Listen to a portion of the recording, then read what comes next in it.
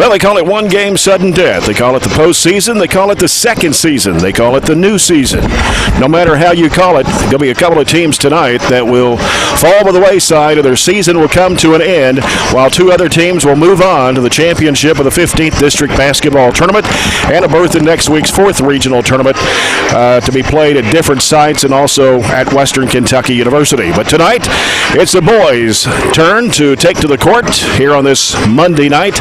Allen County, Scottsville, and Monroe County will tip it off at about 5:30. It's about 21 minutes from right now. And then later in the second game tonight, the Barren County Trojans take on the Glasgow Scotties at about 7:45. And just a reminder for those of you coming to the game tonight, the second game tonight, that is, or tomorrow night for the second game, please come through the main entrance at the attendance office. The vouchers are only good for that specific game, as they'll be clearing the gym out after the first game, both tonight and tomorrow night. The gates will open for the second game tonight and tomorrow night around 7:15. So keep that in mind as you head out to Barren County High School Gymnasium. Our first game tonight, the Allen County Scottsville Patriots, 5-1 in district play. They were the number 1 seed in the district, 13-7 record, taking on the Monroe County Falcons, 3-19. They finished 0-5 in district play and was a number 4 seed. Allen County Scottsville in their last week of the regular season lost to Greenwood in overtime 82-72. And on Thursday night, they beat Cumberland County 65-57. They were the 15th district runners-up the past 2 seasons, losing to Barren County last year in the district championship and then losing to Glasgow 2 years ago. Monroe County has struggled this season, 3-19. Last week, they lost to Adair County in double overtime 58-56. And their game against Caverna on Thursday night was canceled due to COVID.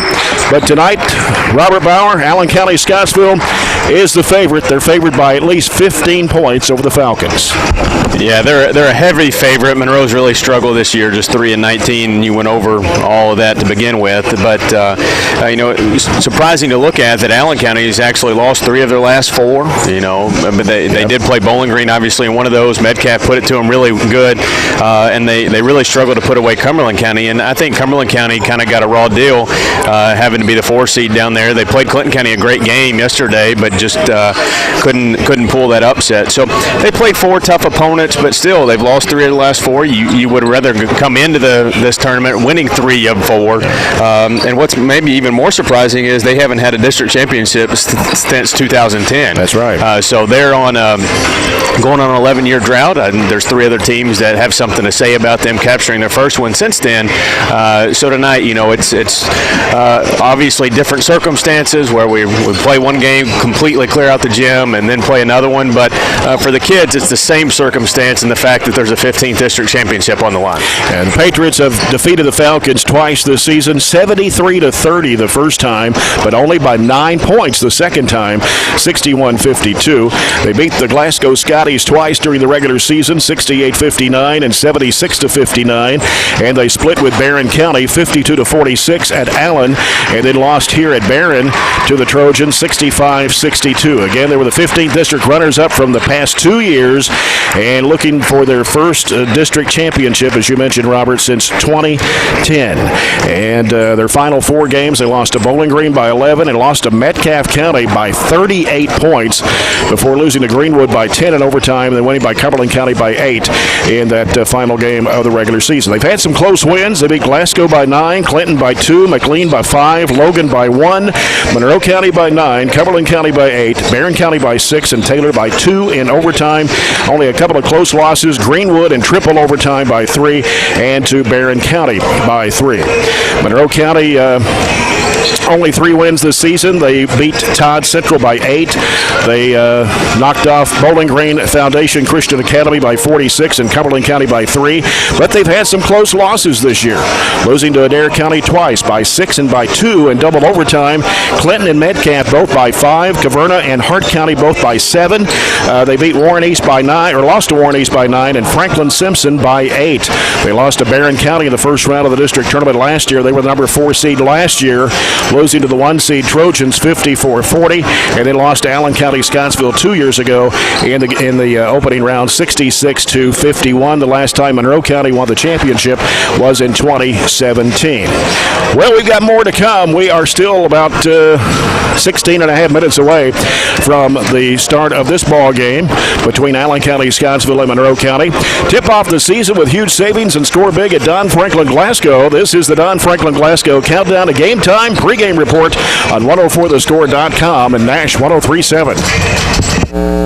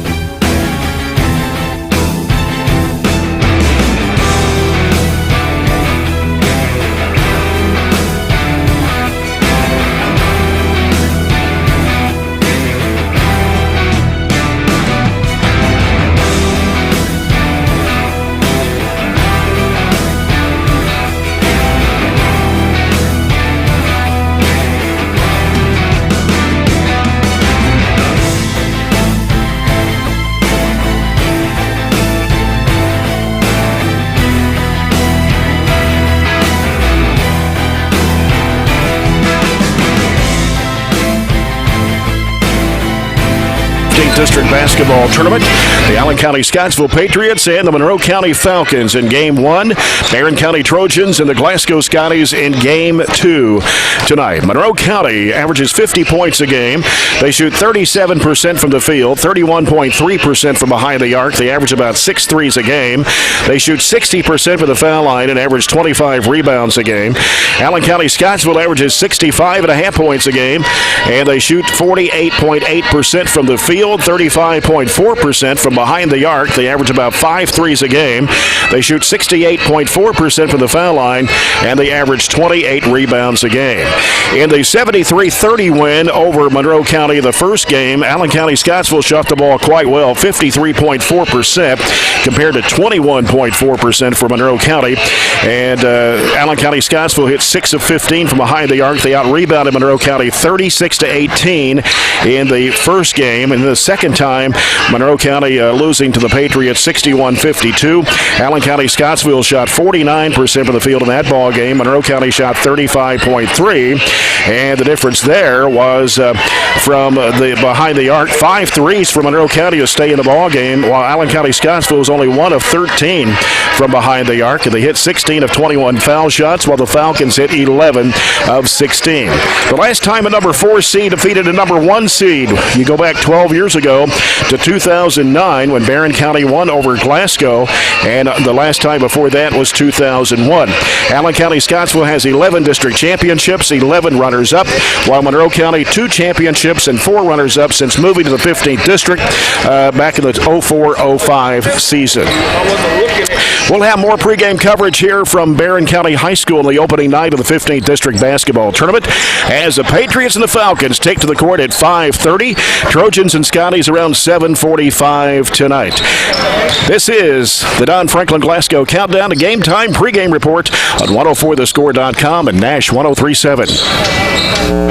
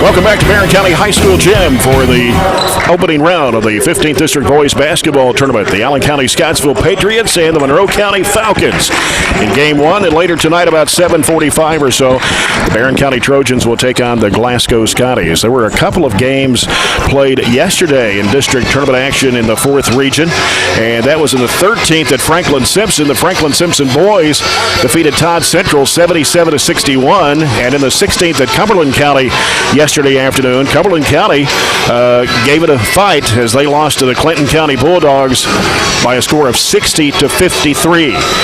So Franklin Simpson and Clinton County have already advanced to their championship games later this week, while they've also earned a berth in next week's 4th Region tournament. And the way they're doing the 4th Region this year, the district winners will host a first-round region tournament game, while the runner-up will have to go to a district winner. So you always hope that you're the champion of your district this year, especially, and being able to host a first-round regional tournament game. And Clinton County and Franklin Simpson are obviously favorites in their respective districts, but they're also had a really good season, and maybe favorites in the 4th Region. Add Bowling Green to that, and maybe whoever comes out of this district as well. And in other games tonight, as we look at the game schedule, brought to you by CRS Construction, providing exceptional construction service with the highest attention to detail. In the 13th at Franklin Simpson tonight, the Russellville boys at 8-9 on the season will play Logan County at 4-12. That game at 7 o'clock tonight. In the 14th at Bowling Green, game starting at 5:30. The Warren East girls at 8-13, taking on South Warren at 10-11. And then in the second game tonight at Bowling Green, South Warren's boys 16-5, taking on Warren East at 4-9. And the 16th at Cumberland County tonight, it's the Russell County boys at 13-13, taking on Metcalfe County at 15-9. That game's to start at 6. That ought to be a dandy. That could be a very good game. You're correct. Well, we'll come back, take a look at tonight's starting lineups. First, we'll have the Zaxby's keys to the game. Let's look at it for the Patriots standpoint and also the Falcons. If you look at it from Monroe County standpoint, in the first 2 games, they really actually limited Mason Shirley. He was not their leading scorer in any other game, and he had plenty of games this year. He had 9 games where he was a leading scorer for Allen County, so they have to limit Mason Shirley. They also have to shoot the ball better than they did in that first matchup, and maybe keep Allen County from shooting the ball as well as they normally do. They were 1 of 13 in the game they played close, but they had 4 threes in the game in which they were able to beat them by about 43. Yeah. From Allen County's perspective, I think they just come out and play their game. Don't overlook Monroe County, get off to a hot start, and don't let Monroe County hang around. Starting lineups when we come back here on the opening night of the 15th District Boys Basketball Tournament here from Barren County High School. The Patriots and the Falcons in Game 1. This is the 15th District Basketball Tournament presented by Don Franklin Auto Glasgow on 104thescore.com and Nash 103.7.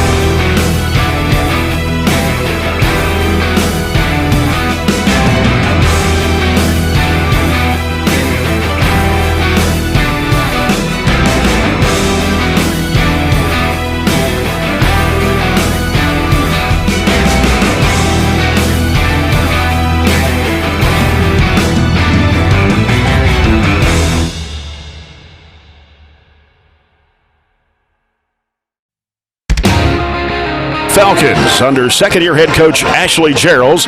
His assistant coaches are Dylan Geralds and Daly G. They'll start John Owen Harlan, a 5'10 sophomore, averaging 10.4 points a game. Tucker Glass, a 6'1 senior, averages 10.7 and 6 rebounds. Clayton Biggerstaff, 6' senior, 10 points a game. Brandon Sheffield, a 6' senior, averages 6. Jamison Pruitt, a 6'5 senior, averages 2. And this is the possible starting lineup for the Falcons. For the Allen County-Scottsville Patriots under head coach Brad Bonds in his third season. He's resigning after this season to coach mainly softball. His assistant coaches Brandon DeWitt, Casey Napier, Brett Rippey, and Jeff Rippey. They'll start Mason Shirley, a 6'1 senior, averaging 18.7 points and 4.5 rebounds. He was named to the first team all-region selection. Michael Smith, a 6'2", Trace McIntyre, number 1, a 6' senior. He averages 5.3 points a game. Jax Cooper, a 6'4 senior, will start. He's averaging 14 points, 5.7 rebounds a game. As mentioned, Mason Shirley in the lineup, 6'1 senior guard. Michael Smith, a 6'2 senior, averaging 9.7 points, 6.3 rebounds. And Tyler Ford, number 24, 6'2 senior, averaging 5.3 points and 2.4 rebounds a game. And that's your starting lineups. We'll be getting set for the Farmers RECC Jackie Browning Memorial opening first half. The officials for this game are Tommy Young, Doug Gott, and Joe Plunk. The game official sponsored by Barren County Sheriff Kent Keene.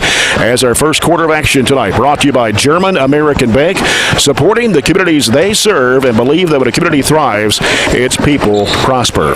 You're listening to a broadcast here on Nash 103.7 WHHT-FM, Cape City, Glasgow, online at 104thescore.com, and on BCHS Live this evening.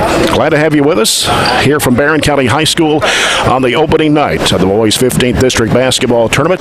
Tomorrow night, the girls will take to the court starting at 5:30. We'll be back with the opening part of our broadcast here from Barren County High School. The Patriots and the Falcons as you're following the 15th District Basketball Tournament, presented by Don Franklin Auto Glasgow on 104thescore.com and Nash 103.7. As the national colors are presented this evening by our very own honor unit with distinction, Barren County High School Army JROTC. Tonight, the color guard is commanded by Commander Major Larry Geralds. It consists of cadets, Staff Sergeant Caden Davis, Lieutenant Colonel Hunter Seller, Sergeant Crystal Randolph, Staff Sergeant Alex Johnson. The national anthem tonight will be sung by Barren County High School seniors Brianna Crowder and Bailey Hammer.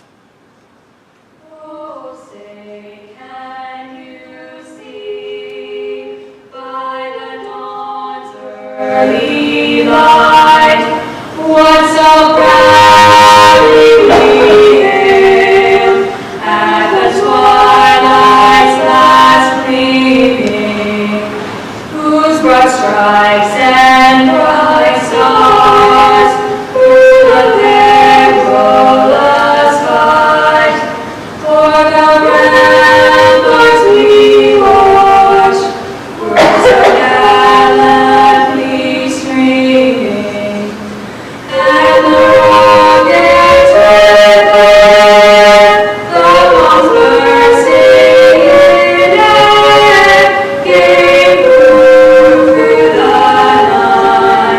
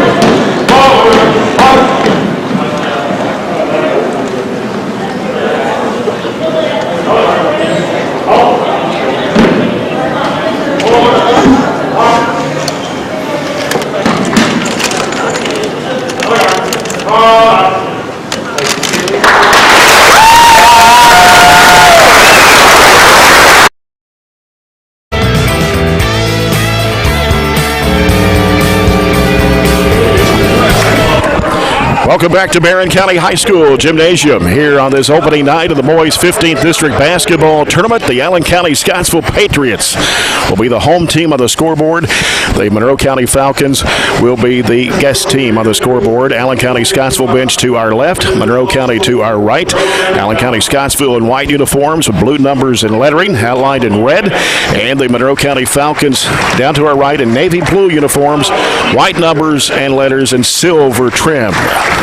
And we're ready for district tournament action. Hard to believe it's here. Yeah, it's like we said, a little different. Starting at 5:30 makes it a little different. I think that's part of the reason the crowd is a little slim and slow to file in, but it's also part of the reason that I think each team only got a certain number of vouchers. Right. I'm not completely certain what that number was. It was 200 before they maybe increased that capacity, so I don't know if they upped that any. But you see just Allen County fans here, just Monroe County fans here too. On a normal year, there would obviously be Glasgow and Barren fans mixed in with that, but literally you have two complete different sessions, so it's really just the two respective schools. That's why it doesn't necessarily matter if you play them, on the same night or spread it out over different nights. It's like you're playing it on different nights. So it should be fun. I think this is a game where Monroe County is obviously heavy underdogs, and they're going to have to jump out and shoot the ball really well, and they have to have a combination of things happen. I think they know that, but first round of the district, anything can happen. We've seen that all year. Anything can happen. A lot of crazy scores. So they have to just be able to make this a game in the fourth quarter and be within striking distance, maybe single digits, as we head into, under 6 minutes or so to play. And in a normal week, it would be state tournament week. Yeah. But due to the COVID pandemic, the season did not get started until January the 4th. It was only a 10-week season, and they tried to get as many games in as they could. And some teams were fortunate enough to get 25, 26 games in, while others not hardly half that many. Yeah, especially some of the schools that got a later start, some of the kids that got COVID break.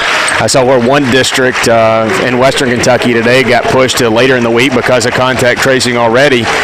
So I don't know what the specific protocols are, if a team gets quarantined or has to forfeit, if they just try to push it in the later week like this one district did, or they just get a bye like you saw in some of the college conference tournaments.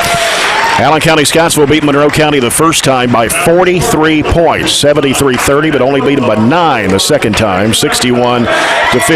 And as you mentioned, and it was on my stat sheet, I didn't look at that until just now, Mason Shirley was not the leading scorer in either game. He was the second leading scorer. He had 14 in the first matchup and 12 in the second, but Smith scored 17 and 16 respectively. So, they have a little trouble maybe matching up to his size and his strength. And that's why he was the leading scorer, but, they also held Allen County just 1 of 13 in that second matchup from 3. So, that's a stat you would like to see again if you were the Falcons. Yeah. The last time a 4 seed defeated a 1 seed in the 15th District Boys Tournament, you go back 12 years ago to 2009. Before that, it was 2001. And it was when Glasgow in Barren County was a 4 seed, and they beat number 1 seed Glasgow. Yeah, that was the year we won like 5 games, wasn't it? And ended up beating them. It was in Warren Cunningham's first season. So it's happened. I remember, back when Edmonson County was in our district, they had a really good team, and I think it was Allen County that knocked them off in the first round. So, it's happened. 4s beat 1s a lot more often in basketball than they do in football. So you just play it out and see how it goes. Patriots won the coin flip, I guess. We never do get to see that, to see who wins the coin toss. But anyway, Patriots have the basketball to start it. Mason Shirley looking over the bench to get a play called from Coach Brad Bonds. Here's Cooper on the right wing. Cooper now will bring it back out as he will look and send it down off to Ford, long range right. He'll cut across the lane. He'll give it left side over to McIntyre. McIntyre back out to Shirley. Trying to figure out what kind of defense Monroe County's playing here. They're going to mix it up. Likewise, I think Allen County's trying to figure out, too. A lot of times in the first round of the district, you see some junk defenses where you triangle and 2, box and chaser type defenses. Yep. Cooper out of the corner for 3. It is good. It's a great start for the Patriots. Somebody that doesn't normally shoot 3s for them knocks one down from the corner. So Peoples Bank 3 to start the ball game for Allen County-Scottsville as they're on the board first. And about a minute gone here in the first quarter. Harlan with the basketball, bounces it off on the high post there to Knutson, who starts tonight for Coach Ashley Geralds. And here's a jump shot for Harlan. Comes off the right side of the rim. Long rebound comes off to Cooper. He feeds it off to Shirley. Top of the key. Back to Cooper. Left wing. He wants to drive it. it into the lane, goes up on the right side of the basket, puts it up and in. 5-0 Allen County-Scottsville. Cooper has all 5 for the Patriots. He averages 14, but it makes their team go a little bit better and obviously takes the pressure off Shirley if he's scoring it. Yep. Harlan gets rid of the basketball to Glass on the left side. He's guarded by Shirley. Here's Knutson, want to penetrate. He can't go, almost drug the pivot foot. Back around to the right side. It goes to Harlan. He'll give it back to Knutson on the left side. Knutson now sends it off in there to Biggerstaff. Biggerstaff back out to Harlan. Little head fake. Kicks it back out to Knutson. Knutson drives to the right side. He'll give it off to Biggerstaff. Biggerstaff with a floater. It comes off the rim, and the rebound comes off to Allen County-Scottsville's Tyler Ford. Down the right side, Cooper lost the handle, had to save it from going out of bounds. Here's Shirley. Long bounce pass broken up and stolen by Harlan. Broken in the passing lane. Harlan angling off to the right side. Here's a 3-ball in the air. Good. Knocking it down is Clayton Biggerstaff for the tray. 5-3, Allen County-Scottsville. Left side is McIntyre for the Patriots. Out top is Cooper. He'll send it right side over to Ford. Now Ford back over to Cooper on the left side. Bounces it down low in there to Smith. Here's a shot out of the corner. No good for Cooper. And we got a foul on the rebound. Somebody pushed off. They're going to put it on Ford for Allen County-Scottsville. His first foul of the basketball game.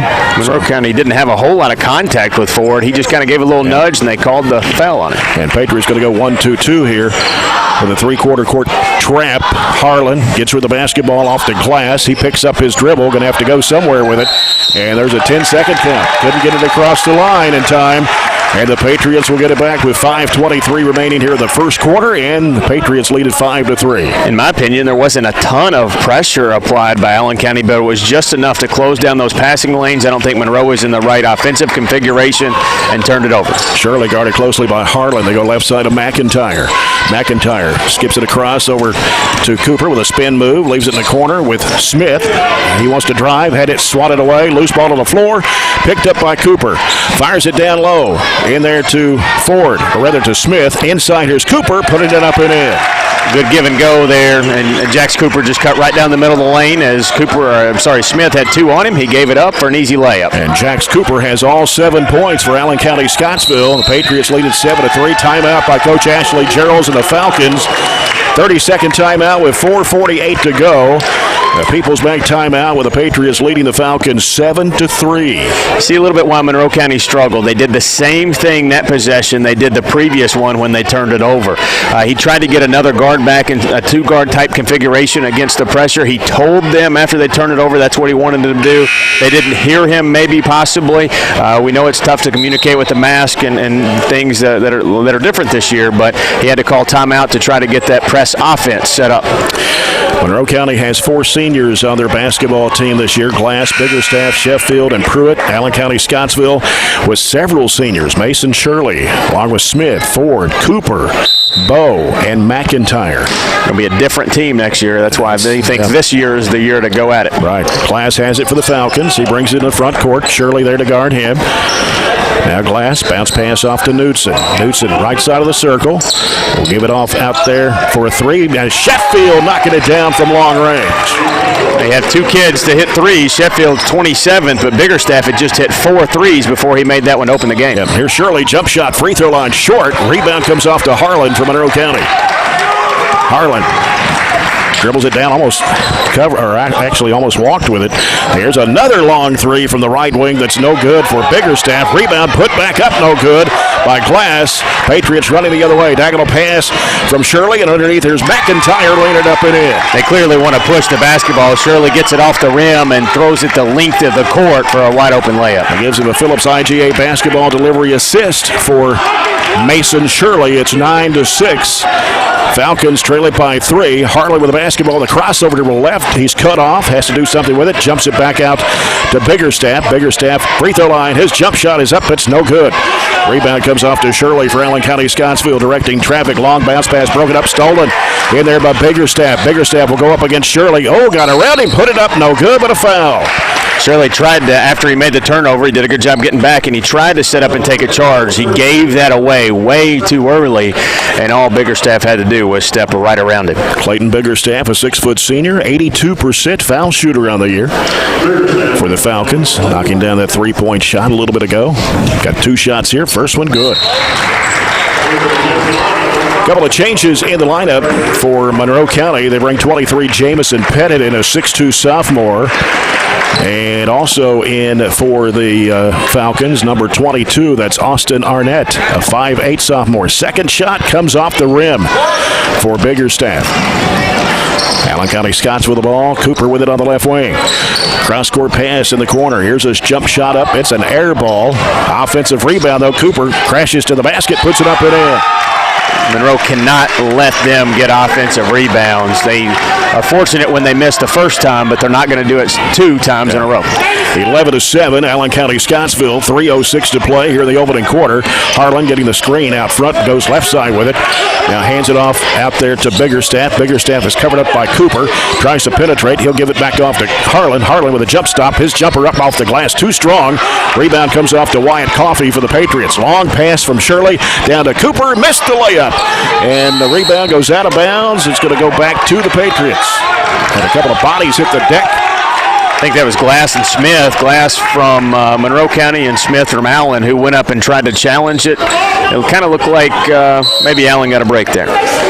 And Cooper gets the ball in play. Shirley, right wing 3. Good. His first real look, and he knew he was getting ready to take that one before he got the inbounds pass, had his feet set, ready to go. Peoples Bank 3 for Mason Shirley, his first one of the night. It's 14-7 Patriots. Harlan with the basketball for Monroe, getting the screen out top. He's going to dribble off to the right side. Wants to drive with it, leaves it off out there with Glass. Back to Harlan in the right corner. He'll circle halfway out. Now on him for the Patriots is Jake Bowe, who just checked in the lineup for Coach Brad Bonds. Now Arnett having trouble, gets rid of the basketball to Biggerstaff. Biggerstaff crossover to the right, goes to the free throw line. Almost lost the handle, had to come back out of there with it. Gives it back off to Arnett. Long 3, no good. And the rebound battle for loose, and it goes out of bounds. It went off the hand of Michael Smith, so the Falcons will get it back on their end of the floor to the right side with 2:02 to go in the first. Jamison Pettit bothered him just enough. He couldn't corral it and lost it out of bounds. As the ball comes out, Harlan, as he's covered up out there by Bowe, he'll hand it off to Biggerstaff. Biggerstaff, he's guarded by Jax Cooper for the Patriots. Almost to midcourt. Goes back to the right side to Arnett. He's a good 3-point shooter. He's knocked down 34 this year. And here's a 3 in there for Biggerstaff. That's his 21st of the season for Monroe County. It's 14-10. Allen County-Scottsville with a 4-point lead. Three ball letting them hang around, isn't it? Yep, they've got 3. That's all 3 field goals for Monroe County have come from behind the arc. Minute and a half to go here in the first quarter. Bowe for a 3. No air ball. We're going to have a foul over the back. It's going to be on Michael Smith of Allen County-Scottsville. That'll be his first and the Patriots' 3rd team foul of the half. That was Jamison Pettit with a textbook block out. Smith came right over his back. Just not really a great foul to commit. As John Harlan will try to bring it across the line for the Falcons, reversing back to the left side. Now picked up his dribble, needs some help. Gets with the basketball to Glass. Now Glass putting down the dribble. Hands it off to Arnett. Long 3. Good for Arnett. Wow. Just staying around with the 3. It's, a difference maker. Yep. Arnett's 35th tray of the season. Jumper for Cooper, no good from the left elbow. Offensive rebound. Here's Bowe with it. He dishes it inside there. Here's a shot going up for Smith. Good from about 12 feet away. You see why Smith was the leading scorer in both their games. He's just bigger, more physical, kind of discarded his defender and got the rebound and the shot. Harlan gets rid of the basketball. Off to Pettit. Pettit around the top of the horn. Hands it off to Biggerstaff. Can't shoot. Back to Pettit. He dropped it. Going to fire it up from 17. Got it, and a foul. To be honest, I didn't see much of a foul. It looked like there wasn't many around him. Let's watch that replay. Foul on 33. That's Wyatt Coffey, his first. Allen County-Scottsville's 4th of the half. And that cuts the lead to 1 at 16-15. On the replay, I didn't see much either. It said he kind of came in from the side. He was an off-ball defender, came in from the side and just kind of tapped his hip. And that was enough to draw the and-1 opportunity, a chance to tie this game. Pettit's only a 41.5% foul shooter. His shot goes in, though. And they've tied it up, 16-16. Allen County-Scottsville, Monroe County, 27 seconds to go in the first quarter. Shirley with the basketball for the Patriots. Pass to the right side, it goes to Cooper. 20 seconds left in the quarter. Back out to Shirley. We've got Deaton Emmert guarding Shirley right now. He just checked in the game, a 5'11 junior for the Falcons. Jake Bowe, one-hand pass off to Cooper, right side of the circle. Gives to Shirley. 6 seconds left in the quarter. Shirley going to jump it up. Long-range three. No good. Rebound comes off to Monroe County's Pettit, and that'll do it for the first quarter. After one, here at Barren County in the 15th District Basketball Tournament, we are tied 16-16. Monroe County and Allen County, Scottsville.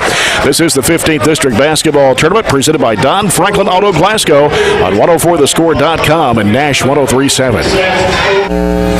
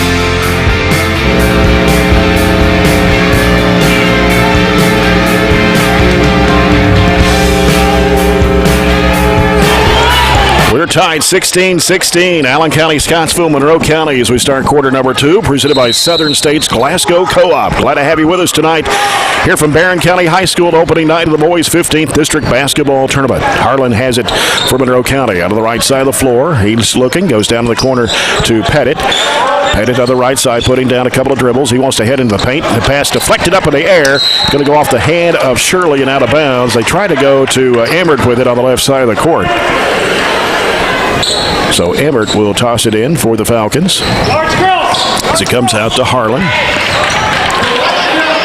16-16, a chance here for the Falcons to take the lead over the Patriots. They closed that first quarter on a 9-2 run after the Patriots had doubled it up on them at 14-7. So they're on a nice little run. See if it can continue it here and get that lead. And the Falcons with 4 3-pointers. Three-pointer for Harlan won't go. Offensive rebound to Pettit. He gives to Emmert. Emmert in the corner, covered up. Going to have to do something with it. Flashing into the lane. The shot goes up and in for Arnett. Arnett did a good job just coming to the basketball, finding the lane, and throwing it up. And here's it's a 2-point lead for the Falcons. A three by McIntyre won't go for Allen County. Scottsville. Ball tipped out of bounds off the Patriots. Went off the hand of Tyler Ford. And so Monroe County will have the basketball. Make that an 11-2 run with a chance to extend it. It was a 14-7 game with just a minute and a half left in that first period. So Monroe County roared back. And it's Deaton Emmert with the basketball for Monroe County against Mason Shirley. He guards him one-on-one. Goes to the left side to Harlan. Harlan going up the baseline. Little head fake. Puts it up. He gets fouled. And I believe it's on Cooper. That'll be his first and the team's 5th. It kind of looked like he had a chance if he kept going just to lay it up and in, but he stopped, and the momentum of Cooper just carried him right into his back and pushed him down.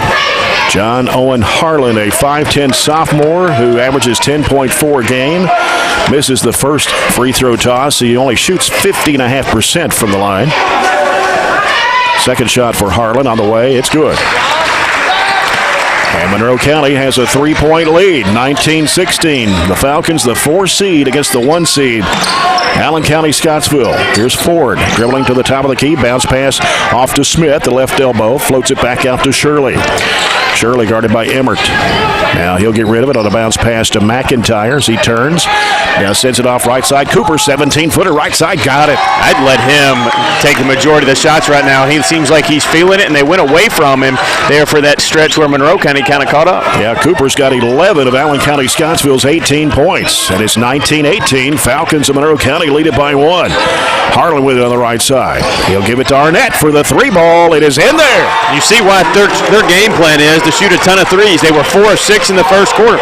And almost a steal. Loose ball on the floor. Going to get a foul on Arnett in the backcourt. He bumped into Mason Shirley. A That'll be his first, Monroe County's first of the half. And Coach Brad Bonds now is going to send in Jake Bowe back into the lineup. Jordan Turner, number 10, a 6'1 sophomore for the Patriots. Back in for Monroe County now is Clayton Biggerstaff and Tucker Glass. So it's Patriots basketball with 5:59 to play in the first half. They trail Monroe County, the 4th seed, 22-18. It's not like Allen hadn't shot the ball well themselves. They were 50% in the first quarter. It's just Monroe's being deadly from three.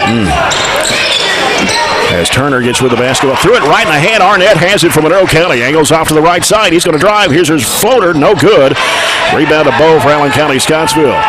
They'll give it off to Turner. Turner down the right side of the lane, goes under, flips it up, and it is no good. Crashing aboard Harlan. And we're going to have is it foul or just knocked out of bounds by Smith? Yes, that's correct. Out of bounds by Smith. Again, they had good position on him, but he tried to fight for it and really just threw it on the inline out of bounds. Back to Monroe County. 22-18. 4-point Monroe County lead here in the second quarter. As Harlan gets with the basketball to Biggerstaff. Biggerstaff trying to make a move left. He gives it back out to Pettit. Pettit goes over to Glass, right side of the lane. He works it into the paint. He can't shoot. Has to do something with it. Has to get out of there. Shovels it back off to Biggerstaff. He can't shoot. Back to Glass. Glass trying to make a spin move. Gets rid of it to Harlan. A little head fake. He goes in. Gets cut off. Back over to Glass on the right side. Here's Pettit with a jumper. Good. From about 15 feet away on the right side. Pettit with his 5th point, and it's a 6-point Monroe County lead. Jumper by Cooper, no good, a foul. Didn't close this one on Pettit. Didn't close out, went straight up with him, and I think he hit him on the elbow on the way up. But, you know, Allen County's trying to pack it in and force Monroe County to shoot. At some point, is that a continued strategy you want to go with? If you look at averages, maybe, but if you look at the game, maybe not. Yeah. Cooper hits the first one for his 12th point of the half. He averages 14 points a game, already got 12 in this one. He shoots 72% from the foul line. Surely just one bucket, though. He's picking up that slack that Mason has maybe not been able to. And Cooper got that one to go in. It's 24-20. Coach Brad Bonds wants a 30-second timeout for his Patriots. With 4:47 to go in the first half, we'll take a People's Bank timeout as the Monroe County Falcons lead the Allen County-Scottsville Patriots 24-20. Just a reminder for those of you coming to the second game tonight or tomorrow night, make sure you come through the main entrance by the attendance office here at the high school gym. Vouchers are only good for the specific game, and they'll be clearing and cleaning the gym after the first game is over. The gates will open for the second game around 7:15 or so. Yeah, I've got a direct view of kind of the alley to that back door a lot of people are normally used to coming into.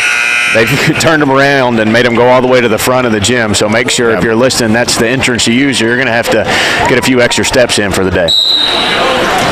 Monroe County's basketball, they lead it 24-20 with 4:45 to go here in the first half.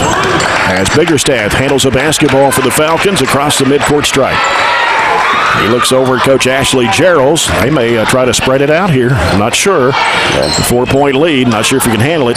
As they dish it off in the left corner to Glass. Glass, a one-hand pass back out to Sheffield. Back off to Glass. Glass circles around to the top of the key. Glass now wants to penetrate. Right of the lane. Had it smacked out of his hands and out of bounds by Shirley. And it'll stay with Monroe County underneath. You haven't called Glass's name very many times tonight. He's only kind of recently gotten into their offense. Shirley's doing a really good job on him. Sheffield, left baseline, going to have to hurry. He just threw it in there, and Shirley comes up with the basketball. Shirley, top of the key, fires it down underneath. Shot put up, no good for Smith. Rebound underneath the basket by Sheffield of Monroe County. And now Biggerstaff in the front court. Crosses over left, reverses back right against Cooper. Gets with the basketball to Arnett. He'll kick it back out straight away with a three. It's off the mark in between the circles. And here comes Shirley. Left side, Cooper for the layup. Lays it in. Maybe a little too deep of a three. Long kick lets them start the break. And it's right back to a 2-point game. I know that's Monroe County's philosophy to let the three fly tonight and hope it goes in.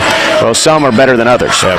Glass with it on the left side. 24-22. Allen County-Scottsville trailing Monroe County right here with 3.5 to go. Jumper right corner. Bounces off the rim for Pettit. Rebound comes off to Shirley for the Patriots. Down the court, here's Turner pulling up, giving it off to Shirley. He'll pull up and now goes underneath to Smith. Smith inside, lays it in. Shirley's game maybe is being more of an assistant distributor right now. Another assist by Shirley to Smith down low. At 24-24, and 3:08 to go in the first half. And it's Biggerstaff with the basketball, top of the key. Whistle, timeout by Ashley Geralds. A 30-second timeout for the Falcons with 3:03 left to play here in the first half at a 24-24 ball game. Monroe County coming in this ball game record of 3-19. Allen County-Scottsville 13-7. Yeah, good timeout. He had used one earlier to try to get the press offense situated. So you go ahead and use another one. The answer is probably yes, even though that leaves you with 3 for the whole rest of the game. Because if you feel Allen getting a surge and they take a 8, 10, 12-point lead, the game's probably over. Monroe County just averages 50 points a game. Allen County 65 points a game. So this up and down pace definitely favors Allen over Monroe County. So at some point you got to sit down, you got to play your half-court offense and make them do the same. It's right now Mason Shirley just picking them apart with the pass and not his shot. Yeah. Glass will send it in play to John Harlan. 3 minutes to go in a half. Tied at 24. First game of the boys' 15th district basketball tournament. Biggerstaff gets rid of the basketball to Glass. They go down low, and Pettit couldn't handle the pass. It goes out of bounds. Too nonchalant with it. You've got to let him establish position and then give him the basketball instead of throwing it out there and letting him go get it. Now a chance for the Patriots to regain the lead here after trailing by 6 at one time early in the first half. 2:40 to go, tied at 24. McIntyre gives to Bowe in the left corner. Bowe now puts down one dribble, sends it out to Cooper. He'll give it to Smith. Right side it goes to McIntyre. Halfway to the corner, the right-hand side. Back out to Smith, hands it off to Shirley. Top of the key, lets it go for 3. It's no good. Crashing to board, Smith puts it back up and in. Looks like a little boxing chaser from Monroe County. It did its job to keep Mason Shirley from getting the shot, but it's really hard to block out in the zone, and they didn't do a good job. So the Patriots back on top, 26-24. Here's a pass deflected, but it comes out to the left wing for a 3. No good for Biggerstaff. Patriots have it running the other way. Here's Bowe down the left side. Bowe cuts back into the lane. Bounce pass off to Cooper, flashing to the basket, puts it in and draws a foul. And a foul on 23. That's Jamison Pettit of Monroe County, his second and the team's third. You feel Allen's surge. They're getting ready to go on here as they close the half. 2 minutes left in this first half. They were down by as many as 6, have an opportunity to go up 5, and then just continue that ride the last 2 minutes. Jax Cooper with 17 points already in this first half for Allen County-Scottsville. He's at the line for 1. And it's good. It's point number 18 for Cooper. And now the lead has stretched to 5 for the Patriots at 29-24 with 1:52 left before halftime. Harlan gets with the basketball out to Emmert, who just checked back in for Coach Ashley Geralds. He'll dribble it left side, almost lost the handle. Now they're going back right. He's cut off, and a bad pass. They're going to call it a kick ball. He's getting a lot of pressure out there from Josh Sykes, who just checked in for the Patriots, a 5'8 junior. Notice that change. Allen County extending the defense now, applying the ball pressure that Monroe County's not comfortable with. As the ball comes out to Harlan, he's guarded by McIntyre. They set a screen for him, left side corner. Here's a 3 by Emmert. It is no good. Rebound comes off to Smith for the Patriots. Ahead up to Shirley, fires it to Cooper, and he lost it out of bounds. Straight idea. He had it, if he caught it, right there for a layup. So I like Allen County's game plan, getting the ball up and down the floor quickly, really before Monroe County can get back. Yeah, Cooper was in midair, and the ball just got away. 1:20 left in the first half, 29-24 Patriots. Harlan has it here out front of the left side. Gets for the basketball to Emmert. Emmert now looking, putting down the dribble against Sykes. Had it smacked out of his hands. Oh, they're going to say dropped right in front of the Allen County-Scottsville bench. Brad Bonds thought it went off of Emmert. So Monroe County will put the ball in place. Comes out to Harlan. Harlan's guarded by McIntyre. Dribbles it to the left side. Hands it off out there to Biggerstaff. Biggerstaff jump pass over to Glass. Bobbled it for a moment. Works it, and he had it back tap from behind. But Harlan there to grab it. 3-pointer, no good. Rebound comes off to Smith. He'll give it to Shirley. He lost the handle as Emmert reached in. Now with a crossover dribble, here is Shirley. Taking it inside to a lot of traffic. A whistle and a foul. And they're going to put it on Monroe County's Deaton Emmert, his first and the team's fourth. A lot of reaching and grabbing there. Finally got the foul. Shirley on the right baseline for the Patriots to toss it in. Floats it out to Sykes. He'll give to Smith. He won't shoot the three. Now gives to Shirley. In the key. He'll back away. Goes right side. Cooper. He'll fire the three, and it is no good. Rebound comes off to Monroe County's Sheffield. Gives to Harlan. 32 seconds to go here in the first half. 29-24. Patriots lead the Falcons. Now Harlan getting the screen from Knutson. Going to drive to the right side of the basket, and now he'll get rid of it to Glass. Back to Harlan. 18 seconds to play. This is a big possession for the momentum the rest of this game. Now Harlan. Now they're coming chasing him. McIntyre and Shirley in the corner. Here's Emmert. 18-footer left side air ball. And ball knocked down out of bounds as Smith tried to throw it over the top of Glass. 3 seconds to play. Patriots will have it. As they throw it up court to Shirley. Shirley going to have to hurry. He'll throw it up at the horn. It is good. He banked it in at the buzzer from about 35 feet away. Wow. That gave the Patriots the momentum as they head to the locker room with an 8-point lead here at the break. Allen County-Scottsville 32, Monroe County 24. We'll come back with our halftime report brought to you by South Central Bank. Always remember, if you find a vehicle on DonFranklinAuto.com, Don Franklin will then bring that vehicle to Glasgow and let you experience the Don Franklin difference. This is the 15th District Basketball Tournament presented by Don Franklin Auto Glasgow on 104thescore.com and Nash 103.7.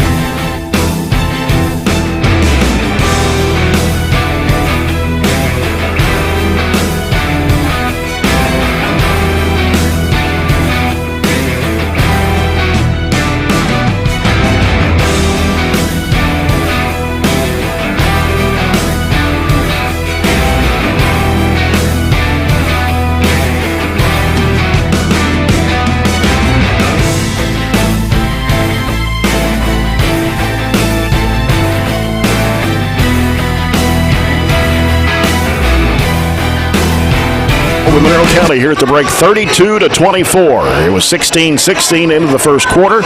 Patriots score 16 in the second quarter. And to Monroe County's just 8 in the second period of play. This is the South Central Bank halftime report. South Central Bank, small enough to know you, big enough to help. For Allen County-Scottsville in the first half, they had 13 field goals. 3 of those were three-pointers, and they hit all 3 of their free throw attempts. Jax Cooper has 18 of Allen County-Scottsville's 32 points here at the break. He had a total of 7 field goals. One of those a three-point shot, and he was 3 for 3 from the foul line, the only Patriot to be at the charity stripe in the first half. Mason Shirley with a couple of threes for 6. That one just before the end of the second quarter from about 35 feet out on the far side of the court and banked it in. 6 points for Michael Smith on 3 2-point baskets. 2 points for Trace McIntyre in the first half. Monroe County, 8 field goals in the first half. 5 of those were 3-point shots. And they were led in scoring. They had 3 of 5 from the free throw line. Led in scoring by Austin Arnett, who had 8 points in the first half. A couple of threes and a 2 for Arnett. And then 7 points for Clayton Biggerstaff. He had a couple of trays, 1 of 2 from the foul line in that first period. 5 for Jamison Pettit, a couple of field goals and a free throw. A 3-pointer for Brandon Sheffield.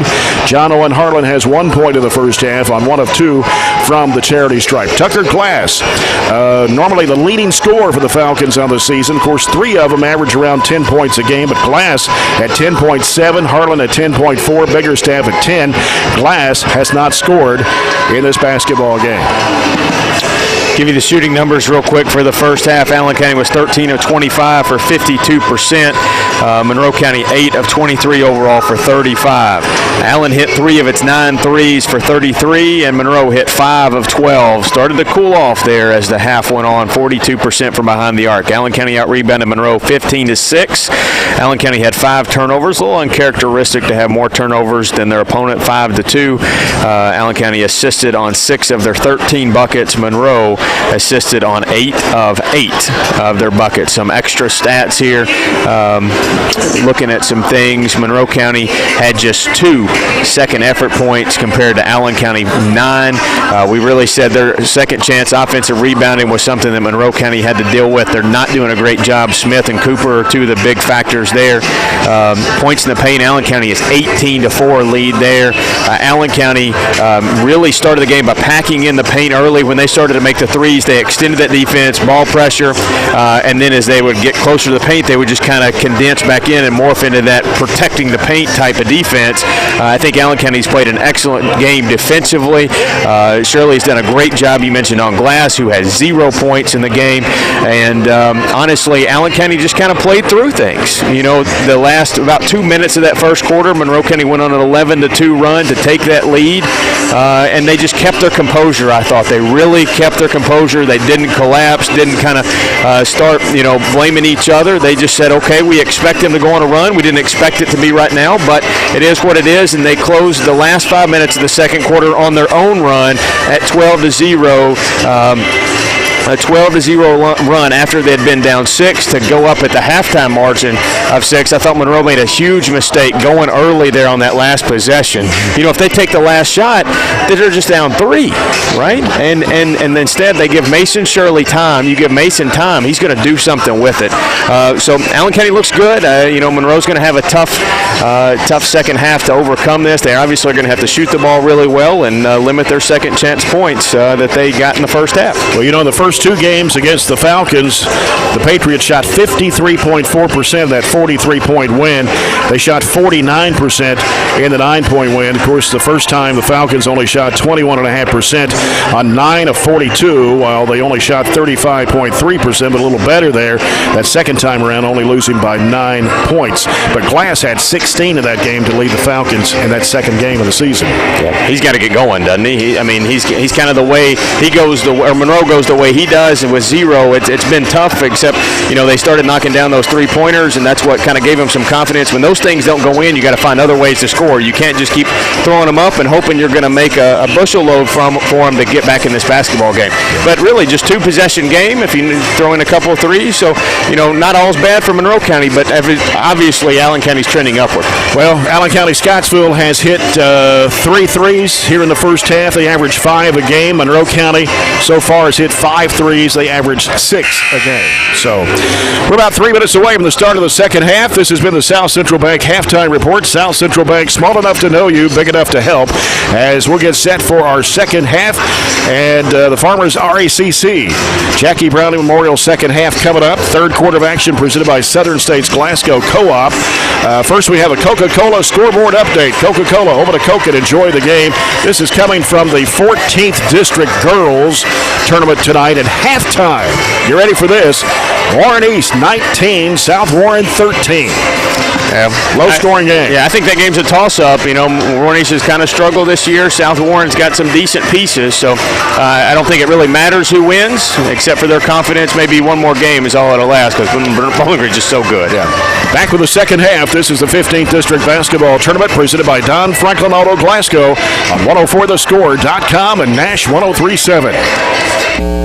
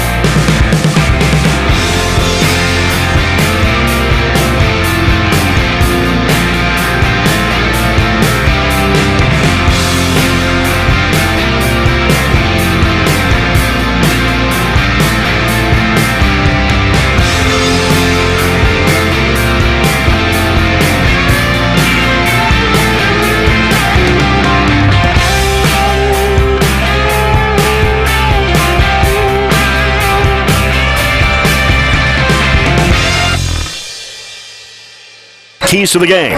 Allen worked it on the glass. Monroe's got to limit their second chance points and don't let Mason Shirley get hot. That's for sure. Allen County just kind of keep trending, moving it up and down, fast-paced game. Shirley had a couple of threes in the first half for Allen County-Scottsville. McIntyre with it on the left side for the Patriots.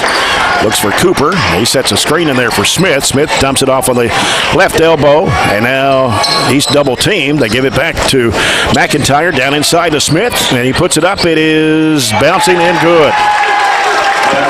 Smith has 8, lead now 10 for the Patriots, 34-24. Harlan, left side, and really Biggerstaff wasn't looking for the pass from Harlan, almost got away. Harlan will circle it back out and set it up again. Right side it goes to Biggerstaff. They give it back out now to Harlan, spin move in the lane. Has to pick up his dribble, gives it off to Biggerstaff. Biggerstaff driving left of the lane, hooks it back out to Arnett. Arnett starts the second half for Coach Ashley Geralds. Here's a shot out of the right side that is bouncing in for Pettit. He's made a couple long jumpers. He's just a step inside the three-point line. 34-26, Allen County-Scottsville. Cooper with it out front. Goes left side with it over to McIntyre. McIntyre putting down the dribble, coming out to the top of the key. Bounce pass back over to Cooper. Can't shoot the three. Feeds to Shirley in the lane. Bounce pass underneath to Smith. High off the glass. No good. Gets his own rebound. Puts it back up and in. They have no answer for him right now. His size and rebounding ability, he can just throw it up and go get it anywhere he wants to. 10 points for Michael Smith now for Allen County-Scottsville. That's his average on the season. And it's 36-26 Patriots. 3 by Arnett. No, short. Underneath glass, putting it back up. Had it blocked. And Pettit has it blocked on him. Slapped back to Harlan for the jumper. It won't go. Ball knocked out of bounds, and it'll stay with the Falcons underneath their basket. They've got to score if they want to get back in this game when they have 4 looks at it. And Pettit, the trigger man for Monroe County, right side of the bucket. Pettit looking, feeds it in underneath. One dribble of Harlan, having trouble. He walked.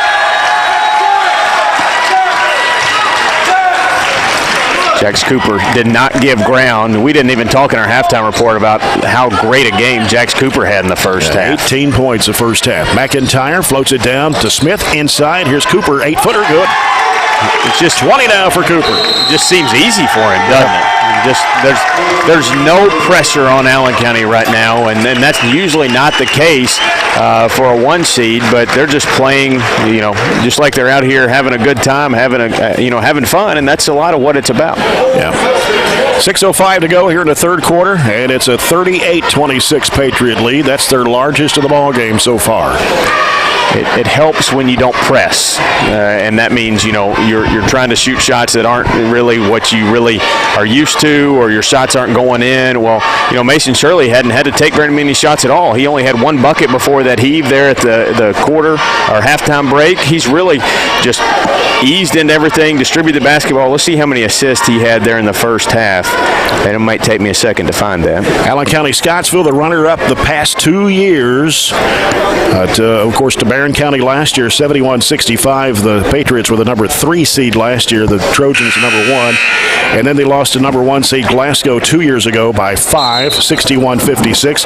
They haven't won the district championship since 2010. Shirley assisted on 4 of their 9 assists in that first quarter, and he's got a couple here already in the second half. So they're just really playing great basketball, and you see why they're the 1 seed, maybe the favorite on paper to win the district, but whoever wins that next game is going to give them a run for their money. Yeah. Patriots split with Barren County this year and won both games over Glasgow. 38-26 the score. Harlan has it out front for Monroe County. We'll give you another Coca-Cola score update here in just a second. As Harlan gets rid of the basketball to Biggerstaff. Biggerstaff trying to go off the screen. Reverses back left and a whistle, and they're going to call a reach-in foul on Mason Shirley.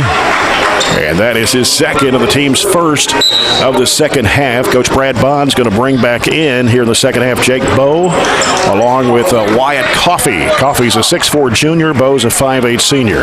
I'm not writing off Monroe County. There's still a ton of basketball game left, but right now, Monroe County has only 2 points in the last about 8 minutes. Yeah.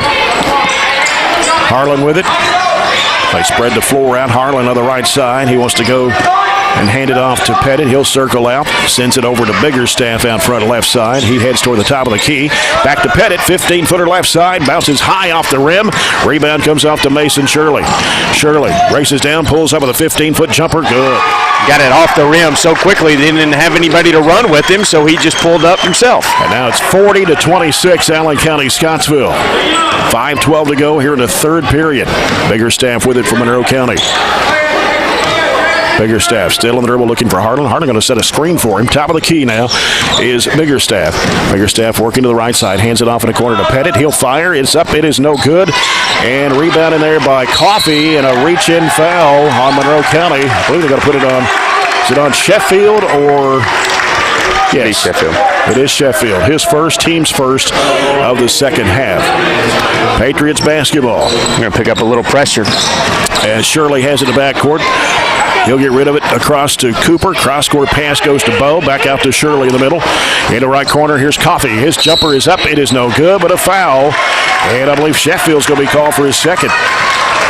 Just trying to poke at him, and he just hit him square in the middle of the chest, and they've called that a few times tonight, and it's kind of unnecessary because it's really not affecting the shot. You want to have a hand up running at him. Wyatt Coffey puts up the first and in. He's only a 44.5% foul shooter of the year. Averages 5.2 points a game. He's a 6'4 junior. Gets the first one. 41-26 now, Patriots. Second shot of the way. Got them both. How about a 20-2 run since Monroe County jumped out to that 6-point lead? I call that an answer by Allen County. Right. 42-26 as they bring Austin Arnett back in from Monroe County, and also Deaton Emmert is back in. Tucker Glass back on the court as well for the Falcons. And Biggerstaff has it out front. And now we got a whistle away from the ball. And who they put it on? It's going to be on 33. That's Wyatt Coffey. His second, number 2 of the Patriots here in the second half. As Coach Ashley Gerald's bringing back in Jamison Pettit for Monroe County. He'll come in for Tucker Glass. Harlan has it picked off by Cooper. And we got a 3-on-none. Cooper will dunk. Oh, he missed the dunk. But we got a foul called on Pettit. I think the foul caused him to throw it just a little too far, and that's why he hit the backside of the rim and missed the dunk. Actually, we put the foul on Emmert, his second. That'll be Monroe County's third. Cooper at the line. 18 points in the first half. Got 20 for the ball game so far. 3 for 3 at the stripe, and he missed that one. Coca-Cola scoreboard update quickly. Metcalfe County leads Russell County after 1. This is boys, 15-11 in the 16th district. Second shot rattles down for Cooper, gives him 21 of the night. And it's now a 17-point lead for Allen County-Scottsville. That's what they were favored to win by tonight. 4:20 to go here in the third quarter. 43-26. Austin Arnett will hand it off out to Harlan. Harlan had lost the handle. Got back tap, loose ball again, a foul. And this will be charged to Monroe County's Emmert. No, they're going to put it on Cooper. Right. It's Cooper for Allen County-Scottsville. His second, team's third. The loose ball foul was really hard to see because there wasn't much, really jumped out to you on either side. As Emmert tries to get the ball in play, comes to the left corner to Harlan. He's covered up by Mason Shirley, really putting the pressure on him out there. And now he'll get rid of it out to Biggerstaff. Biggerstaff crossover dribble, kicks it back out to Harlan. Harlan trying to penetrate to the right elbow. Throws it back out for Arnett's three. It is no good. Crashing aboard is Jax Cooper. Stolen away by Biggerstaff, almost falling out of bounds. Here's a jumper in the lane. Good for Emmert. And we got a whistle and a foul in the back court. And it will be on Monroe County's Emmert. A little unexpected pressure caused Allen to turn it over. Monroe get a bucket, and Emmert kind of jumped in the way. Mason Shirley was throwing it three-quarter length for a layup, and he was trying to prevent that. And that's going to be 3 fouls on Deaton Emmert, 4 on the Falcons here in the second half. Bow with it on the right side, covered up by Biggerstaff to give it into Cooper. His one-hand shot is in and out. Rebound put back up and in by Coffey. Allen County's size again lets them put a second chance point up. They're dominating that stat. Monroe County has no match for Coffey. He stands at 6'4". They still have match for their size. Coffey or Smith or Cooper, really at all. Yeah, the tallest player for Monroe County right now, about 6'1". That's Pettit. Shot out of the right corner for Biggerstaff. No. Rebound to Bow. Ahead up to Shirley. Shirley driving, thrown up off the glass. Good. Monroe pressing with their shots. They can't find offense, and Allen County just getting it off the rim and going. Yep. Timeout, Monroe County. 3:03 to go, third quarter. And the Patriots lead it 47-28 over Monroe County. Second game tonight, the Barren County Trojans and the Glasgow Scotties. That ought to be a dandy. Trojans with 2 wins, close victories over the Scotties this year. By 7 at Glasgow, by 2 here at Barren County. And Glasgow had a big lead on the Trojans to start the ball game in that second game of the season before the Trojans rallied back. So should be an interesting basketball game. Yeah, I didn't get to see that second matchup in person. I watched it from my quarantine location. That's right. And, you did. It looked like tough sledding there for the Trojans in the early part, but you've seen it a couple times this year. You saw it the other night when we were down at Southwestern. Mm-hmm. They got behind and just don't hang their head. They just fight a little at a time, clawed back and won the basketball game. But that second one's going to be a lot closer than this one. You can guarantee that. 17 points, I think, was a good number that Allen County was favored by, and they're surpassing that right now with the 19-point lead. Check out 104 The Score, James Brown, for photos, stories, and more from the 15th District Basketball Tournament this week. Log on to 104thescore.com or the 104 The Score Facebook page. 3:03 left here in the third period. Cameron said Allen County shooting 6 of 8 here in the third quarter, and that's part of the reason they've been able to just extend this lead. It was a 16-16 first quarter game, and here's a long three from the left wing. No good for Sheffield. Rebound to Cooper. Long pass down the court underneath, and a layup good for Turner, and a foul. We don't have fast break points, but if we did, Monroe County would be far surpassed by Allen County in that stat too. Foul is on Brandon Sheffield. That's his third. He's the second Falcon to pick up 3. 15 foul of the Falcons. And Turner at the line. He's a 69% foul shooter, and he missed it. And the rebound comes off to Monroe County. Got a new player in the ball game. It's Jamison Pruitt, a 6'5 senior. Here's a jumper, fall away, no good for Sheffield. Rebound comes off to Shirley. One-hand pass up to Cooper, breaks toward the middle, dribble it off his leg. Ball gets loose, picked up by Harlan. He kicked it out of bounds. 49-28, Allen County, Scottsville. 2:31 left to go here in the third quarter. Let's see. I was trying to. Okay. The only new player in the ball game from Monroe County is Jamison Pruitt. Cooper with it, left side picked off almost in there, and then loose ball. It is picked off now by Harlan. Harlan pulls up, right elbow, jumper short. And it comes right back in the hands of Pruitt. Harlan, left side over to Biggerstaff, out of the corner for 3. Good. After they made 5 in the first half, they missed their last 8 3-point attempts until that one. 49-31. That's 3 People's Bank threes tonight for Clayton Biggerstaff. 49-31, 18-point lead. Shirley will pull the trigger for 3. Good. Good ball movement. Allen County skips it right across, and Monroe gives it right back. And he's got 3 People's Bank threes for the Patriots, and it's 52-31. Allen County, Scottsville, a minute 47 to go in the third period. Biggerstaff with it, long range left. Dribbles to the top of the key. Now wants to head down the right side of the lane, up and under. Lost the handle as somebody fouled him, though. And see if this is a shooting foul. Going to put it on number 5. That's Jake Bowe. His first, the Patriots' 4th of the second half, and Biggerstaff is at the line. He's 1 of 2 tonight, 10 points in the basketball game. Biggerstaff's first free throw's good. That last 3 Biggerstaff made was his 22nd of the season. 52-32. As Coach Brad Bonds gets Smith and Ford back in the game. McIntyre also on the court. Second shot pops out. Rebound to Shirley. Stolen away by Biggerstaff. Biggerstaff right side pulls up, shoots a long 3. No air ball. Underneath, it's put up, no good, but Knudsen puts it back up and in. Peyton Knudsen, who started the ball game, that's his first field goal of the night. Cooper on the right baseline. Allen County Scottsville sends it back out to Shirley. Minute 17 to go in the third. Allen County Scottsville 52, Monroe County 34. In the middle it comes to Smith. He gives to McIntyre. He'll fire it up there. It's ringing in. Monroe went zone, and Allen had a second to look at it and picked it apart. McIntyre with his second field goal tonight. Here's a 3 by Harlan, left wing, no. Rebound in there by Pruitt, back out to Biggerstaff. Biggerstaff out between the circles, gets a screen, pulls up with a 17-footer, no good. Offensive rebound, put back up and in by Emmert. Back-to-back offensive rebounds and putbacks. 54-36. Shirley trying to dribble away from the trap. Left-handed pass comes up to McIntyre. McIntyre bounces it out to Shirley. He's guarded out there by Knudsen. Left side it comes to Cooper. 32 seconds to go. He lost the handle. Almost had to go chase it down, and he'll throw it cross court, picked and knocked up in the air and out of bounds off the hand of Emmert. Not sure where he was going. I was getting ready to say there was no Patriot over there. Biggerstaff checking out. Harlan also checking out from Monroe County. Got Arnett and Pettit back in for the Falcons. Ball comes out to Cooper with 22 seconds to play.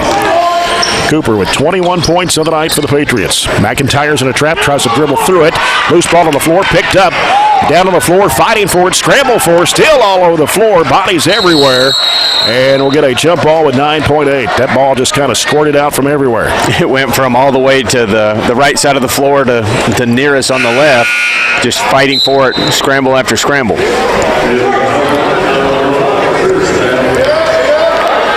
Keaton Biggerstaff, number 5, a 6'1 sophomore, is checked in the Monroe County lineup. As Arnett finds Pettit, 8 seconds to go. Pettit up the right sideline. Now bounce pass off to Biggerstaff. He's going to just throw it up there. They threw it behind the backboard. That was a discombobulated possession because they covered up the guard. Somebody else had to handle the basketball that's not used to it. Not a good shot. And here's Mason Shirley, desperation shot over the backboard out of bounds. That ends the third, and a big third quarter for the Patriots. They score 22 points in that third period, while Monroe County scores 12. It's 54-36. Allen County, Scottsville, back with the fourth quarter after this break. This is the 15th District Basketball Tournament, presented by Don Franklin Auto Glasgow on 104thescore.com and Nash 103.7.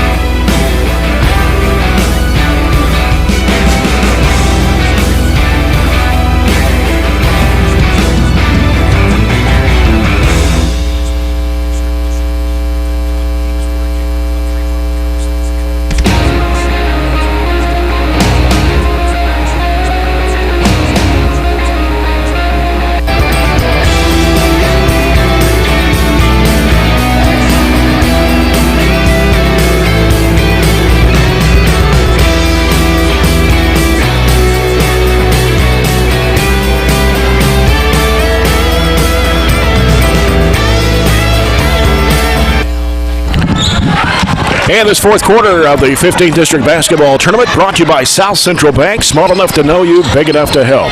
Allen County Scottsville leads it by 18, 54-36.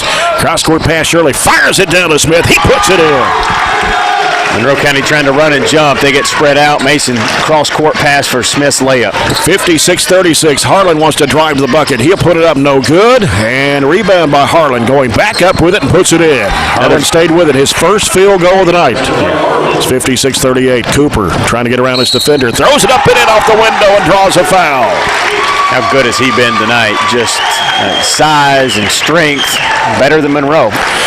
Foul is on Pettit, his third, team six. That is the 23rd point of the night from Jax Cooper. And I like his game. He never gets, too emotional, never up and down. He just kind of goes through the motions and plays the game, and it's coming easy to him tonight. Back up to 21 for the Patriots. It's 59-38.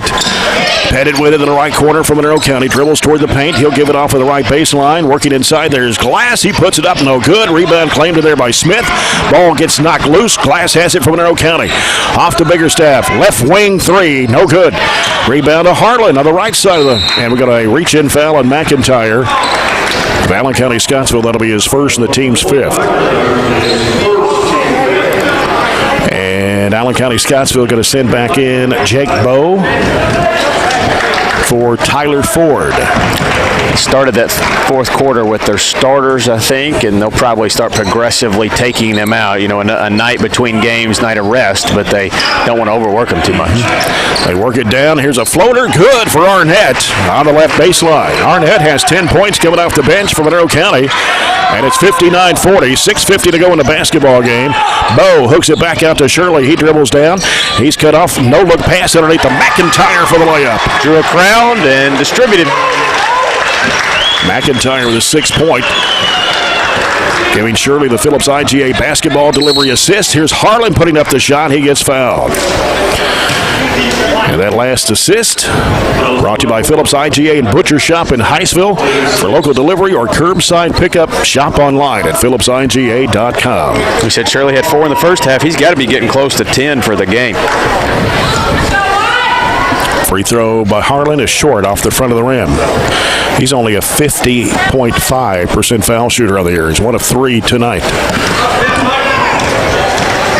Foul on McIntyre was his second. Allen County Scottsville 6. That second shot way short, 2 for Harlan. Ball skips and goes out of bounds in the Monroe County bench. I think Harlan is just winded out there. He just short-armed both free throws.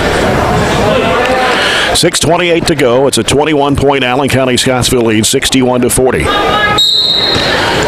As Pettit will toss it in. Picked off by Shirley. Jumped right in front of Glass. He's going to take it to the basket, and he gets fouled by Glass. His first, that'll be Monroe's 7th of the second half.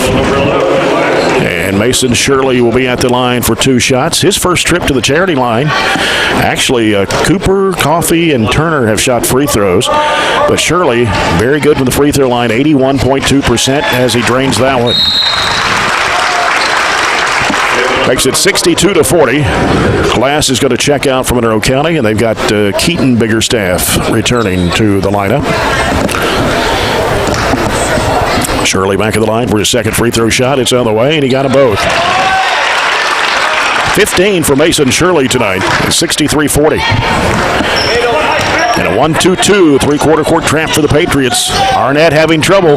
Gets with the basketball to Biggerstaff. Going to have to get it across the line. Splits the defenders. Weaves through traffic. Almost lost the handle. Keeps the dribble going as he's being chased out there. Nace picked it up. Has to shovel it back out to Harlan. Harlan on the right side. And here's Arnett. 3. No good.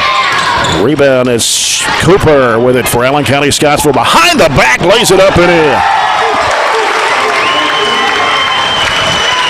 Maybe a career night for Cooper scoring-wise. And we got a scramble on the floor. Jump ball. Possession arrow to the Falcons. 27 for Jax Cooper. It's almost doubling his average on the year, 14. His career high is 29. He had that against Greenwood earlier in the year. Well, he's almost there. 65-40. 5:47 to go in the basketball game. Biggerstaff has it from Monroe County. He'll give it out to Keaton Biggerstaff, over to Clayton Biggerstaff. Got 2 Biggerstaffs in there. Jumper, left elbow, good for Clayton Biggerstaff. 65-42, timeout by Coach Ashley Geralds. There'll be a full timeout. 5:35 to go in the basketball game. And the Patriots on their way with a 65-42 margin over the Falcons. As Allen County-Scottsville, the number 1 seed this year, they split with Barren County during the regular season, even though the first game was the only one that counted this year because of the COVID situation. And Allen County-Scottsville won that ball game by 6. If you're going to win one, you want to win the first one. And that's the one that put them in this game against Monroe County, who's just won 3 ball games on the year. Gave a pretty good effort there in the first quarter with those 3s falling. But you look since, they've really struggled shooting the basketball. For instance, they were just 5 of 21 there in the third quarter, where Monroe County has shot over 50% in every single quarter tonight. And they haven't done it from 3. They've done it from fast breaks. They've done it points off turnovers. You see, obviously, you're going to shoot a high percentage when the majority of your shots are inside the paint. We'll see that number at the end of the game, what their paint points are. But I would say it would be, close to 60% of their points. On the Coca-Cola scoreboard update right now, we have from the 16th District, Metcalfe County and Russell County boys tied at 23 at halftime. And in the 14th girls at Bowling Green, it is Warren East leading South Warren 39-31. 5.5 to go here at Barren County, the 15th District Boys Basketball Tournament. The Patriots on top, 65-42 over the Falcons.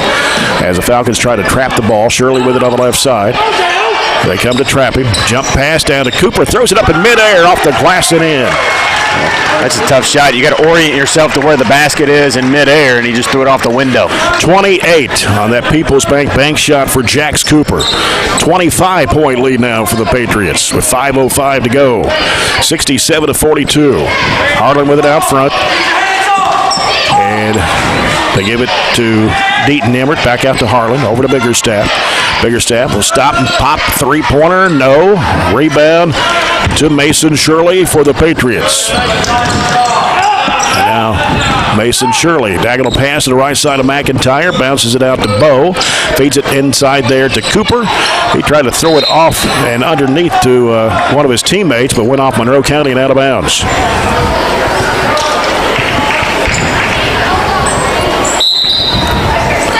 As Cooper, right side of the bucket, would toss it in. He'll float it out to McIntyre. Bounce pass over to Shirley, long range right. And he'll throw that and intended alley-oop to Cooper. Couldn't handle the pass, a little too high for him. Turnover by the Patriots. And the ball skipping away and caught in the corner by Emmert. And a pass knocked out of bounds by McIntyre as he tried to go back out to Harlan with it. 4:21 to play.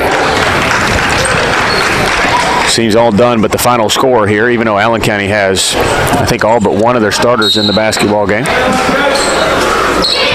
As ball comes out to Glass. Glass on the dribble. Straight away out to Harlan. Harlan will be back for 2 more seasons at Monroe County, but they lose a ton of seniors. Harlan, left side, goes inside, puts it up and in. Nice penetration by John Owen Harlan for his second field goal, 67-44. Something they haven't been able to do very many times is find those driving lanes. Here's Mason Shirley, no-look pass down low to Smith. He'll turn and throw it up, and it's going to be a foul call on Monroe County, and they're going to put it on number 12.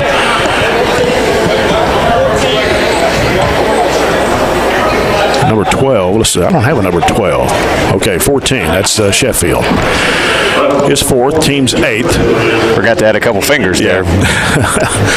Smith at the line. The first free throw's good. 66% foul shooter on the year. That's his first free throw shot for the Patriots tonight. He's got 13, and he averages about 9.7 a game. Second shot also good for Smith. And Coach Ashley Gerald's bringing back in Clayton Biggerstaff for John Owen Harlan. 3:48 to go. It's 69-44 Patriots.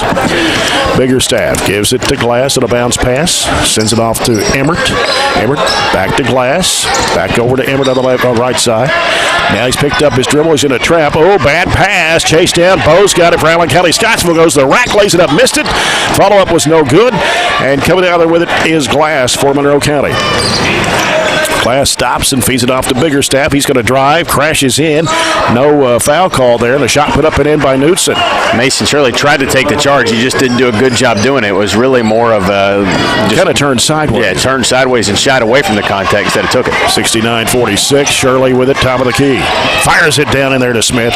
Smith trying to go up strong with it. Puts it up, no good. Oh, calling him for steps. And so Monroe County will get the basketball as the Patriots bring back in Wyatt Coffey along with Josh Sykes.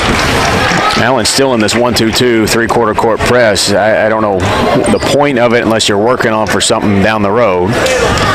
Up 23. Yep. Just under 3 minutes to go here in the basketball game. Here's Biggerstaff down the left side, weaving through traffic, throws up the runner, no good. And rebound comes back off to Pettit, or rather to Emmert. Went up with a shot, and he had it blocked on him. Cooper shovels it up to Sykes. Sykes bounce pass off to Shirley, lays it up and in. 71-46. On that Phillips IGA basketball delivery assist from Josh Sykes. Here's a steal. It is Sykes with a floater. No good. Rebound to Shirley, and going to have a foul call. He's got forced out of bounds. Shirley just snuck back in and got the inbounds pass. Monroe turned it over, but they couldn't convert. That's 4 on Emmert. Sheffield also has 4.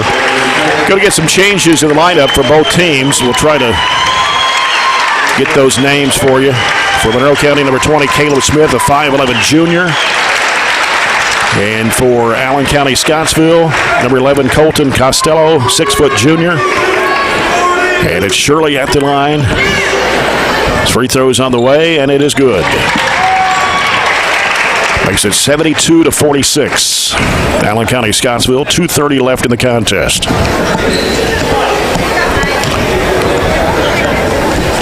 18 for Mason Shirley tonight. Looking for point number 19, and it's in there. Only had 3, really right before the halftime buzzer, and had the majority of those since. Shirley coming out of the ball game for Allen County Scottsville as they bring, let's see, I believe it's Turner back in there. Number 35 also in the game. That's Brady Alderson for Allen County Scottsville. 2:25 to go. As Clayton Biggerstaff, one of the seniors from Monroe County, driving it left of the lane, lost the handle, loose ball, scramble, and the ball squirts away, picked up by Sykes. He'll give it up to Turner on the right side. Turner stops, bounces it back out to Sykes. He's going to fire it up for 3, and it is no good. Rebound by Monroe County, and a foul on Allen County Scottsville. Glass got the board, and they put the foul on Costello, his first, team's 7th, and that puts the Falcons in the bonus with 2:05 left. At the line will be Tucker Glass, Clayton Biggerstaff, Brandon Sheffield, Jamison Pruitt are the 4 seniors on Monroe County's basketball team this year. Free throw by Glass is no good off the front end of the 1-and-1. But Monroe gets the rebound as Sheffield gives to Biggerstaff for 3. No, came up short. And the ball out of bounds off of Costello, and then it's going to go back to Monroe County with a minute 57 left.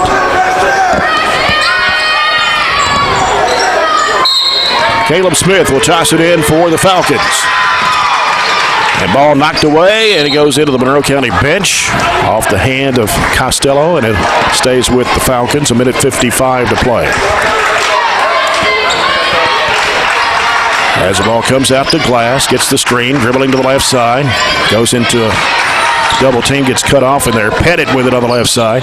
Gives him a corner. Glass will fire, no good. Rebound by the Patriots. Turner ahead up to Alderson. Underneath on the left side of the basket is Costello. A shot goes up, no good. A foul on the Falcons. It'll be on 23. Jamison Pettit, his 4th. And there'll be 2 shots for Jordan Turner. First one on the way short off the right side of the rim. In for Allen County-Scottsville now is Preston Wimpy, a 6'2 junior. Second shot of the way for Turner is good. Costello. And that's his first point of the game. 74-46 with a minute 37 left. Allen County-Scottsville came in favored by 17 points. And it's going to be more than that. Minute and a half to go. Biggerstaff with the basketball, working right side. Now spins back. He'll throw it up off the window. Too strong, but he gets fouled. And they're going to put it on Costello, his second. Number 8 on the Patriots here in the second half. And at the line for Monroe County is Clayton Biggerstaff. He's 2 for 4. Now make it 3 for 5. 14 for Biggerstaff on the night. Other than Austin Arnett, he has double figures with 10. Biggerstaff has 14. Second shot good for Biggerstaff for his 15th point, his final high school basketball game at Monroe County. 74-46. Here's a shot for Wimpy. 3, air ball. And the ball's loose on the floor. Picked back up, and ball goes off the knee of somebody in a crowd there. It's going to go to the Falcons with a minute 12 to go. Peyton Cope, 5'9" sophomore, will come into the Allen County-Scottsville lineup. 1:12 to play. As Cope gets the ball in play to Costello. He'll set it out to Wimpy. Wimpy fires a 15-footer that's no good. Long rebound chase down. Keeping it alive. Allen County-Scottsville 15-footer good for number 15, Thorny Walker. 76-48, steal by Walker. Walker driving, falls down, and he'll be called for a traveling violation as Glass kind of cut him off there. 52.7 to play. Stay tuned for the CPC Commodities post-game report. As the ball comes into play to Xavier Simpson, number 35, a 6'1 sophomore for Monroe County. Gets with the basketball to Wade Webb, number 33. He's a 5'9 sophomore. 40 seconds to go. Spin move. Fires 15-footer is no good for Biggerstaff. Ball slapped out. Chased down. Walker has it for Allen County-Scottsville. And the ball gets loose. And Monroe County, ball just skips away from everybody. Nobody really looking for a pass there. Allen County-Scottsville comes up with it. Left side, Wimpy. 3. No. 20 seconds to go. Ball skips off, and Biggerstaff has it for Monroe County with 17 seconds to play. And Biggerstaff will bring it across the line. 12 seconds to go. Not even trying to look for the shot. Glass has it out front. Allen County-Scottsville will move on to the championship game and will face either Barren County or Glasgow in the championship. 76-48. Allen County-Scottsville wins over Monroe County tonight as the Patriots improve to 14-7 on the year, and Monroe County season comes to an end at 3-20. We will be back with a CPC Commodities post-game report in a moment. This is the 15th District Basketball Tournament presented by Don Franklin Auto Glasgow on 104thescore.com and Nash 103.7.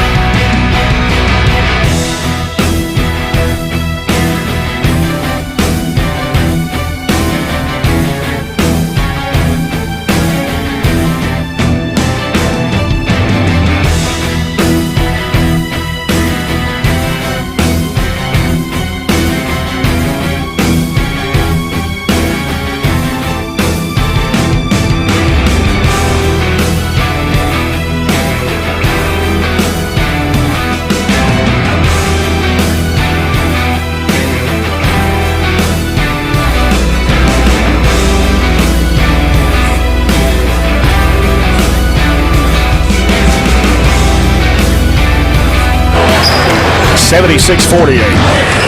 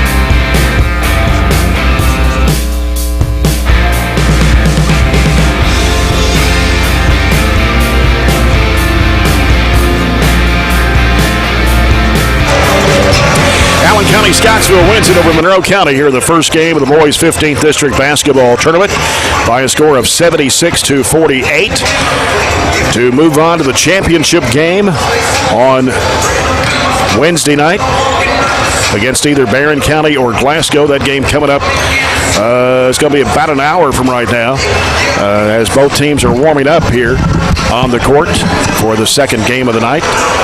Looking at the scoring for the Patriots, they had a total of 29 field goals, 13 in the first half, 16 in the second half.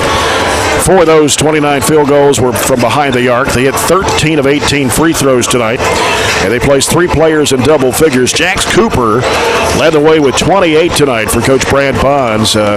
Jax Cooper had 18 points in the first half, 10 points in the second half, as Cooper hit a total of 10 field goals. One of those a three-point shot, and he was 5 of 6 from the charity stripe. Mason Shirley scored 19 tonight. He only had 6 in the first half. Of course, a couple of threes there. That one three that he banked in right before the buzzer from about 35 feet out gave him 6 points. He had 3 threes tonight and 3 two-point baskets for the Patriots. He was 4 of 4 from the foul line, so he scored 13 points in the second half, 13 of his 19 coming in the second half.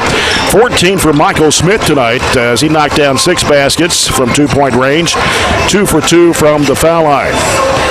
Trace McIntyre had 6. He had 3 baskets. Wyatt Coffey had 4 on a basket and 2 free throws. 2 points for Jordan Turner on a basket and 0 for 2 from the line. Colton Costello scored 1 on 1 of 2 from the charity stripe. Thorny Walker with a bucket tonight for his 2 points. For the Monroe County Falcons, they close out the year at 3-20. They had 18 field goals tonight. 6 of those were 3-point shots, and they were 6 of 12 from the charity stripe. Leading the way for Coach Ashley Gerald's tonight, Clayton Biggerstaff. He had 15 points, 3 threes, a 2-point bucket, and he was 4 of 6 from the charity stripe. He was the, other than Austin Arnett, who came in off the bench and scored 10. He had a couple of threes and a couple of 2-point baskets. He had 8 points in the first half, only a field goal in the second half, the fourth quarter actually, and finished with 10 points. So Biggerstaff had 15, Arnett had 10 for the Falcons. 7 points for Jamison Pettit. He had 3 baskets and a free throw. 5 points for John Owen Harlan. A couple of baskets, 1 of 4 from the foul line. 4 points for Deaton Emmert. Peyton Knutson had 4 on a couple of field goals. Brandon Sheffield had 3 on a 3-point shot early in the basketball game and did not score the rest of the way. At the end of the first quarter, it was tied at 16-16. Halftime, Patriots went on top by 8, 32-24, outscoring the Falcons 16-8 in the second quarter.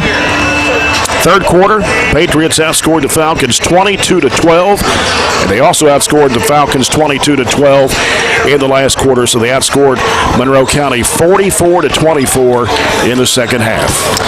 Allen County was awful good tonight. They fell behind by 6 early in that second quarter, and they just kind of took over from there. They went on a 12-0 run and carried that over. They held Monroe County scoreless the last 5 minutes of the second quarter to take the lead, and they did it on some really good shooting. They were 29 of 50 tonight, 58%. They shot 64% specifically in the second half. So when you're 16 of 25, you're not going to lose very many basketball games. A lot of those were off turnovers, layups, second chance points, fast break points. Allen County was just scoring a lot of points right around the rim. Monroe County, 18 of 60 tonight, 30% overall. They started the game shooting the ball really well, but didn't finish the same. They were 10 of 37 in the second half, so shot just 27% compared to 64% for Allen. That's how the tide turned and how Allen County was ultimately able to pull away in the basketball game. Allen hit 4 of 14 threes, Monroe 6 of 24. Looking at rebounds, Allen County dominated that stat. They out-rebounded Monroe by 11, 31-20. Allen did have a couple more turnovers. They had 11 compared to 9 for Monroe. They got a little lackadaisical with the basketball. When you got the big lead, they were just kind of trying to make some passes that they wouldn't have made if they didn't have it probably. And they assisted on 14 of their 29 field goals. Monroe assisted on 9 of their 18 tonight. So all in all, Allen County just a better basketball team tonight, and that's why they're the 1 seed. Didn't lose through the first 3 games of that district, and that's why they were able to get that. And, I think part of being the 1 seed is the fact that you get to sit back and watch that second game with nothing invested in it. There's no nerves, there's no nothing compared to what, Warren's had to get ready for the tournament, kind of prep everything, but he's also got to sit and watch that first game and just kind of all those nerves build. The kids, with the later start, what do you do? Go home, just sit around, all you're doing is thinking about it, and then you finally come out here and play. So it doesn't help the nerves at all, being the second game, and that's part of what happens when you're not the 1 seed. Like Allen County has the luxury of just sitting back and watching now. And for the 3rd year in a row, the Patriots will play for a district championship, and they've been runners-up the last 2 years. Right, haven't won it since 2010. Have maybe, I don't know, arguably their best team they've had in a while. I think this year with, Jax Cooper was really good. He was a point shy of his career high tonight. Mason Shirley had a quiet. What do you end up with? 18 or something like that. 19. He had a quiet 19, and Michael Smith was obviously dominant inside for them. So they had a couple of good pieces working tonight. If they match up against Glasgow or Barren, I think either team has some weapons that are able to take away some of those components. So it'll be a much different game on Wednesday night for whoever they play. As both teams out here warming up, we're still 45 minutes away with the extra cleaning and so forth. Just a much longer time you don't really get to do your normal. If you play normal second game, which a lot of these boys are used to playing, you get 20 minutes. You come around to the locker room, go into your layup lines, and just get going back and forth. Here, you got that extra time to shoot, wait, again, think. So it just builds those nerves up, and I expect both teams to kind of come up tight in that first quarter. And as you always say, the new set of nerves, you got whoever gets over that first, I think, has a huge advantage. Just a reminder again for those of you coming to the second game tonight or tomorrow night for the second game, make sure you come through the main entrance by the attendance office, main entrance here at the high school gym. The vouchers that you have are only good for that specific game, and that'll be the case tomorrow night as well, as they're doing the cleaning and clearing right now after this first game is just completed. And the gates will open for the second game for those of you listening right now, 7:15. The doors will open for you to come in, and we'll get this game started about 7. Well, let's see. It's 7 o'clock, so it's going to be 7:45, right on the nose, for the second game tonight between the Barren County Trojans and the Glasgow Scotties. And we've got a lot to talk about with that game coming up in our second pregame coverage, brought to you by Don Franklin Glasgow. As a countdown to game time, pregame report will be coming up. Again, the final score tonight here in the first game, Allen County-Scottsville 76 and Monroe County 48. Allen County-Scottsville goes to 14-7 and will be in the championship game on Wednesday night at 7 o'clock. We'll face either Barren County or Glasgow. Monroe County season comes to a close at 3-20. We talked about the Falcons, though, of how many close games they lost this year. You know, it's just part of it. Unfortunate being the number 4 seed. They had lost to the Patriots twice. They lost to Barren County twice. They only played Glasgow once this year. The second game, I think, got canceled or some kind of situation that they were unable to play the Scotties the second time. But their season comes to an end. Tucker Glass, Clayton Biggerstaff, Brandon Sheffield, Jamison Pruitt all graduate this year at Monroe County.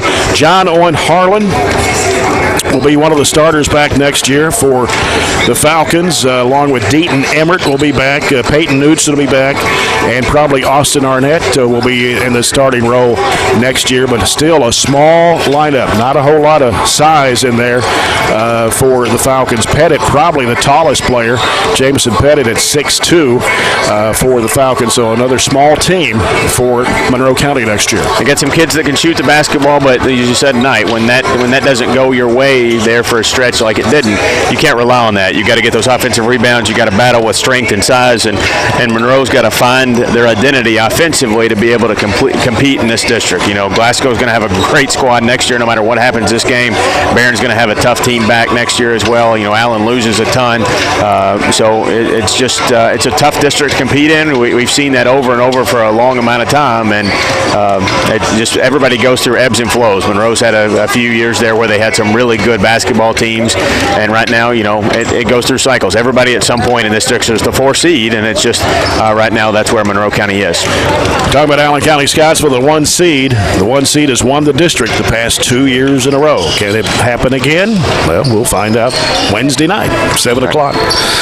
Again, the final score, Allen County-Scottsville 76, Monroe County 48. When we come back, we'll get set for, we'll actually talk about some of the other district tournaments going on throughout the region, and we'll run down the list of the all 4th region season team members. That was announced. Also the KABC 4th region coach of the year, which goes to Barren County's Piper Lindsay on the girls squad. Congratulations to Coach Lindsay, named to the KABC 4th region player, she was a player one time, coach of the year in the 4th region. We'll talk about all that and more when we return after this break. This is the 15th District Basketball Tournament presented by Don Franklin Auto Glasgow on 104thescore.com and Nash 103.7.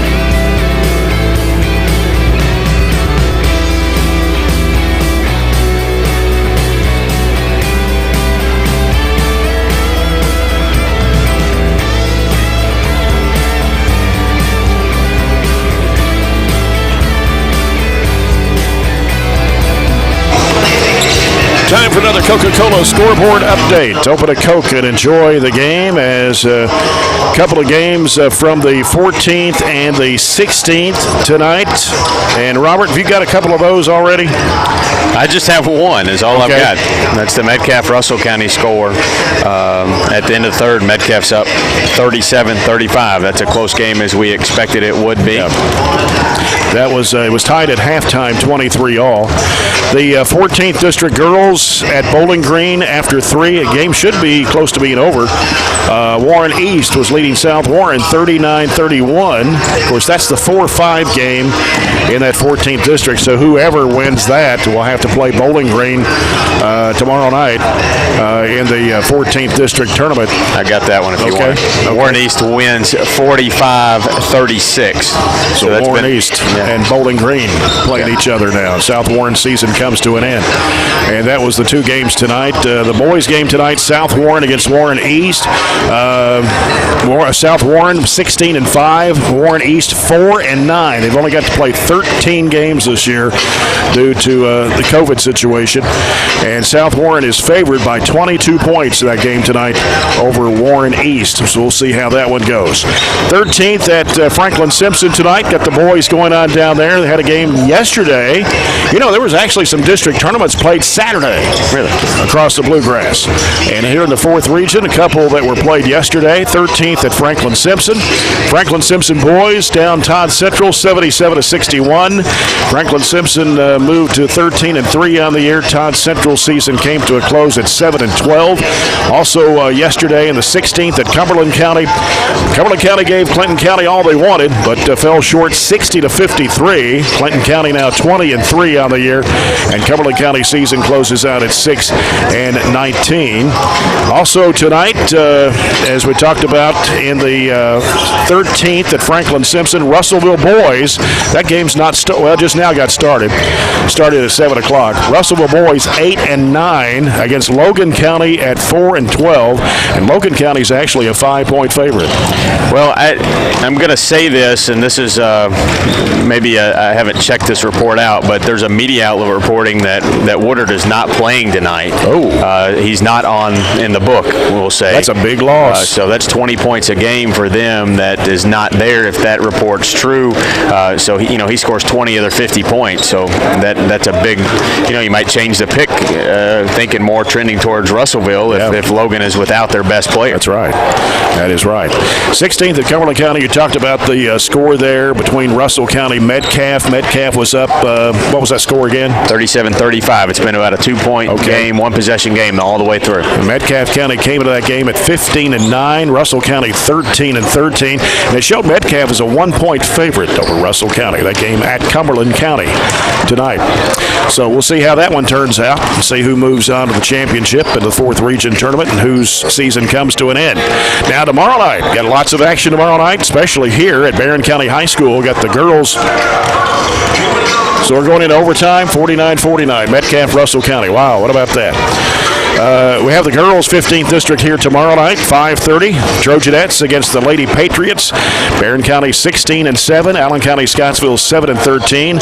Trojanettes are a 17-point favorite tomorrow night. They beat the Lady Patriots by 15 at Allen County-Scottsville early in the season. Did not get to play them in the second game due to some COVID reasons. You saw how a 17-point favorite worked out for Allen County's boys tonight. Hopefully it works out the same for our girls against theirs tomorrow night. Yep. Second game tomorrow night. We'll have it on the air for you as well with the Monroe County Lady Falcons at 9-8 against the Glasgow Lady Scotties at 9-11. And that game is so close in the ratings, it's a toss-up. Yeah, a lot of people trending towards Monroe County just the way they've been playing down the stretch here.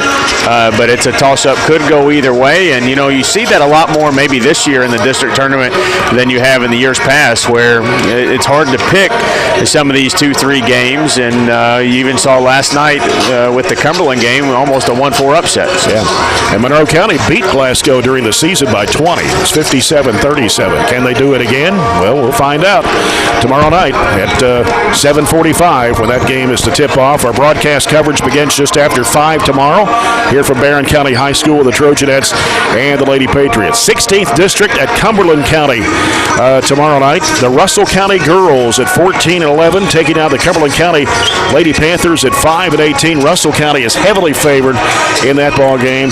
Got the rankings are showing them by 25 tomorrow night. 14th at Bowling Green, and Bowling Green girls, the favorite, will take on Warren East at 5:30 tomorrow, and then the Bowling Green boys, 18-2, they are the region favorites, and they'll be playing either South Warren or Warren East in that second game tomorrow night. Bowling Green heavily favored over whoever they play, Warren East, and Bowling Green is favored by whoever they play tomorrow night. And then the 13th at Franklin Simpson girls, 11-7 against Todd Central at 7-12.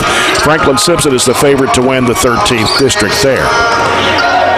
One other district tournament going on, and that will start tomorrow night up in the 18th district at LaRue County. A couple of area teams at 5 o'clock tomorrow. The Hart County girls, 10-5 on the year, will take on Caverna at 2-11. And then at 7 o'clock tomorrow night, and that's Central Time. LaRue County's on Eastern Time. LaRue County, 7 o'clock tomorrow night. Central, 15-2. Their boys, Caverna, is 4-14. LaRue boys have been good for quite a while. They are again this year. Well, let's look at the boys' 4th Region All-Season team that came out just a few days ago, and also the KABC Player of the Year. Both of those go to Isaiah Mason of Bowling Green. He was named the Player of the Year, and also the KABC, that's the Kentucky Association of Basketball Coaches, Player of the Year. Isaiah Mason, who is headed to Northern Kentucky next year to play college basketball. He was named to the top team, the first team. Mason Shirley from Allen County, Scottsville, named to the first team.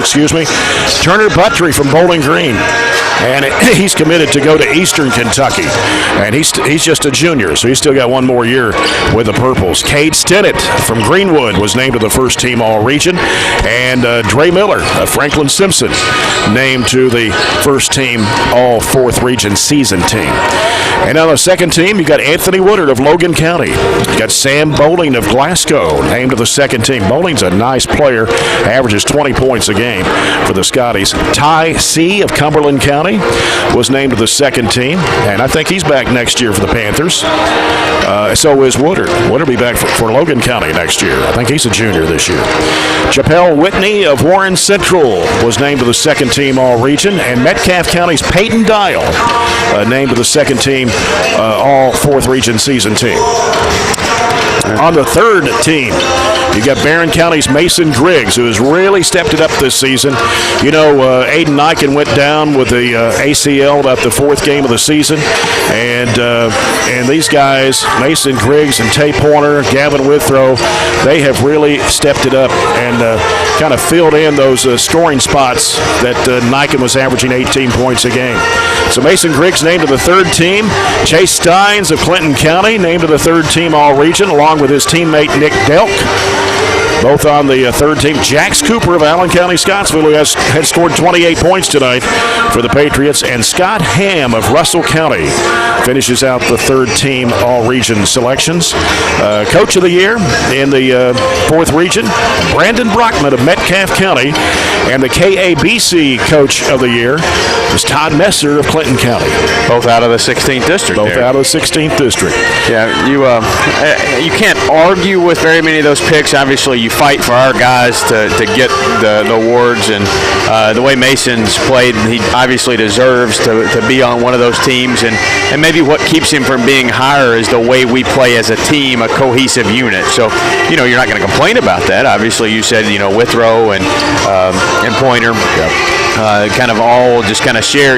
We give those player the games, and we don't always give them, to the same player many games in a row because we divide it up, and everybody has good games and contributes as a team. So a good award for Mason, but he would definitely contribute or thank his team for that as well. Right. We'll talk about the girls tomorrow night. Okay. Because it's Sounds good. girls' turn tomorrow night here on the court. So we're going to get set for our pregame coverage of the Barren County Trojans and the Glasgow Scotties. Our second game tonight, Allen County-Scottsville winning the first game over Monroe County 76-48. And our Don Franklin Glasgow countdown to game time pregame report is coming up next on 104thescore.com and Nash 103.7.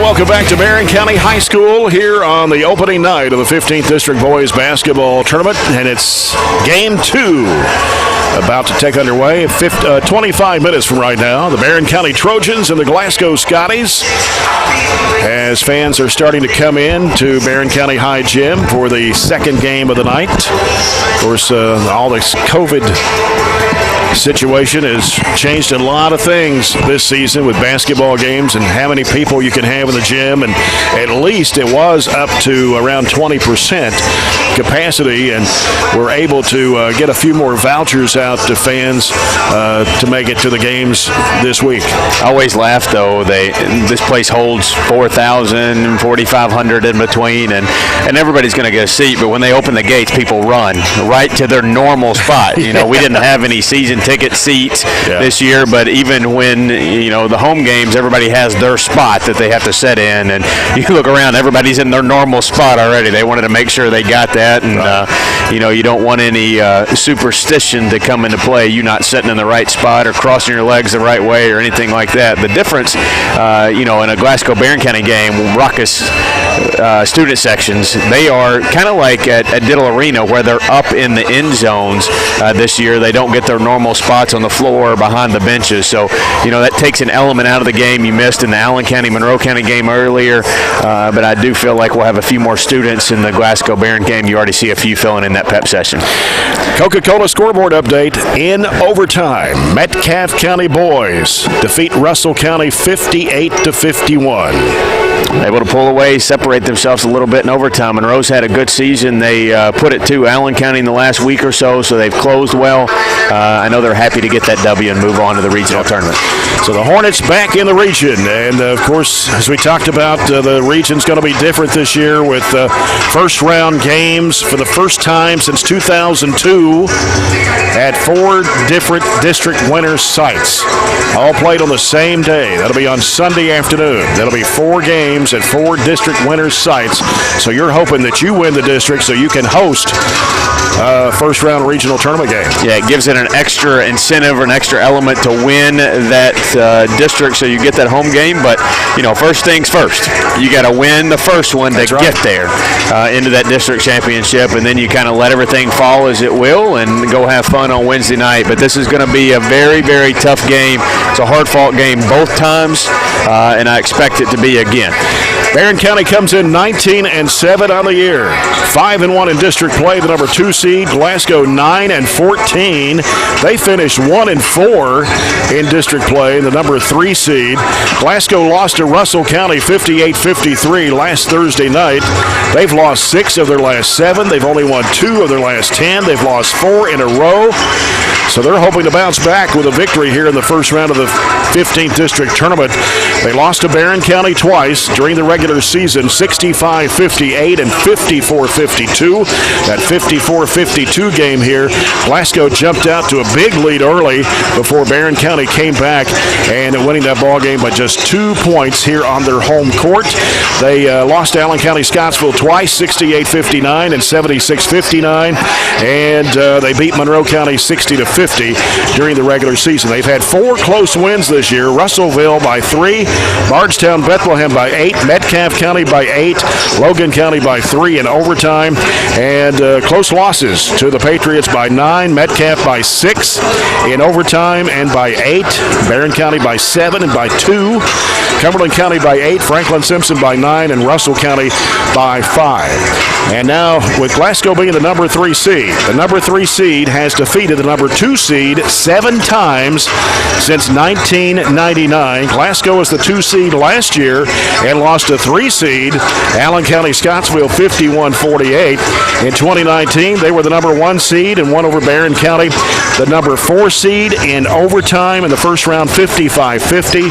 And if you remember, 3 years ago, Glasgow was the 3 seed, Barren was the 2, and Glasgow won in triple overtime 69-68. They won the district championship back-to-back in 2018 and 2019. Well, you asked me if I remember. I don't want to remember that one. No, I don't want to remember. That was one of the toughest games I've ever had to watch call, and to be honest with you, that was a gut-wrenching game to call. I can't imagine playing or coaching in that one, and that's the way it goes. We take some from them, they take some from us, and it's just been a back and forth. That's what makes it a rivalry. Trojans winning their last 2 ball games of the season. Grayson County on the road 51-37, and Pulaski Southwestern on Thursday night 67-64. We're down by 12 in that ball game. Tate Pointer had 19, and Mason Griggs had 16. Gavin Withrow had 13. Aiden Miller had 12. Had 4 players in double figures over that win in Somerset against Southwestern on Thursday. The Trojans are the defending 15th district champs, finishing 5-1 in district play. The number 2 seed, splitting with Allen County-Scottsville by 6 on the road and won by 3 here over the Patriots. Of course, defeated the Scotties twice by close margins, beat Monroe County by 25 and by 28. You look at those last 2 ball games between the Trojans and the Scotties, that 65-58 win over the Scotties. Barren actually was outshot by Glasgow. Glasgow shot 50% of that ball game.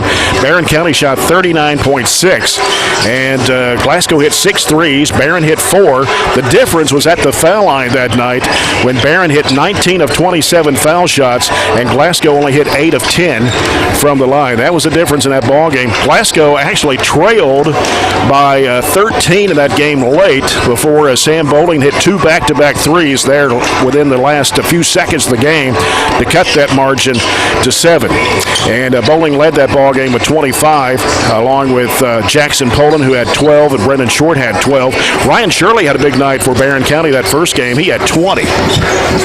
Yeah, and Aiden Miller had 15 the second game, so we have to have a big be productive tonight.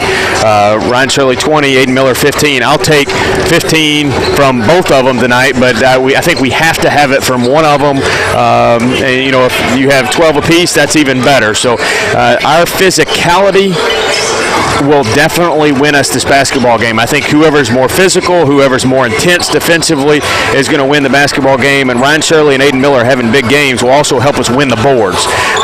We average 3 more rebounds a game than they do. It doesn't sound like a lot, but if you get 3 offensive rebounds and putbacks in the game more than Glasgow does, that's 6 points. That's, the margin in both the games almost. Right. And that 2-point win over the Scotties, Glasgow shot better than Barren that night. Glasgow shot 51.2% on 21 of 41, and Barren shot 38.3, 18 of 47. And the difference in that ball game was at the free throw line.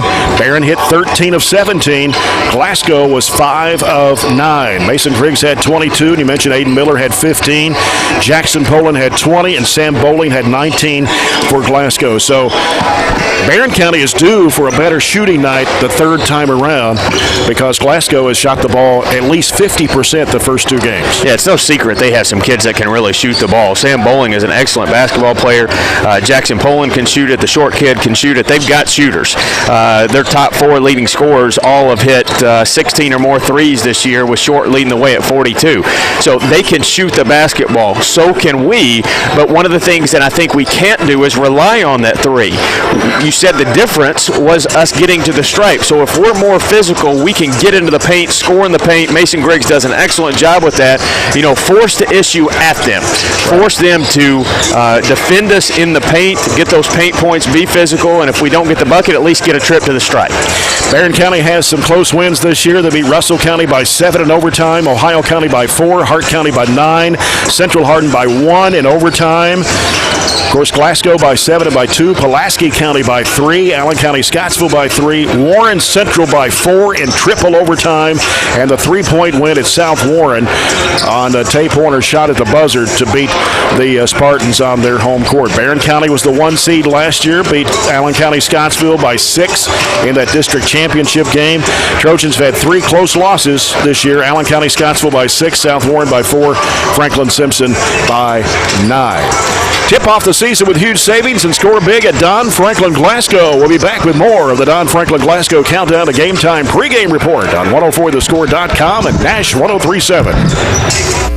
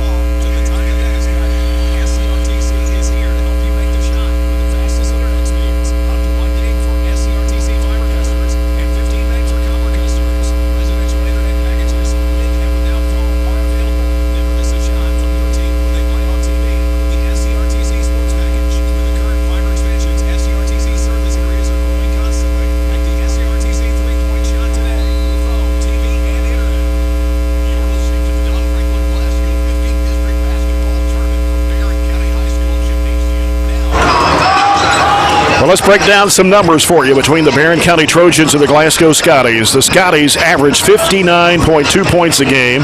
They shoot 45.7% from the field, 32.2% from behind the arc. They average 5 threes a game. Pretty good free throw shooting team, 70.1% as a team. They average about 24 rebounds a contest. The Trojans are averaging 58.6 points a game, 0.6 fewer than Glasgow. They shoot 43.6% of the field, averaging 5 threes a game at 34.4%. Another really good free throw shooting team of the district, 70.4% from the charity line, and average 27 rebounds a game. Let's talk and go over the Zaxby's keys to the game tonight. Well, I kind of mentioned some of these earlier, so I'll just go back over the 4 that I had written down. I think we've got to win the boards. That means we're more physical with them. I think we have to attack the paint, do not rely on the 3, get to the stripe, and ultimately we have to bring the intensity. We have to create energy. This may be close. I'm not certain on numbers, but it may be close to the biggest crowd that we'll play in front of this year. Definitely the biggest student section you'll see on both sides. So there's going to be some energy in here. Hopefully it's positive energy towards the Barren County side because we've made some plays to get our crowd into the game and our kids, whoever gets rid of those nerves first has a serious advantage. I say that every year, it's just there's no nerves, there's no worse game to play than the first round of the district, especially when you're playing Glasgow, and neither team wants to lose this game and have your season end where it would tonight. So you got to get rid of that through that first 4 or 5 minutes and just play basketball like you have all year. Not sure about the home court advantage because it's the Trojans' first home game since March the 2nd. They've been on the road the last 4 games. They have won 4 of their last 5, but 5 of the 7 losses have been at home. But let me say this, they played some really good basketball teams here. Bowling Green, Harlan County, Elizabethtown. That was 3 of the losses right there. You just mentioned 3 teams probably are definitely in the top 25. So, that's definitely maybe a misnomer. And this is the time of the year our fans would really show out. Our fans show up throughout the year, but they definitely show up in tournament time. And when you think about it, we get the same number of vouchers as every other school. So, if everybody uses their allotment, it's literally a 1-to-1 ratio of Glasgow to Barren County fans. Mm-hmm. Games around the area brought to you by CRS Construction, providing exceptional construction service with the highest attention to detail. And we've talked about this one. Russellville boys taking on Logan County tonight down in the 13th district. That game is underway, started at 7 o'clock. The 14th at Bowling Green, South Warren boys taking on Warren East. Warren East girls have already defeated South Warren. And the 16th at Cumberland County was only 1 game over there tonight, and Metcalfe County pulls out the victory in overtime over the Lakers. And that's a look at the games around the area schedule. We are about 9 minutes away. We're going to come back and take a look at the starting lineups of tonight's game between the Barren County Trojans and the Glasgow Scotties when we return. This is the 15th District Basketball Tournament presented by Don Franklin Auto Glasgow on 104thescore.com and Nash 103.7.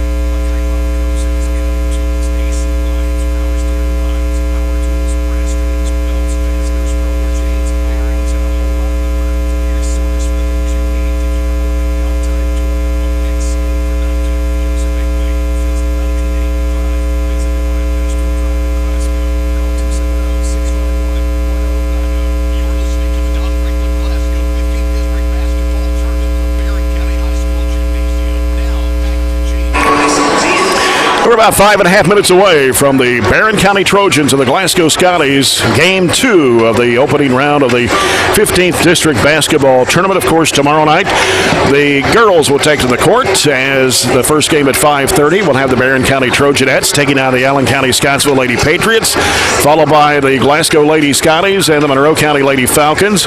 We'll have both those ball games here on the air for you tomorrow night on 104thescore.com and Nash 103.7, starting just after 5 o'clock with our broadcast. Wednesday night, back here with the boys' championship game at 6. Girls' championship Thursday night at 6 o'clock. Let's take a look at tonight's starting lineups between the Scotties and the Trojans, and it's brought to you by SCRTC Total Communications. The Glasgow Scotties under 6th-year head coach James Willett. His assistant coaches Steve Kirkpatrick, Trey Tinsley, and LaJuan Smith. They'll start Sam Bowling, a 6'2", 165-pound junior, averaging 20 points and 4 rebounds a game.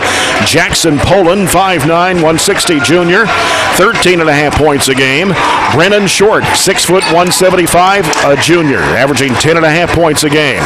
John Carter Myers, 6'1", 180, a junior, 4.5 points and 5 rebounds. And the other starter is Ethan Harlow, 6'3", 170, the only senior on the basketball team for the Scotties. This is just his 7th game of the season. He's been out with an injury up until then, and he averages 5 points and 4.5 rebounds in those 7 games this year. For the Barren County Trojans, under 13th year head coach Warren Cunningham, assistant coaching staff Lee Johnson, Matt Gardner, Jared Browning, and Austin Burns. Starting lineup, Gavin Withrow, 5'9", 150, a senior, averaging 9.2 points a game. Tay Pointer, 6 foot 160, and a junior, averaging 12.5 points a game. Ryan Shirley, 6'2", 190, a junior, averaging 5.2 points and 5 rebounds a game. Mason Grigg, 6'1", 155, junior, 15 points, 4.5 rebounds. Corbin Murphy, 6'3", 235, and a senior that averages 2 points a game. So the Scotties have 4 juniors and a senior in their starting lineup.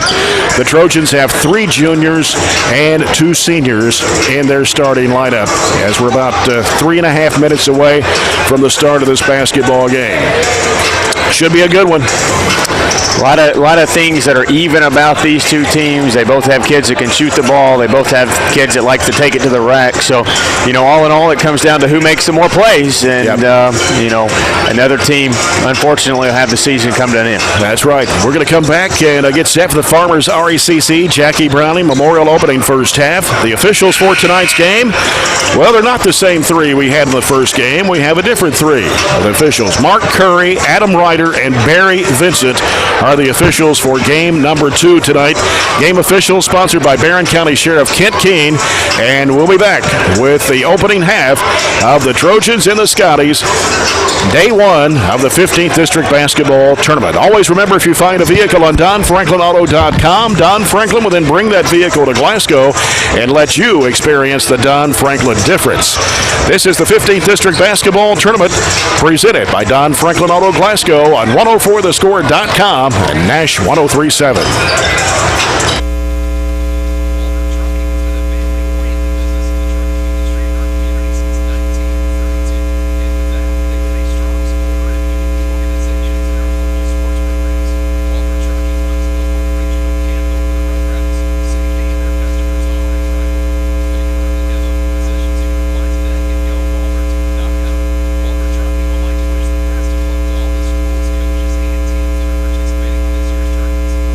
Scotties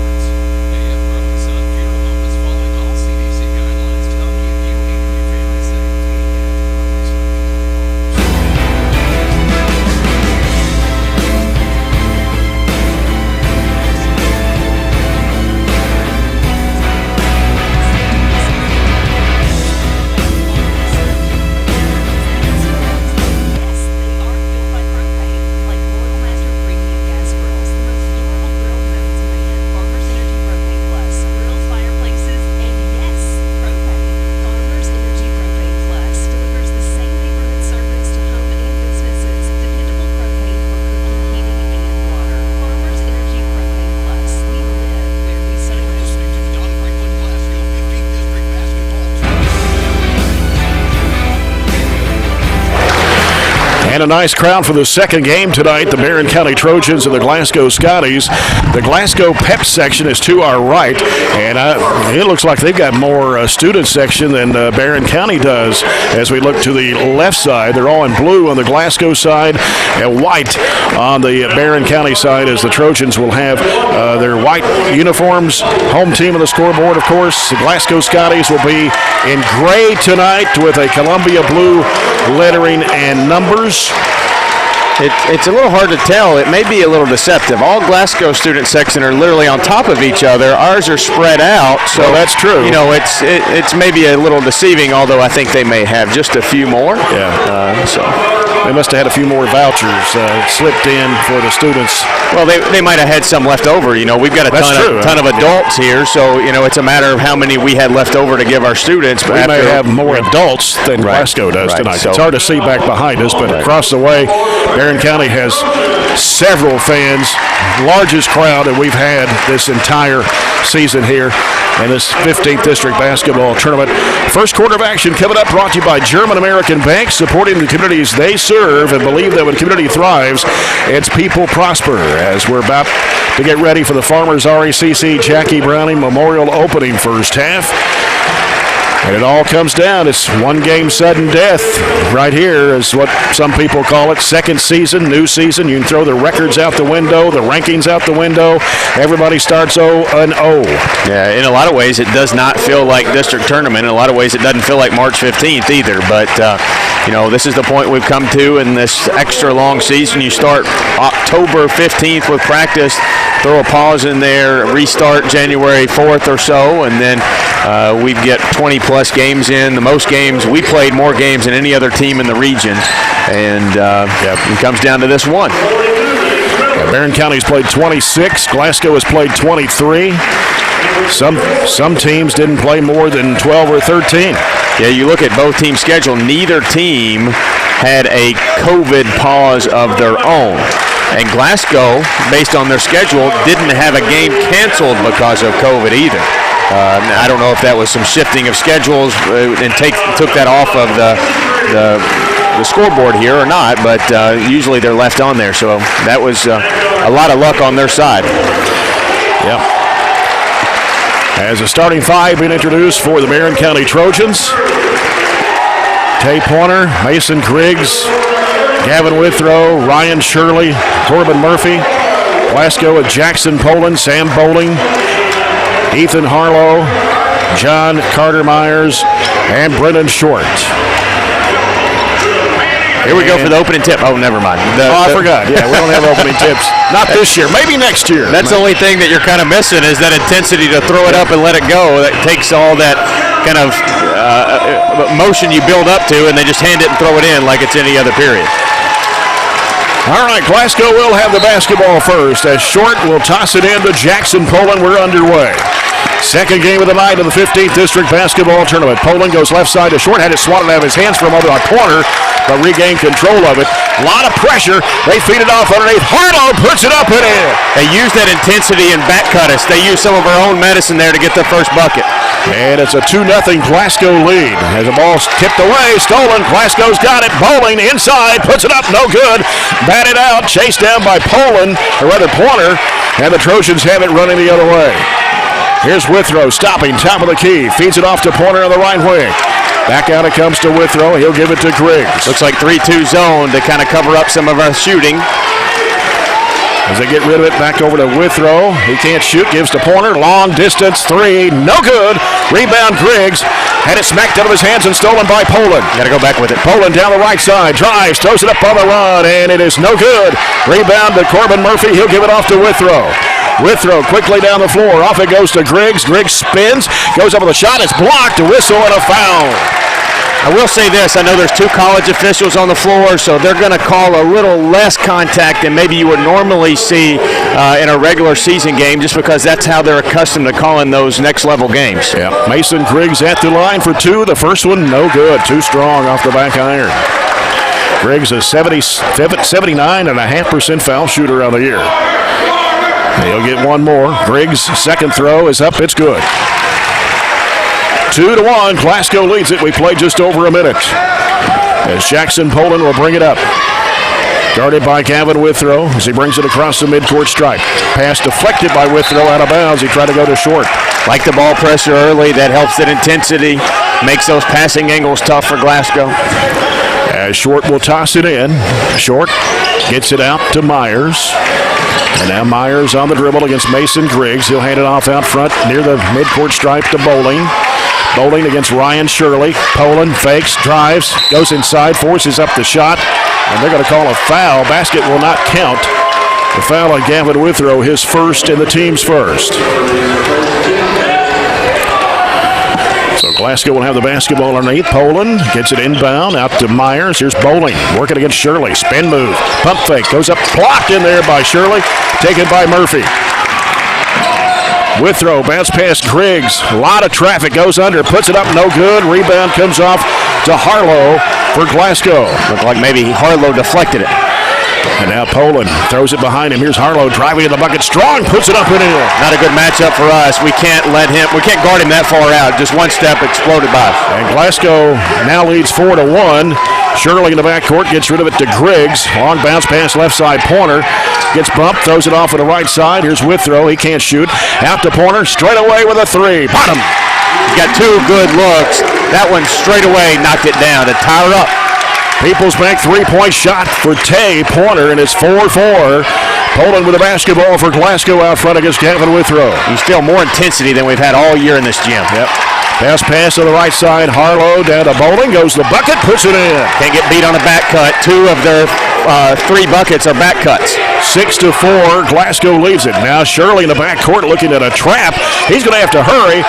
Griggs trying to get it across the line. He's trapped. Whistle. Traveling violation on Griggs. Yeah. Picking us up three-quarter court. We've got to have a plan of action to get it across. We kind of stalled there. As Ethan Harlow, who did not play in either game against the Trojans during the season, the only senior on the club. Poland with the basketball.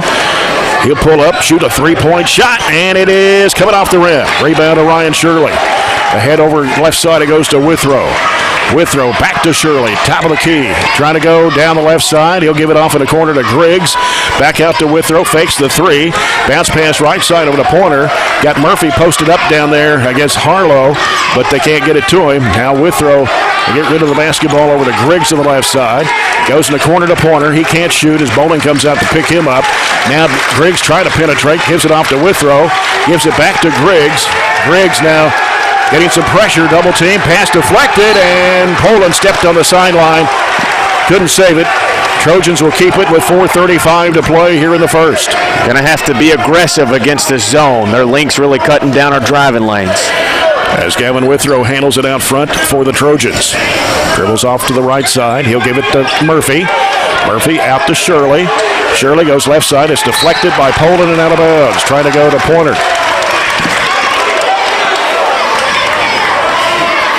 Tay Pointer gives it out to Withrow. Withrow getting pressure from John Carter Myers on the top of the zone there. They go in the middle to Pointer. Then going inside is Griggs. He puts up the shot. It's no good. Ball falls in the hands of John Carter Myers. Driving with it is Poland. He gets bumped by Withrow, and that's his second. The aggressiveness of Poland took it right at him, and he bumped him. That's, who gets in foul trouble is also a huge issue for us. We have a little bit more depth there as you see Eli checking in for the first time in a couple games. Been out with a finger injury. Eli Brooks, 6'6", 165 sophomore.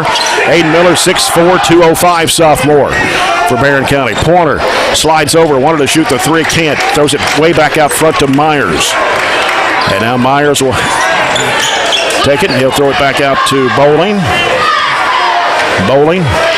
Shirley tried to back off for a moment. Has to get with him. He'll get it out to Poland. Three ball in the air. Short. Barely grazed the iron. Mason Griggs has it for the Trojans. Excellent closeout by Eli. He ran at him, shuffled his feet, and didn't run over him. And Shirley goes left side with it to Pointer. Can't shoot the three. Bounces back out straight away to Griggs. Griggs in the middle. Shirley trying to go down in low. He'll put up the shot. Good on the foul. Remember, Ryan Shirley had 20. In that first matchup, he's got to be an offensive threat. If they're going to collapse on us and take away our driving lanes, that right there opens it right back up. Yeah. Ties it up at 6. Shirley at the line, a 75% foul shooter. The foul was on Myers, his first. Free throw, no. Rebound to Poland. Get back. Here's Bowling with a jump pass in the corner. Short fires and hits the three. Brennan Short, that's his 39th three-point shot of the year. He shoots 40% from behind the arc on the season for the Scotties. It's 9-6. Eli Brooks pulls up 12-footer, and it's no good. And up with the offensive rebound is Aiden Miller. Back over goes to Brooks in the corner. Pointer, three, no good. Miller with the offensive rebound. Back out to Brooks. He'll give to Griggs. Fakes, drives, spin move in the lane. Throws it off to Pointer on the left baseline. He's double teamed down low. Shot blocked, put back up and in by Shirley. He was all the way underneath the rim and threw it up against the window and in. That one went probably over the backboard from 2 feet, but had an angle to hit the glass. And it's a 9-8 Glasgow lead. Poland with it.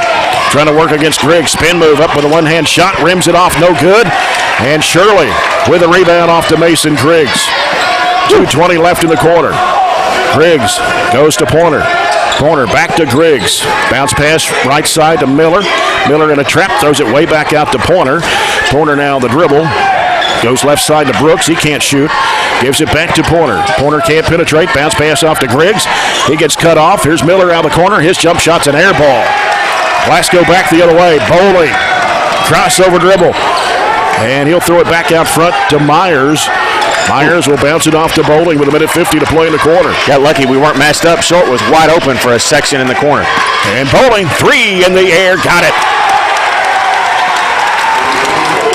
Two People's Bank threes for the Scotties. They lead at 12-8 over the Trojans. Brooks in the backcourt, in a trap, throws it off to Shirley. Shirley pulls up, 12-footer in the air, no way short. Underneath the basket is Short for Glasgow. Our shooting is atrocious right now, outside of a couple of threes. Poland in a lot of traffic, lost the handle, and then Griggs tried to dive for the loose ball and it's out of bounds. 1:20 to go here in the first. Glasgow leads it 12-8. Substitution for the Scotties as they bring Trey Brown in, a 6', 155 junior. Bowling, left elbow, his jump shot, no good. Forced it up there. Rebound to Brooks. Brooks down the right side. Brooks takes it in the corner. Now he needs some help. Throws it back out to Griggs. Gavin Withrow on the bench with 2 fouls for the Trojans. And here's Pointer slicing his way in a lot of traffic, and it's out of bounds. Off of Glasgow, they say. Got to get Griggs going. You saw Pointer trying to go to the rim right there. That needs to be Griggs trying to drive and Pointer on the kick. Ball comes in the corner to Brooks. He'll give it out to Griggs. Griggs now looking, putting down the dribble. Ball goes to Pointer on the right side. Back out to Griggs, trying to penetrate. Dribbled it off the back of his foot. Loose ball, diving for it is Short. He'll get rid of it to Brown. Glasgow has the ball with 45 seconds. Bowling, fakes, drives in, has it swatted loose inside there. Miller down on the floor, gets rid of it to Brooks. He'll give it to Pointer with 37 seconds to play in the quarter. Pointer going to the right side of the floor. Giving it out to Lane Stevens, who just checked in. Lane Stevens, right side of the corner. Pointer can't shoot. Oh, bad pass. Here comes Poland with it. He's going to drive to the bucket, puts it up and in. Not a good start. 14-8, Glasgow leads it. Pointer driving it down, floater underneath to Miller. Miller puts it in. That's a good job by Tay leading him. Aiden just went up and got it, but that gives him the last shot. Give him the Phillips IGA basketball delivery assist. 14-10, Poland driving, flips it up, and no good, but a foul. No answer on their drives right now. They have spaced us out, and we are not helping. We're getting beat off the drive. And so Poland will go to the free throw line for 2 shots with 1.3 seconds left in the clock. Glasgow leading 14-10. Poland, a 75% foul shooter. Puts it up. It is no good.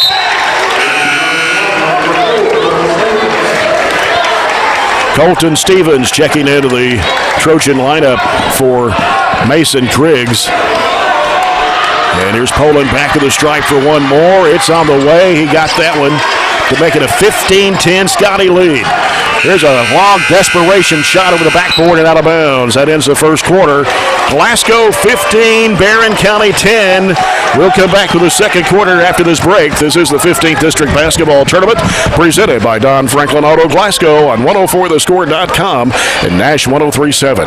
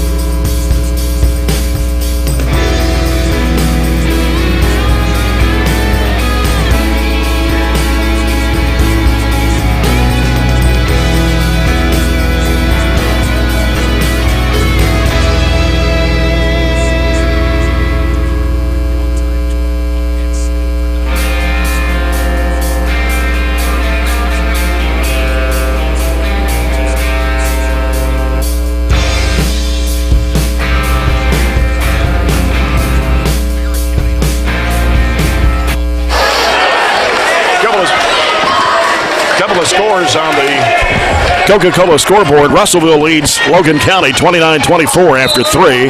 And South Warren leads Warren East 32-26 at halftime. It's 15-10 here. Glasgow leading Barren County. Goes in the middle of the lane. Stevens. Left side it goes to Brooks. Thought about the 3.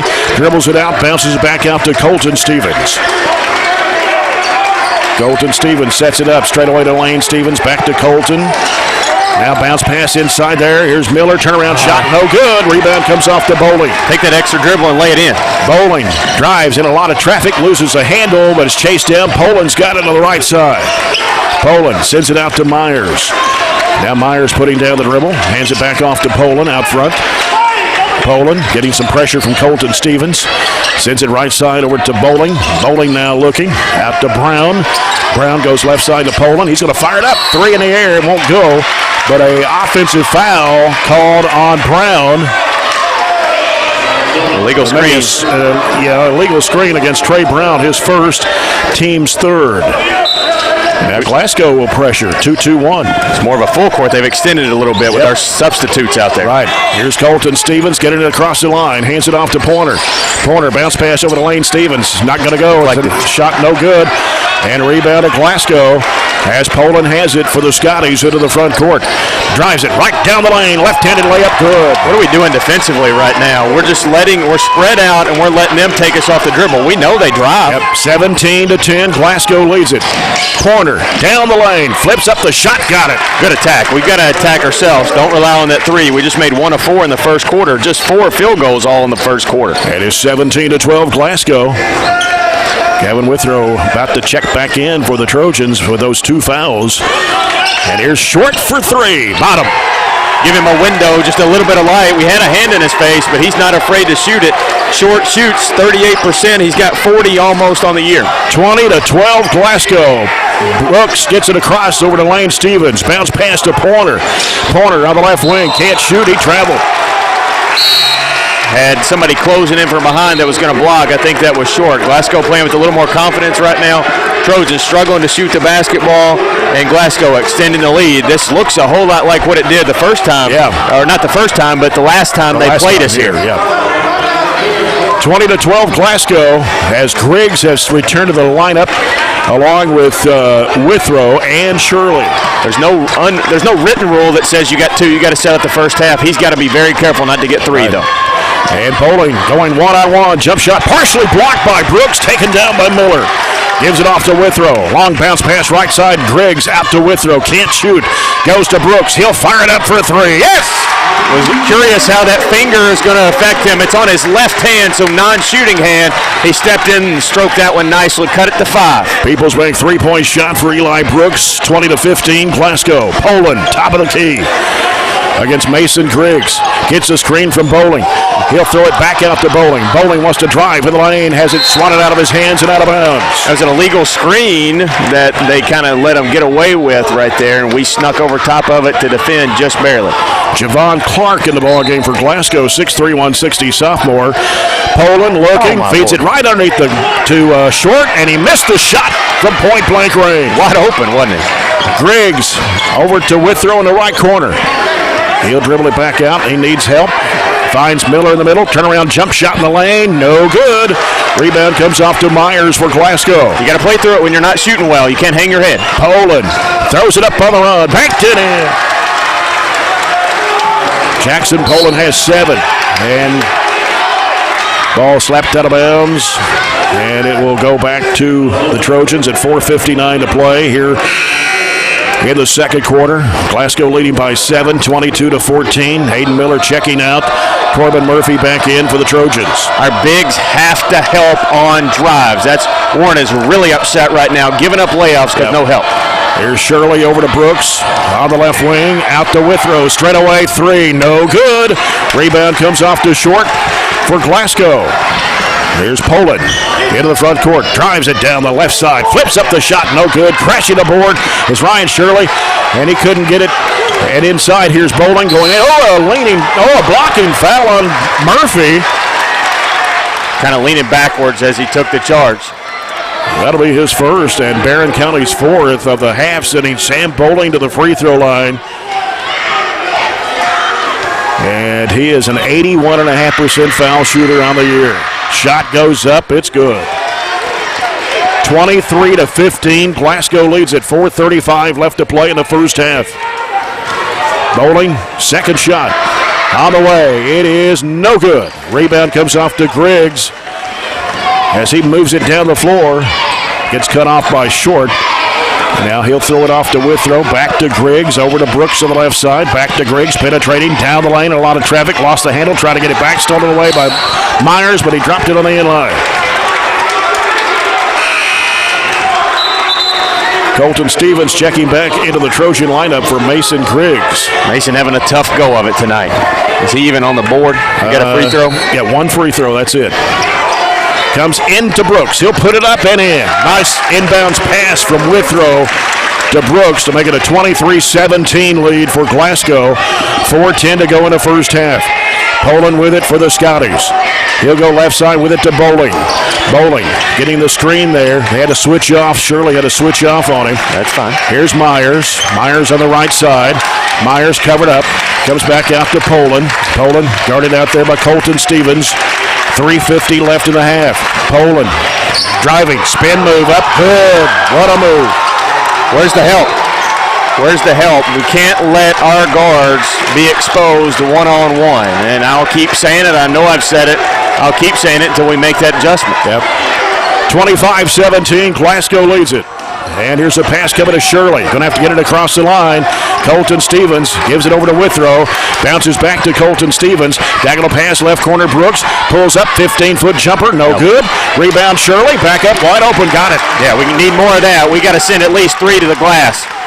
25-19. Glasgow leads it by 6. Hang around. 3:20 to play in the first half.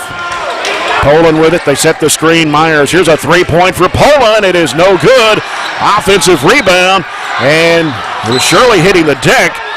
But Clark lost the handle on the basketball and it went out of bounds. Weird series, wasn't it?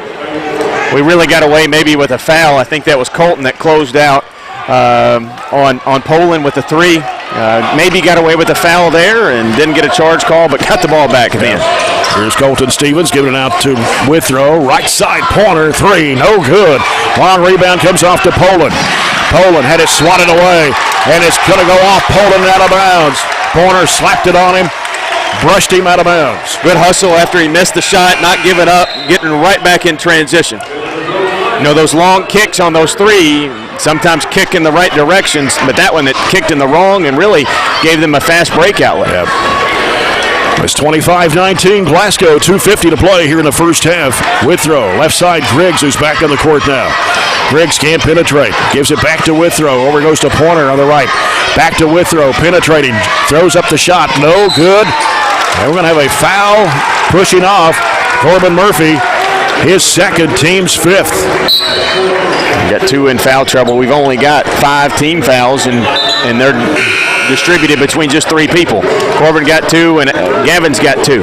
Hayden Miller comes in for Corbin Murphy. And now Ethan Harlow back in the Glasgow lineup. We're in a little 2-3 zone to try to protect Gavin here and stop their drives.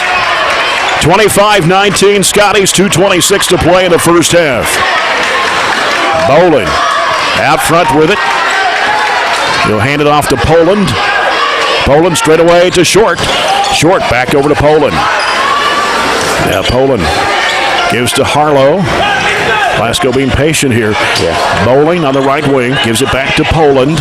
Poland feeds it in the middle there to Myers. He'll give it to Short. Off the screen. 3. No. Way off the mark. Rebound to Shirley. Good job identifying shooters in the zone. Trojans get a 3 here. Cut it to 3. It's Pointer. Can't go. Gives it back out to Withrow. And here's Shirley with it left in the lane. Trying to spin. Gives it back to Withrow. Fakes. Drives. Goes inside. Puts up the shot. No good. But a foul on Glasgow. They're going to put it on Myers, and that's 2 on John Carter Myers, the 4th one on the Scotties here in the first half. See if we can get a good inbounds play. Last time Eli got a little tip in off a lob. And Myers going to the bench with 2 fouls. So they brought Brown back in. Here's Shirley with it in the left corner. Sends it to Withrow. Withrow feeds it in there to Griggs. Goes under, flips up the shot, and he got it. Nice Hesitated. Quick step around Harlow. 25-21, a steal. Griggs had it on the in line and couldn't come up with it. I think he had it, and then when he turned around, he was stepping on the line. 25-21, 4-point lead for Glasgow with 1:33 left in the first half. To say this is a critical minute and 30 seconds would be an understatement. We have to stick close in this close of the first half. Barren County's gone to a 2-3 zone with 1:23 to play. In the middle, here's Bowling working it down, spin move, throws up the shot and got it. Quick release over Miller. 8 points for Bowling, 27-21, Glasgow by 6. Here's a blocking foul on Sam Bowling, that's his second, and the team's 5th. We're going to have some major defensive conversations with some people at the halftime break. If that doesn't get better, our chances get really slim. 1:10 left to go in the half. Barren County down 6, 27-21. Griggs with the basketball. Bounce pass off to Pointer. He'll bounce it back out to Griggs. He'll go right side with it. Getting a lot of pressure out there. In the middle goes to Shirley. Shirley drives it into the lane. Puts up the shot. Can't go, but a foul. It's all right. Getting to the free throw line, something we have not been successful with that was on our must-do list.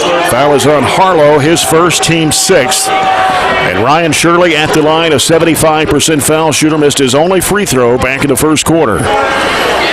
58 seconds to play here in the half. Free throw is up. It is no good. Barren County is 1 of 4 from the foul line here in the first half. 70-plus on the season. Yep. Shirley at the line for one more. And it's on the way, and he missed it. Rebound comes off to Glasgow. Brown had trouble with it there, but gets rid of it to Poland. 53 seconds to go in the half. Right side is Short. Short driving, trying to get around Miller. Pump fake, kicks it off in the corner to Clark. Clark throws it up from 8. It's way short. Rebound, put up and in by Brown. What's that? We can't let that happen at all. They're 9 scorers scoring. 29-21. Splitting the defenders. It's a shovel pass underneath to Miller. Woo, got it to go in. Almost rolled off. We got to get a stop here. They got one shot. We'll keep it a 6-point game if we can. 29-23, 23 seconds to go before the break.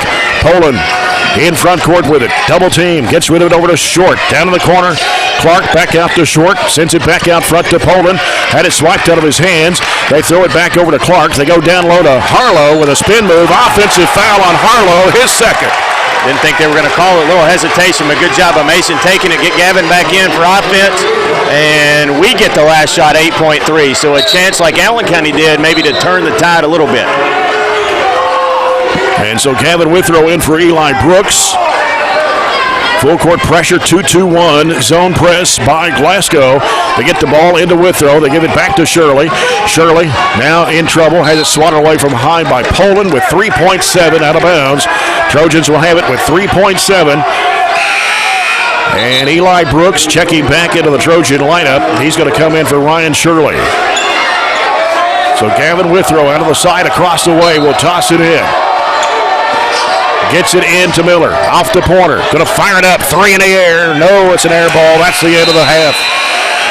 Halftime, it is Glasgow 29, Barren County 23. We'll come back with a halftime report. Our second quarter tonight brought to you by Southern States Glasgow Co-op. We'll be back with a South Central Bank halftime report after this. This is 15th District Basketball Tournament action presented by Don Franklin Auto Glasgow on 104thescore.com and Nash 103.7.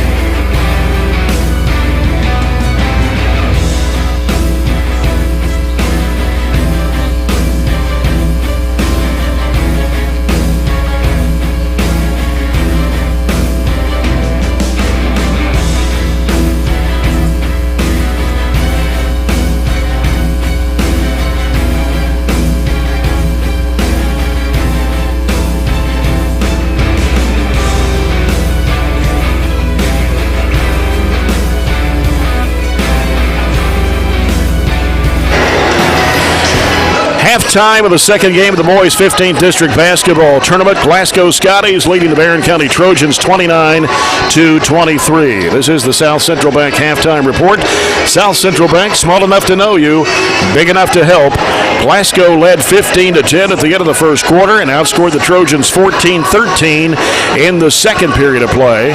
Glasgow had 12 field goals in the first half. 3 of those were three-pointers. They were 2 of 4 from the foul line. Jackson Poland leads the way for the Scotties with 9 points in the first half. 4 baskets and 1 of 2 from the foul line. Sam Bowling has 8 with 3 baskets. 1 of those a three-point shot. He was 1 of 2 from the foul line. Brennan Short has hit a couple of threes for 6. 2 points for John Carter Myers. Trey Brown had 2. Ethan Harlow had 2 points for Coach James Willett. For the Barren County Trojans, 10 field goals in the first half. 2 of those were three-point shots. 1 of 5 from the foul line. And it's Ryan Shirley with 6 points to lead the Trojans in scoring. He had 3 baskets. He went 0 for 3 from the foul line. 5 for Tay Pointer on a 3 and a 2. Also 5 for Eli Brooks. He had a 3-pointer and a 2-point basket in the second period of play. Couple of baskets for Aiden Miller for 4 points. 3 points for Mason Griggs on a 2-point basket and 1 of 2 at the foul line. Gavin Withrow has not scored in the first half. Neither has Corbin Murphy. Colton Stevens and Lane Stevens saw action but did not score in the first half of play. And so the Scotties on top here, 29-23. First half stats, Barren County shot 10 of 27, just 37%, 2 of 9 threes. Had some trouble shooting deep and didn't get caught up relying on it, but just couldn't get anything flowing offensively at all. Glasgow had 2 more field goals on 2 less attempts. They were 12 of 25 for just shy of 50%. They hit 3 out of their 7, 43%, being very efficient from 3. Short, tough to guard for us right now. To be honest with you, everybody's being tough for us to guard right now. It's a combination of a couple of things, and we'll go. Let me finish this real quick. Barren has 16 rebounds, Glasgow 13. They narrowed that margin there in the second quarter. We turned it over 6 times compared to 4 for them. Both teams have 4 assists in the first half. But you look at their point wise, it's the usual suspects. Bowling has about half of his average. Poland a little over his average. Short right there as well. That's the main 3 players you would expect for them. But you look at our scoring sheet. This is nothing against Ryan Shirley, and I know he's led us in scoring the other Glasgow game, but he's got to have help. And, if he's our leading scorer, we've got to have some people following him real closely, 14, 16, something like that, a couple kids with 12. But we don't have that. Ryan Shirley and Eli Brooks can't be our leading scorers. They need to be our leading complements. Mm-hmm. So right now we're really struggling offensively. We can't get good looks from 3 and just no driving lanes whatsoever. So credit their defense. I'll also credit their offense because they are taking advantage of us. They're driving the basketball, and we're not helping. We've got some young kids out there. Some of our bench is not rotating the way it needs to. Warren is extremely upset at our defensive rotations, and that may be why we're taking just an extra minute or so in there to make sure we shore up what we've been really good at all year. Mm-hmm. You look at our last couple of games, we've held some people way below their averages defensively. So that's just not who we are right now. We are not playing Trojan basketball, and that's because Glasgow's kind of got us back on our heels. They've got us off of our game. I don't think it's nerves. I just think right now you're not executing the way we need to. And again, for the 3rd time, Glasgow is out shooting Barren County from the field. Yeah, it's just something we've got to shore up. They're 11 percentage points higher than us. 1 more 3 and a couple more field goals is why they're ahead, especially when we're 1 of 5 from the free throw line, another uncharacteristic stat for the Trojans. So we got to get back there, and we've got to find a way to stop them defensively if we want to narrow the 6-point gap and come out to play Wednesday night. And that's the Zaxby second half keys to the game. Let's take a look at some scoring from other tournaments going on quickly. Russellville wins tonight over Logan County, 47-39 down to the 13th. South Warren leads Warren East 53-37 after 3 in the 14th district. We'll be back with the Farmers RACC Jackie Browning Memorial second half after this break as Glasgow leads at 29-23 over Barren County. This is the 15th District Basketball Tournament presented by Don Franklin Auto Glasgow on 104thescore.com and Nash 103.7.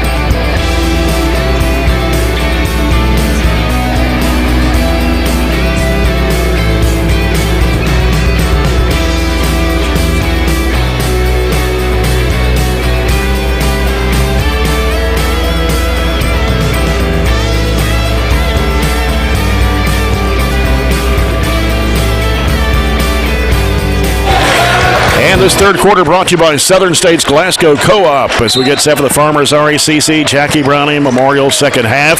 Glasgow with the basketball, leading by 6, 29-23. Both teams back starters. Yep. They give it out to Myers. Out top, they go left side to Poland. Poland looking inside there for Harlow. Can't find him. Now we got a 5-second count. I think we lulled him to sleep a little bit with our off-ball defense. He didn't have a passing angle looking in the post, as you said, to Harlow. A good start defensively with ball pressure. Let's see if the Trojans can come up with a quick bucket here to start the second half. Goes in the middle to Shirley. Shirley now gives it over to Pointer. Pointer can't shoot. He's double teamed. Back out to Shirley. Back in the corner to Pointer. Going up the baseline. Bounce pass underneath. And it is no good by Murphy. Ball slapped away loose on the floor. Diving for it. We'll have a jump ball. And possession arrow to the Trojans as Murphy fought it on the floor with John Carter Myers of Glasgow. Good hustle by Corbin, but can't shy away from the contact on the layup. As Withrow get the ball in play, comes in there to Griggs. He'll put it up and in. Good screen by Corbin there, dislodging the defender and giving Griggs his first path to the basket tonight. 29-25. Glasgow leads it by 4. Underway here in the second half. Right side it goes to Short. He'll send it out to Myers. Left side, Poland. Poland now gets rid of it to Bowling. Bowling wants to drive left of the lane, and a blocking foul. Going to bump on Ryan Shirley. And that's his first foul of the second half against the Trojans. If they call it like that the whole second half, we'll be here to midnight and shoot 100 free throws, so I like our chances. And Poland will toss it in for the Scotties as he'll send it out front to Bowling. 1 minute gone here in the third quarter. Glasgow with a 4-point lead. It's Poland with it on the right side with it for the Scotties. He'll give it out top to Harlow. Left side it goes to Bowling. Bowling not looking for the shot. Myers with it, top of the key. Back to right side is Harlow. Harlow's going to drive to the bucket. He'll put it up. It's short, but a foul. He left Corbin Murphy.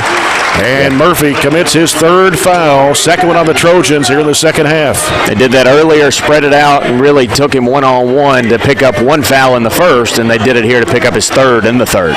And Harlow, a 62.5% foul shooter, only his 7th game of the season for the Scotties. First free throw is missed. Aiden Miller comes in for Corbin Murphy for the Trojans. As Harlow back at the free throw line for the Scotties for one more shot. And it's on the way, and he got that one. 30-25.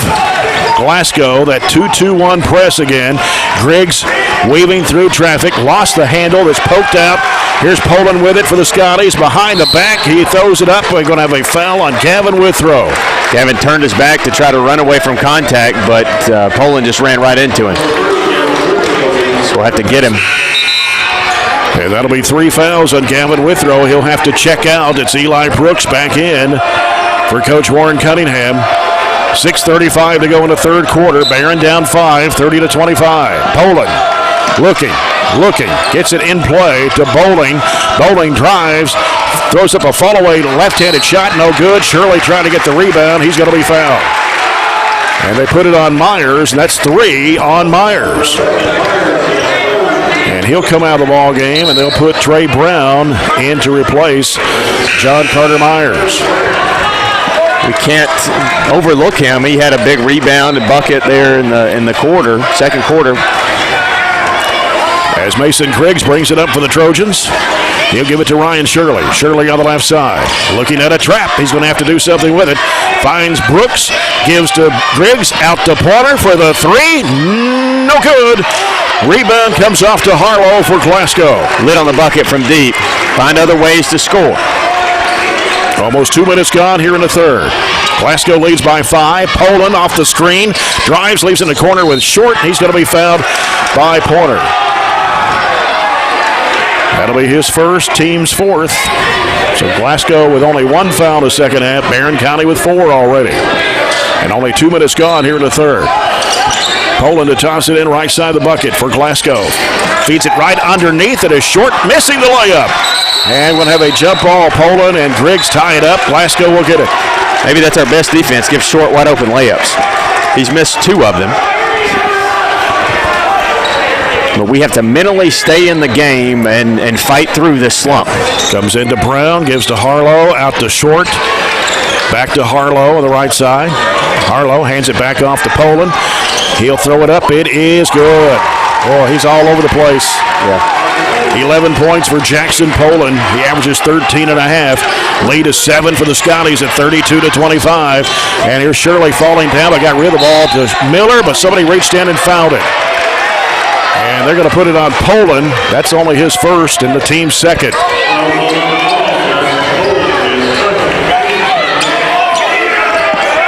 Corner will toss it into the left baseline for the Trojans. Comes in the corner to Miller. He'll give it out to Shirley. Back in the corner. Pointer for three. Good. Had all day to line it up and look at it. Maybe that'll open the lid and get us going. Down 4. Peoples Bank 3-point shot. 2 of them for Tay Pointer tonight. 32-28. Foul on Mason Griggs. His second, team's 5th. Poland's hit 17 threes, but I would give him space right now, so that forces him to pull up and shoot it because we're just hand-checking him to death. That's why we got 5 fouls. Yep. We're 2 away from the penalty. As Poland gets it into Brown, he'll give it back to Poland out front of the right side. Poland now putting down the dribble. Goes right side with it to Harlow. Harlow out top to Bowling. Got Brooks guarding him. Poland gives it to Harlow. Now Brown with it, backs out to the corner. Now here's Poland with it in the corner. He brings it halfway out to the wing. Poland still on the dribble against Ryan Shirley. Fires the 3-point shot and drains it. The 2. That's okay. On the line. Yeah, that's okay. I give him space, make him shoot that. 34-28. Scotties lead it by 6. Cross-court pass comes to Brooks. Brooks is in a trap, gives it to Griggs. Griggs back to Brooks. He'll fire up the 3-point shot. No good. Crashing a board, and there's Griggs. He throws it back up. No good. Bowling with Harlow with a rebound for the Scotties. Got to make it, got to get back. Poland all the way to the bucket. Puts it in and draws a foul. Get back. Warren's got to call a timeout here. And it's put it on Mason Griggs. That's his 3rd, team 6th.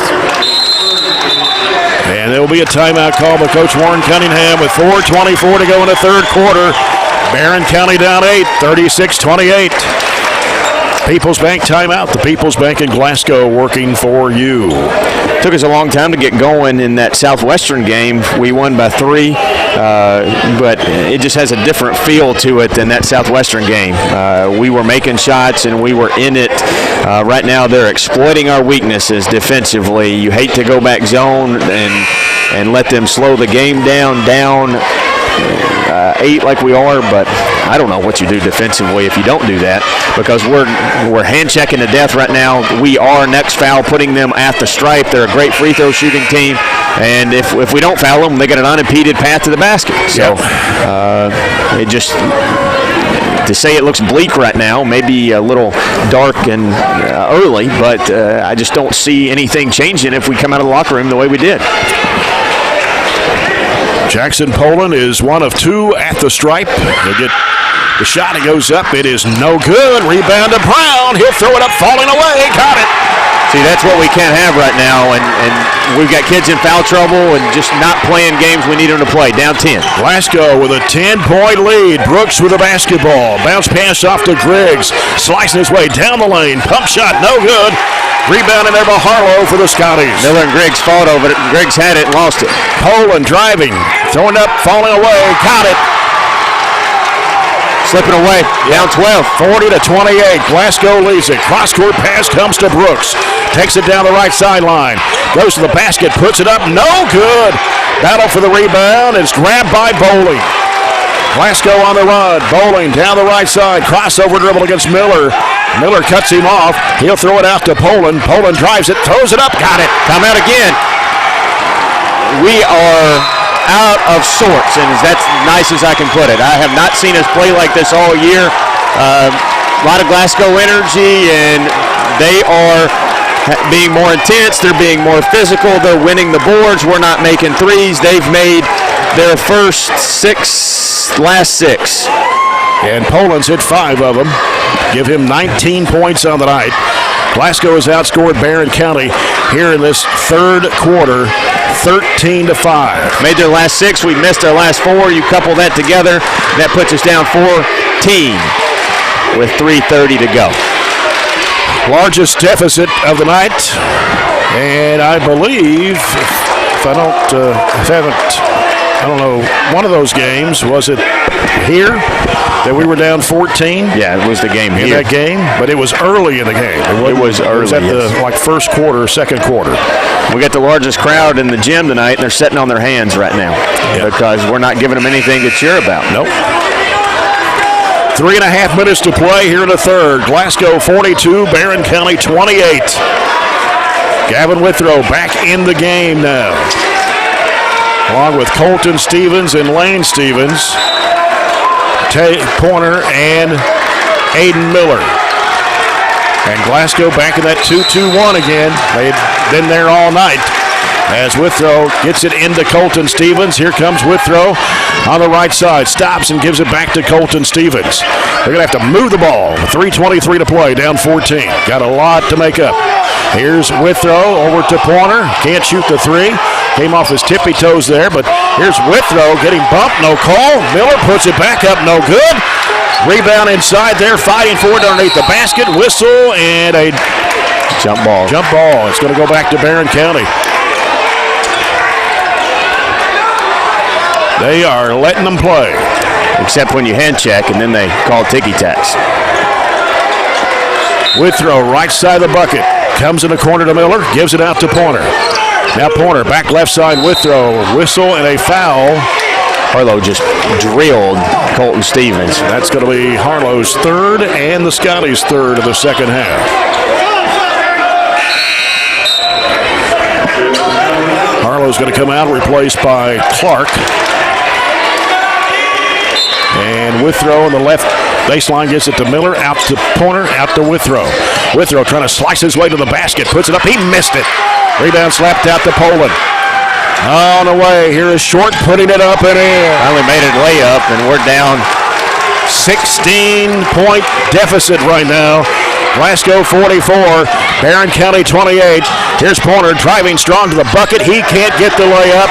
Rebound comes off to Glasgow. It's one and done for the Trojans. Shovel pass down to Bowling to the right corner. He'll feed it off to Clark. 2.5 left in the third. Barren down by 16 points. Ball gets away. It was slapped away. Miller taking it to the rack, puts it up. He missed the layup. He got his left arm taken off. It's tough enough as it is, but when we get fouled, it hurts. Poland for three. No good. Rebound to Withrow, a whistle, and a foul. It's his fourth, isn't it? Pushed off not Poland, he pushed off Clark. Yeah. 4 on Gavin Withrow. That's 7 on the Trojans, and Glasgow will be in the bonus the rest of the game. You roll with your best, but you can't afford to lose Gavin. 2 minutes left in the third period.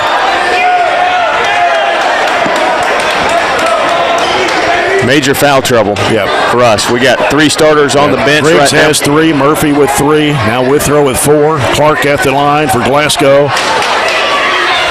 Shot goes up, it's good. We're on the verge of a total collapse right now. 45-28. Glasgow leads it with 2:08 to play. Third quarter. Second shot is also, it's coming off. Rebound to Lane Stevens. Trojans need to make up some baskets here quick. And it is Lane Stevens, whistle, and what do we got? A foul? On 10, that's Clark. His first, team's fourth. South Warren beats Warren East tonight, 61-50 in the 14th district. And it's Colton Stevens. Sends it off to the left corner, sliding over. Pointer with a jumper, no good. Ball slapped out by Miller. Saves it in bounds behind his back. Here's Pointer driving to the bucket, lays it up, and no good. Wow, there's a lid on the rim for the Trojans in the second half. Bowling, driving, throws it up. It's an offensive foul on Bowling. The shot will not count. That'll be 3 on Sam Bowling, 5 on the Scotties in the second half.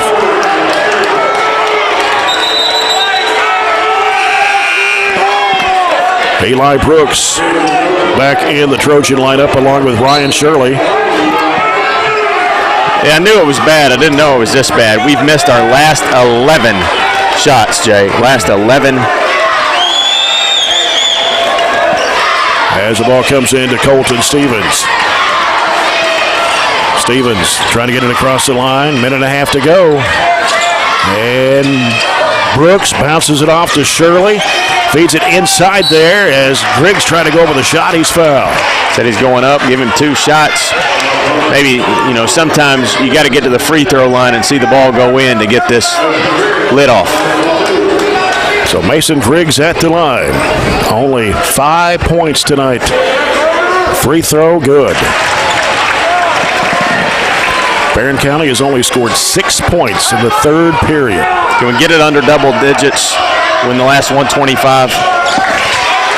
We'll see. It's 15. Yeah, 15. It's going to take a lot. I would feel a lot more comfortable if that's where we were. Yeah. Poland, bounce pass off to Myers. Myers looking at points. Griggs back to the line. Need every shot make you can get, and he got it. That's 8 from Mason Griggs. 45-31. One more for Mason Griggs. Puts this one in the air, got it. I'll have to go back and look, but our girls got down big to Warren East a couple years ago when we won region. I don't know if they got down as much as this, but, just a bucket at a time. You got to claw your way back. That ball almost got away. Poland throws it across over to Harlow. Harlow works it down, dumps it in there to Brown. Lost the handle, loose ball picked up. Harlow's got it right of the lane. Timeout by Glasgow. With 48.4 seconds to play here in the third, it's Glasgow 45, Barren County 32. We were all over it, weren't we? We just couldn't pick it up. We got a couple of chances at the loose ball. They get a timeout, and I think they'll have the ball underneath. So, been a tough quarter. I'll be interested to see what the final tally is percentage-wise, but it's not good. Glasgow's outscored Barren County 16-9 in the third period. And Mason Griggs has 6 of Barren County's 9 points. Only 2 field goals in the third period for the Trojans.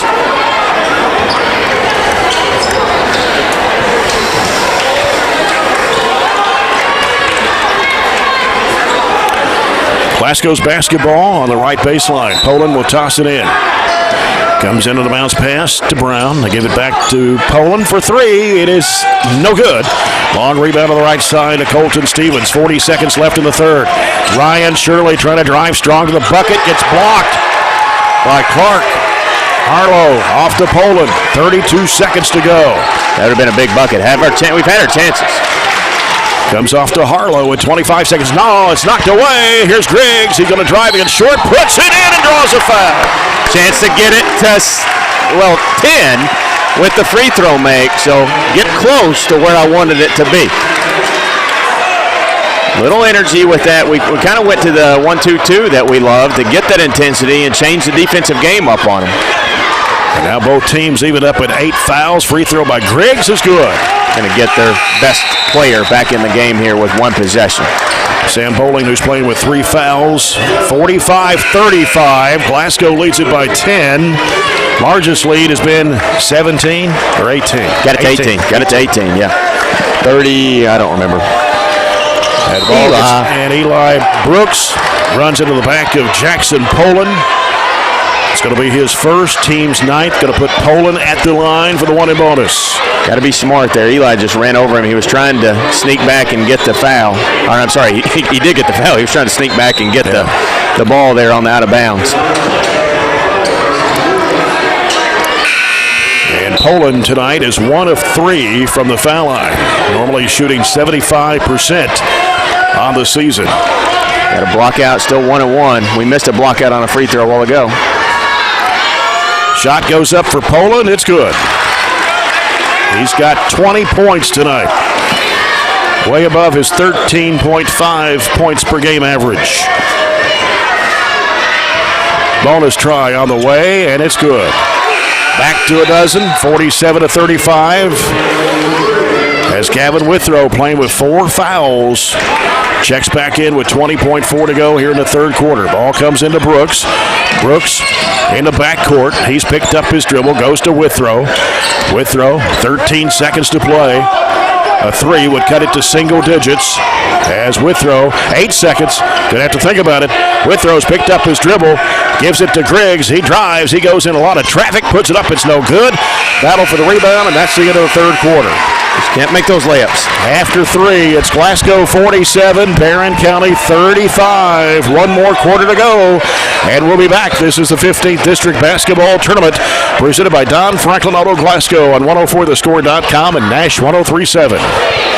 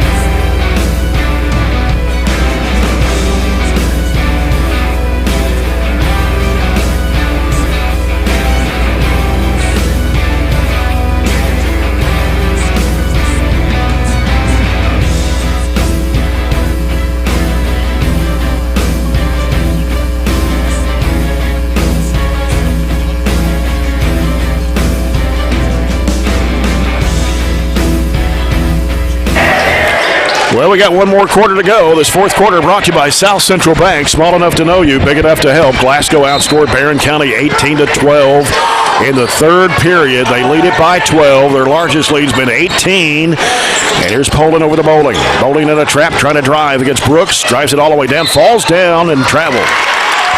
Good job of Eli. His length has, I think, really affected Bowling tonight when he's been in one-on-one situations. Glasgow's not going to get out of, and they shouldn't get out of this 2-2-1 that's affected us tonight. That's right. As Withrow gets it across over to Griggs. Griggs driving around the screen, turns and bounces back to Withrow, gives to Porter in the corner, can't shoot. Down low is Miller, tries to go up, he's fouled. Made a spin move against Clark, and the foul on Clark, his second. James Willett wanted a charging foul on Miller. So Aiden Miller at the line, a 54.5% shooter. 2 free throws here. First one is no good. We were just 3 of 18 that third period. 3 of 18. But we got to put that behind us. And we got to chip away, help to make free throws. Miller for the second of 2. It's on the way, and it bounces in. And it also helped to turn over Glasgow. They don't have many tonight. They just have 7, equal to us. 47-36. Glasgow pass deflected by Brooks, but caught by Poland. Poland's in a trap. Needs help. Jump pass to Harlow. Harlow on to Clark in the corner. Down to 7:20 to play. Barren down by 11. Here's Poland driving it all the way down. Flips up the shot. No good, but draws a foul from Miller. Got to learn how to take a charge.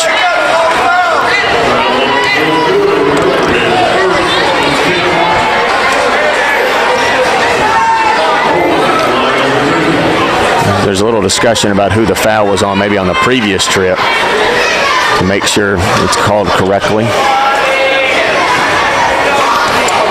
Well, they signaled 2-0, but it really should have been on Clark, I guess, instead of Poland. Yeah, I think that's what he's saying. It was put on the board 20, and it should have been on 1-0. So I think that's what they're changing. Yeah. Poland's not in foul trouble, though.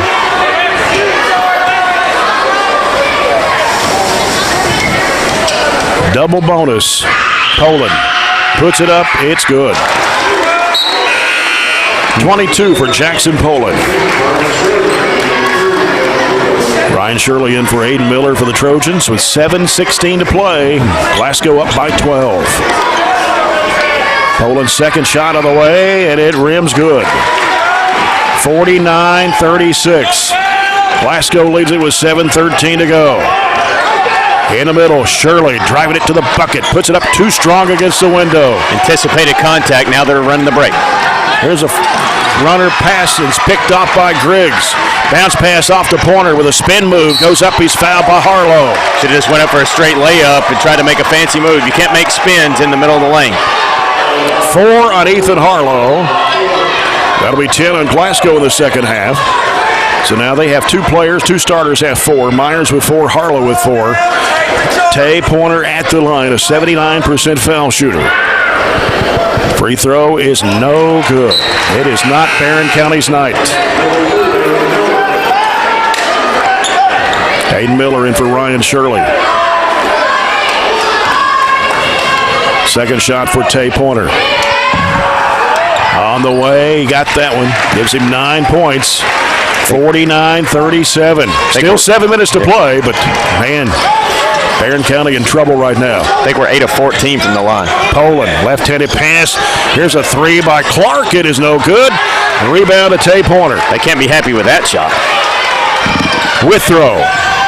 Right side. Floater shot. No good. Rebound to Harlow. It's time to jump to get the rebound. Up to Bowling. Bowling driving, going to the bucket. Puts it up and in. 10 points for Sam Bowling. Back up to 14. It's 51-37. 6:20 to play. Griggs, bounce pass off the right side. Miller back to Griggs. Griggs trying to circle around. Free throw line, up and under shot blocked. Taken by Clark. And all they got to do is collapse on us right now and face up to our shooters. And it's Poland with the basketball. Top of the key. Off to Harlow. Harlow giving it back out to Short. Over to Clark. 5:55 to play. Glasgow up by 14. Driving it. Spin move. Bowling. And he's going to be fouled by Brooks. His second. He's done the best job defensively of anybody out there tonight. 2 shots for Sam Bowling. He's 1 of 2. Scored 10 points in this basketball game. And the free throw is good.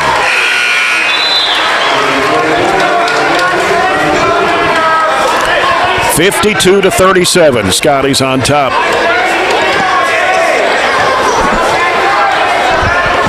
Bowling, second shot on the way, and it's coming off. Rebound to Eli Brooks. Made a bunch of threes. And it's Griggs. He'll fire the 3. Good. There's one of them. We'll start there. Warren timeout. Cuts it to 12 at 52-40 with 5:40 to go on that Peoples Bank 3-point shot. Griggs is only his 12th 3-pointer of the year. Yeah, he's a driver. And tonight they've taken away those drives, made it hard to go. Just really limits our offense when Mason's not getting those points and opening up things for everybody else in the paint.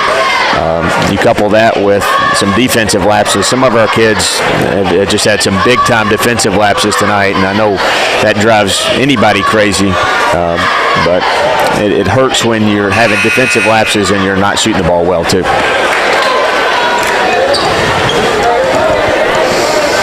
.540 to go. Down 12. Not out of the realm of possibility, but it's just short of Mount Everest right now, it seems like.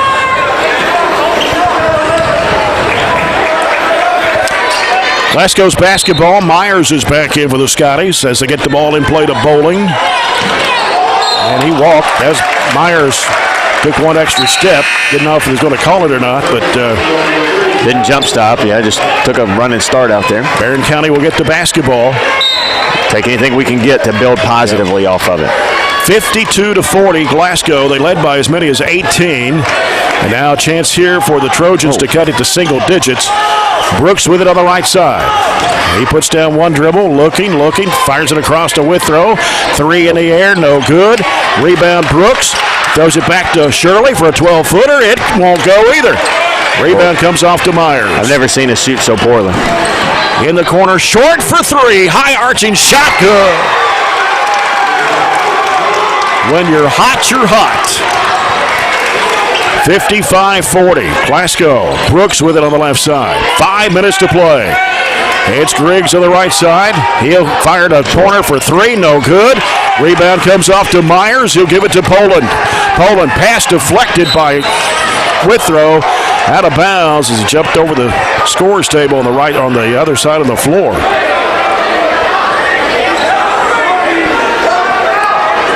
We're about out of gas, unfortunately. 55-40 Glasgow. They come in 9 and 14. Barren County 19-7. They've lost their last what? Lost 4. Their last 4. 8 out of last 10. Yeah. Here's Poland driving it, flipping it up and in. 57-40. 4:35 to go. Brooks with it, long range right, wants to drive with it. Out of the baseline, cut off by Myers. Has to float it back out to Withrow. Withrow back to Brooks, fakes, slides over, 3-point shot, no. Rebound to Harlow, had it knocked away, foul on the Trojans with 4:21 to play.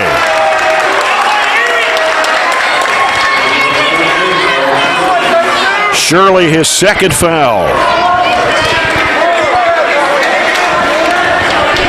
Trojans have been outplayed, outshot, out-hustled. And Harlow at the line for 2 shots.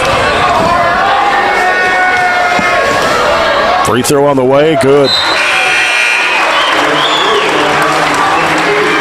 58-40. Didn't think it'd be a 18-point game. And he can make it the largest lead of the night for Glasgow, and he does. We haven't had any games like this year where we just laid an egg. Yeah. The worst time to lay an egg. You lay around. You don't lay around. We're all in school today, so you go to school, try to establish some type of normal routine, but you got a long time to think about it after school. Don't play to 7:45, and Glasgow came out hot and never looked back. Largest lead of the game for the Scotties at 19. Not much to say. One win short of 20 is not where you want to end your season, but that's where it looks like we're destined to do right now. If we can't, there's nothing that says in the previous 3.5 quarters that we're able to do that. There's no evidence that says we're able to turn that around just on a dime here. Jackson Poland has 25 points tonight to lead the Scotties in scoring. He has scored 16 in the second half. Mason Griggs, 15 tonight for the Trojans. 4:21 to play. Glasgow up by 19. Barren County came in as a 12-point favorite. Withrow, bounce pass, right side, it goes to Pointer. Back out to Withrow. Now to Pointer. Back to Withrow. Fires it up for 3. Got it. Going to have a few more of those. Peoples Bank 3. 4 minutes to go. Down 16. Need some turnovers. As Poland has it. Flips it back over to Bowling. Bowling slices his way to double team. Stole it away. Griggs has it. Bounce pass off to Withrow over the rim. No good. Rebound comes off to Poland. That's about 20 layups Trojans have missed tonight. But Glasgow will not miss. At some point, that's got to be called a goaltend. When they hit the backboard and the ball's up on the rim, that's got to be a goaltend. That rule's got to change. 61-43, ball kick trying to go to Griggs in the corner. 3:33 to play. And Withrow sends it out to Griggs. Griggs gets it back to Withrow. He'll fire up another 3-point shot. It's no good. Battle for the rebound underneath the Griggs. He puts it up, got it, and a foul. That'll be Harlow's 5th.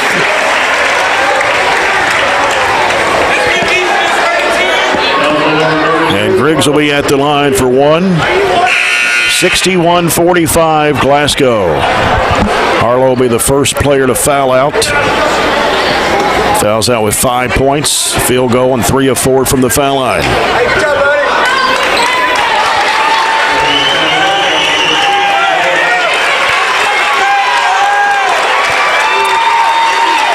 Can you make up 16 points in 3 minutes? Very rare it's been done. Free throw is good for Griggs. 61-46. For Barren County, got to try to turn it over. Here's a pass in the corner, short for 3, no good. Rebound, Myers back up short and taken by Griggs. He lost the handle, diving for it is Myers. Jump ball, possession arrow to the Trojans. In a little hurry, lost it, going down the middle of the floor.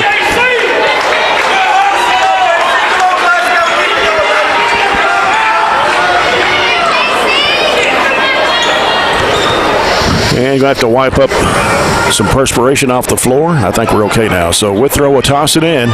3 minutes left, down 15 to the Scotties. Withrow in a trap, feeds it to Shirley. Across it goes to Pointer, out to Griggs for three. Banked it in straight away. Well, again, going to have some more. 61-49. 12-point lead. Largest has been 19. And here's Bowling. He lost the handle and rebound, or coming up with it is Withrow behind the back. Bounce pass off the Pointer. And he had it smacked out of his hands out of bounds by Clark with 2:41 to play.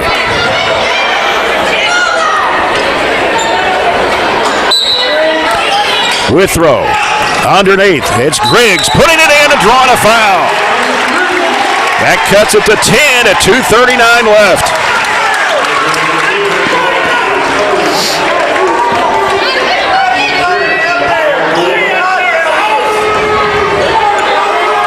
Foul was on Clark, his third. Griggs puts it up, and he missed it. Ball slapped under it, underneath loose ball on the floor.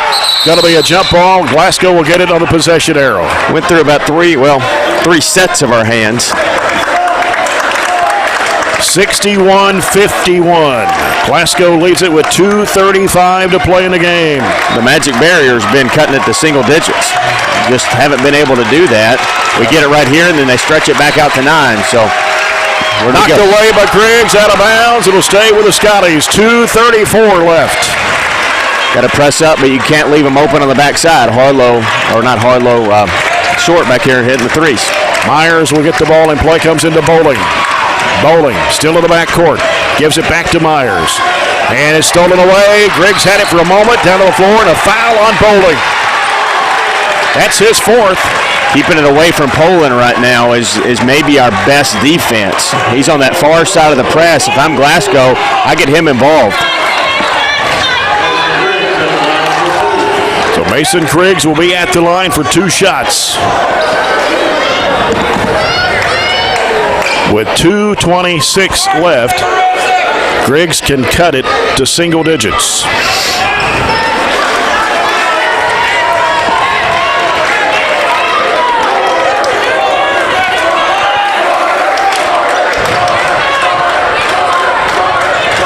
Griggs with the first of 2. On the way. No good. Got to knock through this brick wall of just getting into single digits before we can do anything else. No layups. Can't hit a free throw. Second shot of the way. Got that one. Cuts it to single digits at 61-52. 2:26 to play. Glasgow with a 9-point lead, led by 18. Poland having trouble in the backcourt. Timeout called by the Scotties with 2:19 left. Glasgow 61, Barren County 52. Well, our kids, they didn't hang their head. They definitely got down when the ball didn't go in tonight, but they are still playing. 2 minutes, 19 seconds, a long time. Glasgow finally got the ball in Poland's hands, but once he gave it up, they had trouble getting it anywhere else. Had to call that timeout to avoid another turnover. Barren County's on a 14-3 run right now with 2:19 to play. Still got to find a way to make up 9 more to have a chance. Well, I have seen teams come back from 9 down with 2 minutes to go. You're going to see it again tonight, hopefully. Yeah, yeah. If you're Barren County, you sure hope so, especially on their home court. Mason Griggs has had a big second half.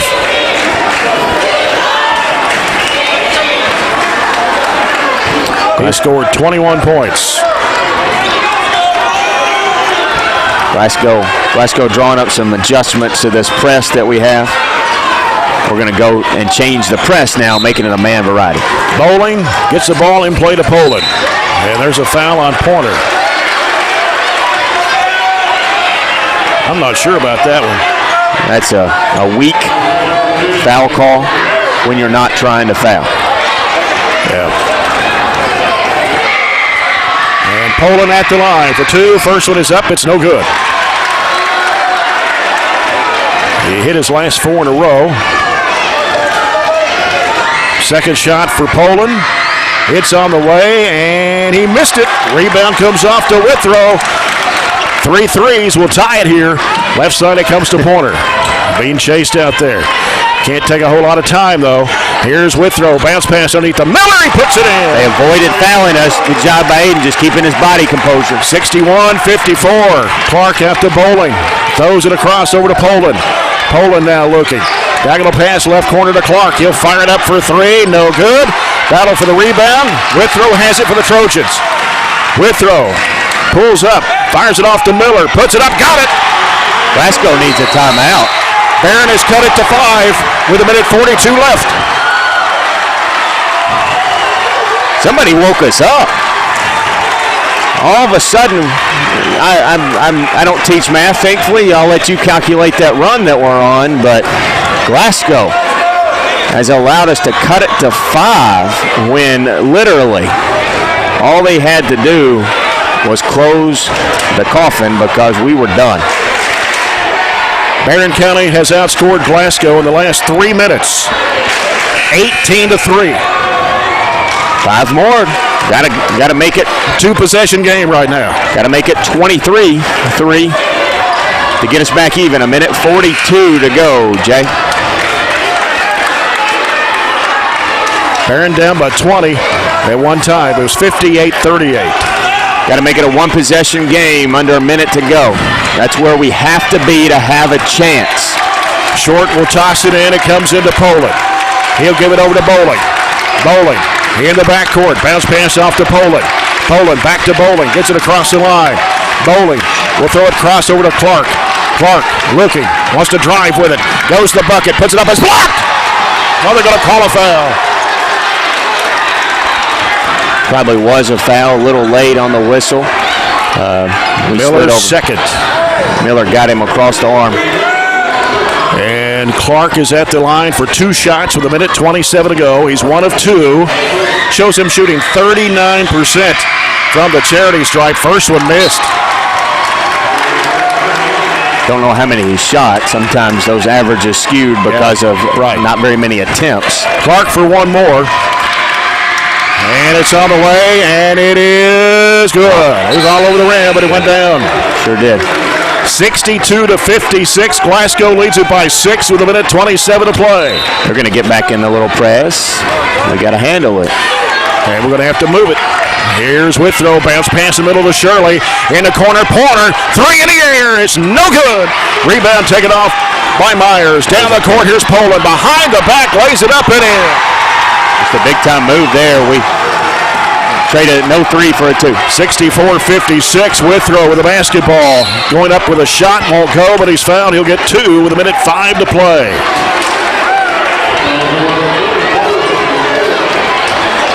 That'll be number 2 on Jackson Poland.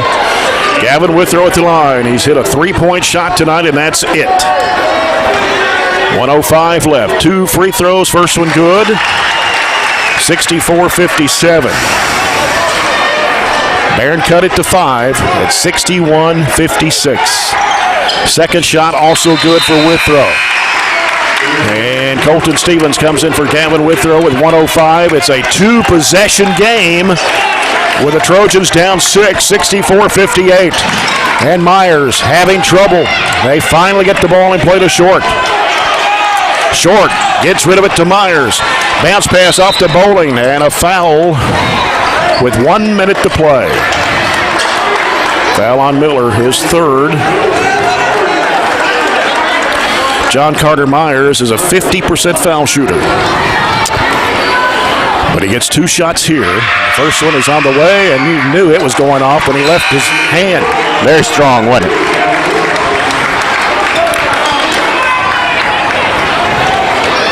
One more for Myers.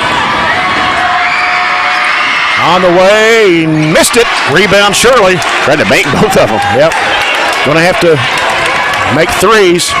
Here's Griggs. Hands off to Withrow. Back to Griggs for 3. It's Short. Underneath with the basketball is Myers, and he's fouled at 47.7. You got to get in there and rebound. Our guys are just standing behind Glasgow, hoping it falls in their hands. You got to do the pre-work to get the board. Shirley's 3rd personal foul. Would have made that 3, would have cut it to 3. Myers 0 for 2, just up there a moment ago. Shot goes up, and he missed it. He'll get one more.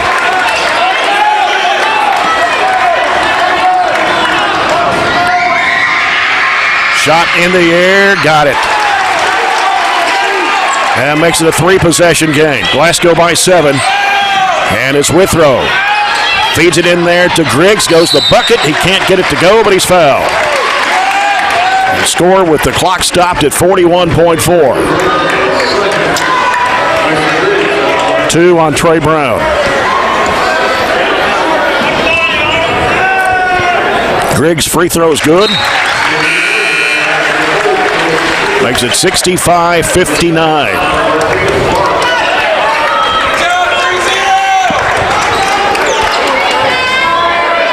Griggs back to the line. Shot goes up, and it's good. Turnover. Gotta have it. 65-60. Bowling in the backcourt in a trap. Gets rid of it to Myers. And a whistle. What we have? A foul in the backcourt. Foul Myers. And it'll be on Shirley. That's his 4th. Stops the clock with 37.6. And Myers now 1 of 4 at the line.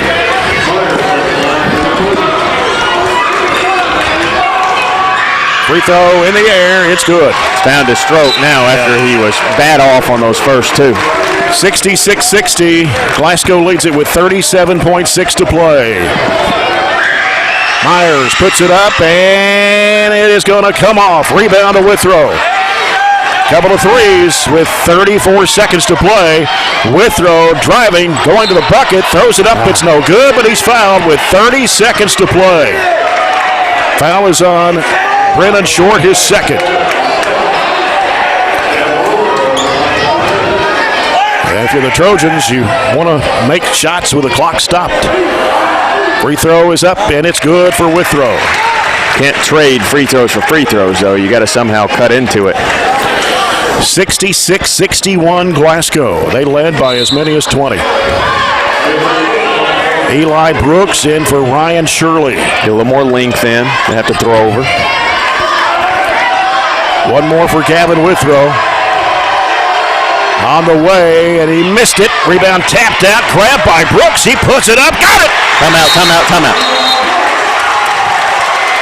Cuts it to 3 at 66-63. I like Eli's thought there. Just go get it. I had multiple conversations with Eli. Just play. And he did there. He just went and played, had a nose for the basketball, and threw it back in. Hey, Jay. We got a 1-possession game, 26 and a half to go. You know, that's where we needed a 1-possession game. Yep. Hey, I'm okay with overtime. I don't know about you. I mean, well, we've been in overtimes before. We had a triple overtime here against Warren Central. We had an overtime district game against them a couple of years ago. Didn't go in our favor, but right now, you know, that might be our best case scenario. Get it into overtime. Beat Central Hardin here by 1 in overtime. Beat Warren Central by 4 in triple overtime. Beat Russell County on the road in overtime. Wow. Both teams have 1 timeout. We have the arrow. Both teams double bonus. It's Glasgow's ball, full length of the court. We can't let them throw it over top of us and get something easy. Barren County's outscored Glasgow in the final 4 minutes, 25-8. 66-63 Scotties. 26 and a half seconds to play. And Bowling will put it in play. Bowling gets it in play. And that's going to be a jump ball. And guess who has the arrow? Barren County has the possession with 25 seconds to play. I couldn't see in the left corner. It was Clark that had the ball, and who reached in? Was it Mason Griggs? Yeah. I couldn't tell. Everybody's standing up. Don't have to have a 3. Don't have to have a 3. You take your best shot. Just get a good shot here. 3 goes in. Great. Mason Griggs will toss it in left of the bucket for the Trojans. Gets it into Brooks. Out to Porter. He can't shoot. 22 seconds left. Back to Withrow. 3 in the air. No good. Rebound. Brooks back up. He's fouled with 16 seconds to play. Good job again, Eli, just going, using that 6'6", little bitty frame and going up and getting it. That'll be 3 on Trey Brown. Eli Brooks at the line. Hasn't been there a whole lot, but he's made 84% of them. 2 shots. First one on the way. Good. Come on, bud. Knock another one down. 66-64. Glasgow by 2. 16 seconds left. Brooks back to the line. Can cut it to 1. And it's on the way. And he got it. All right. Defend. 66-65. Here's Bowling in the backcourt. Stops, looks. He's in trouble. Stolen away. Griggs puts it up. Got it. And one. And one from the far side. Who takes the lead with 8.8 to go? Wow. Holy cow. We see the top of Mount Everest. We just have to ascend. Keep your composure. Step to the line, Mason, and make one, and then we've got to defend. We're going to get a timeout here. They've got one. We just got to make a shot. 8.8. Barren up 67-66. Griggs at the line for 1 shot. It's on the way, and he missed it. Rebound, Miller, go! Timeout, Ward.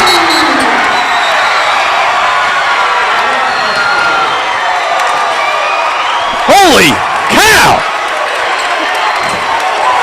69-66, Barren County. 7 seconds to go in the ball game. It's an over. It isn't over. They got some great three-point shooters. Bowling is a heck of a player. He shoots almost 50% from 3. Poland, they've gone away from Poland, but Poland's had an MVP-type game tonight. He can knock down threes. Obviously, Short's the deadly one. He does shoot about right at 50%. Got a couple tonight, and he has over 40 for the year. So it's hard to believe. You look at that scoreboard, Trojans up 3. Have to defend without fouling. If it goes overtime, I think everybody in this gym's like, yeah, wouldn't have believed that. Barren County's outscored Glasgow 31-8 in the last 4 minutes. It's a lot. 31 points in the last 4 minutes is an unbelievable tally. Defend, defend, defend. 7 seconds to play. They have brought a new player in the ball game, Clay Pippin. Yep, 23. 6'4", 185 sophomore. 7 seconds left. Glasgow will have to bring the length of the court. Comes into Poland. Poland's going to have to come in a hurry. Poland fires it off in the court. He threw it away! He threw it away! Wow. Wow, wow. Got to get the ball in. Got to be strong with it. You know they're going to come at you hard, foul. We need another guard up there to help. Ball comes into Griggs. 1 second to play. And a foul on Glasgow in the backcourt. 1.2. The Trojans are going to win it. This may be the most unbelievable comeback that I've ever seen. In the last 4 minutes, we were dead to rights. And our kids did not give up. We got to finish it out, Jay. Finish it out here. Griggs at the line. Make it a no-doubter. 2 shots for Mason Griggs. First one on the way. Rim's good. Don't touch anybody. Don't foul. Just get out of the way, Jay. 70-66. Barren County. Griggs got it. That'll do it. Trojans win it. 71-66. Let's go. Wow. Let's go. Wow. Oh, wow. That is the most impressive win that I may have ever seen from our kids. And moving on to regional tournament next week and a district final on Wednesday night from the most improbable fashion. Glasgow just, to be honest with you, collapsed down the stretch. And our kids made more plays. We made shots after we hadn't done that all night. And I said overtime. I'd be happy with that. We end up winning by 5. Wow. Barren County 71, Glasgow 66.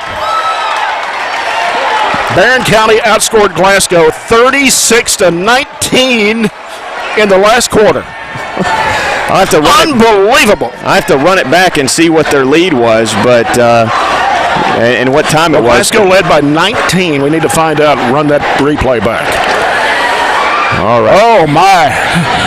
It went right here. 4:21 to go. Glasgow led 59-40 in the fourth quarter. 59-40. With how much time left? They called timeout with about four. Actually, we called timeout with about 4:21 left in the game. We're down 19. We outscored them by 25 the rest of the way. No, 26. That right? is the biggest comeback in all my years of broadcasting ball games. That's not a bad way to celebrate 25, is it? Whew. Looks like we'll be watching from the couch, 4th Region Tournament, and we turned that around, and just great effort. Oh, my. A little bit of everybody, too. We'll talk about it down the stretch. Yeah. Got the CPC Commodities post-game report coming up as Barren County comes from 19 down with 4 minutes to play to defeat Glasgow 71-66. Glasgow's season comes to an end at 9-15, and the Trojans go to 20-7. Post-game report coming up next. 15th District Basketball Tournament presented by Don Franklin Auto Glasgow on 104thescore.com and Nash 103.7.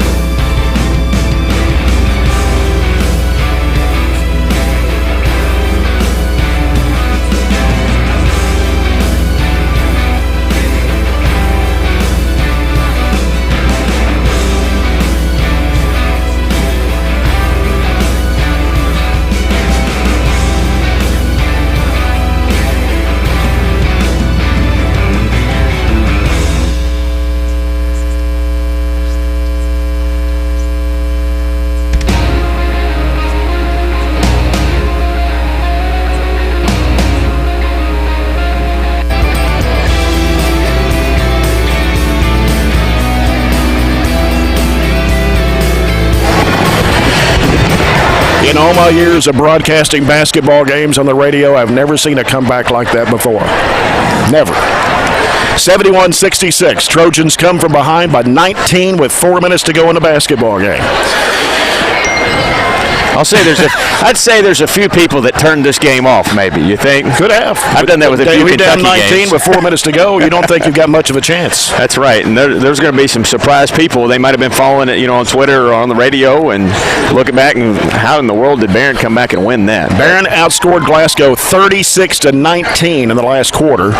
Only scored 35 through the first three. Yeah. Scored more points in the last quarter than did the first three. Well, we were unbelievable, shooting dismally. I mean, you think about the third quarter. We come into the third quarter shooting 3 of 18, and then to turn it around with that effort, you just didn't expect that to happen. But we'll take it, and it's a complete team effort. I know you'll go over the scoring and talk about it, but Gavin in foul trouble all game. Colton came in there and gave us some great minutes. He was doing offensive, defensive. Eli Brooks got some huge rebounds there at the end of the game. Some putbacks. They're going to go to the media room first. Yeah. And but we'll stay on until Coach Cunningham gets out here. Yeah. But they'll go to the media room first. And wow, what a game! Yeah, I'm impressed, almost speechless. You don't find Jay speechless very much, but I think you are tonight almost. I mean, I ask you. At 4 minutes to go, can a team come back from 19 down? We don't see that hardly ever with 4 minutes to go. Well, I made the analogy. I'm not very good at being creative, but I made the analogy. We're sitting at the base of Mount Everest, and that's what we got staring in front of us. That's what you said. Mount Everest has been climbed. It's not been climbed very many times, but that's kind of what we had to do tonight, and our kids don't back down from a challenge. There's some kids that made mistakes tonight. There's some kids that made some big-time defensive mistakes. I'm as critical of anybody of those mistakes, but when they do things the right way and when they make plays, I'll praise them too. And what happened was they didn't hang their head in those moments. They didn't get down on themselves. They didn't pout about it. They just came right back and made plays. Eli made those plays. Hayden Miller had a big bucket there at the end of the game to kind of put it out of reach, and credit Warren too. He stuck with his guys. He stuck with his troops and said, I'll live with you making mistakes. I'll live with you, if we lose what we lose, but when we come back and win like this, you're my guys and I like my team. Well, we still got to get all this calculated here. Wow, I'm just in shock. 71-66 Trojans over the Scotties.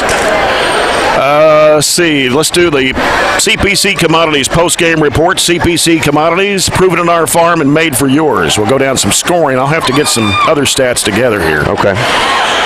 Jackson Poland had 27 to lead the Scotties in scoring. He had 18 in the second half, if I've got that correct. Yeah, I believe that's right.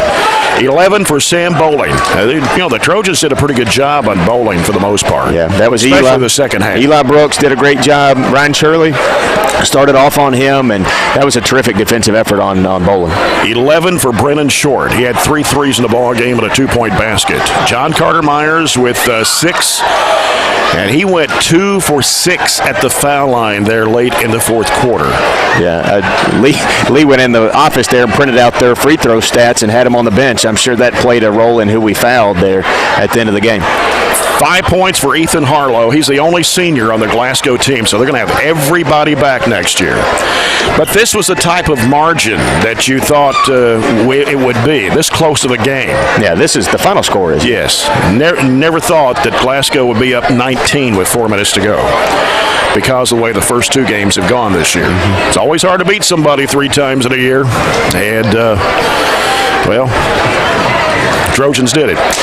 Ethan Harlow with 5. He had a basket, 3 of 4 from the foul line. Trey Brown had a couple of baskets for 4. Javon Clark, 2 of 4 from the stripe for his 2 points tonight. And I need to count these free throws because that was the difference. If you count, Bowling was 2 of 4. Poland hit 4 of 7 in the second half, so he was 5 of 9 for the game. Cameron's got Glasgow at 14 of 28. 14 of 28? Yeah. That's 50%. Right. A team that shoots 70% on the season. And got us 19 of 29 for the game. So, we actually were the ones, I think we only made like 1 of 5 or something at one time. And we were what? What'd you say? We were 19 of 29. So we make 2/3 of ours, they make a half. That's the difference in the game and the reason we're able to come back. 19 made for Barren, 14 made for Glasgow. Right. We both shot the same amount, so we just shot one more pretty much. So 19 of 29 for the Trojans from the foul line. And I'm still working on the individual scoring. Aiden Miller had 11, okay? I think he was the only Trojan in double figures, if I've got this correct. 7 in the second half, actually fourth quarter. You take Eli Brooks with 4 points in that fourth quarter. He finishes with 9 points on the night. 11 for Miller, 9 for Brooks, and he had a couple of big putback and the 2 free throws there late in the game. 9 points for Tay Pointer. A couple of threes, a 2, and 1 of 2 from the foul line. Gavin Withrow hit some big free throws there late in the game. 3 of 4. He had a 3-point basket in the fourth quarter, finishing with 6 points. Ryan Shirley had 6, all in the first half. Now, the difference, I've got Griggs with 31, but we'll have to do some more math on that. We'll see what. 15, 21, 32, 41. Well, how about 30? 30 makes it Does that even. sound right? Yeah, he had a whale of a half. He had 27 points in the second half. 3 at halftime? He had 3 at halftime. He scored 9 in the third quarter. So he had 12 going into the fourth quarter. So he either maybe had 18 points in the last quarter. He would have had half the points for Barren County in that last quarter. Makes sense. How many turnovers did he have out here that led directly to buckets? I mean, he was really at the top of that key on that press and forced him into a ton of mistakes. So from the time the Trojans were down 59-40, in 4 minutes, Barren scores 31 points in 4 minutes to Glasgow 7. 31-7 run in the last 4 minutes. Think about that for a minute. You don't score 31 points in a quarter, much less half of a quarter. Well, we only scored 23 the first half. Yeah. They scored 29. So if we could check with Mr. Weaver to see what he has in the book for Mason Griggs, that's what we want to put down here. And still waiting for Coach Cunningham to make his way out. What do we got in the book? Yeah, he's got Mason with 30. 30, And okay. Aiden only other double figures at 11. Yeah, that's right. And he's got us free throws. He's got us 19 of 29. So 19 of 29. That's 66%, and he's got them 14 out of 28. Okay. So that's correct. So we were right on there. Okay. Right. 71-66. Trojans over the Scotties. Down 19 with 4 minutes to go. And this is our CPC Commodities post-game report. Is Coach Cunningham going to make his way out or not? Yeah, he will in just a second. Sure, we want to talk to him. So we will take another break. Todd, you're back at the station on the controls. Let's take a break and we'll come back and hopefully we'll have Coach Cunningham. As Barren County comes from 19 down with 4 minutes to play to defeat Glasgow tonight 71-66 to move on to the championship on Wednesday night to face Allen County-Scottsville at 6 o'clock.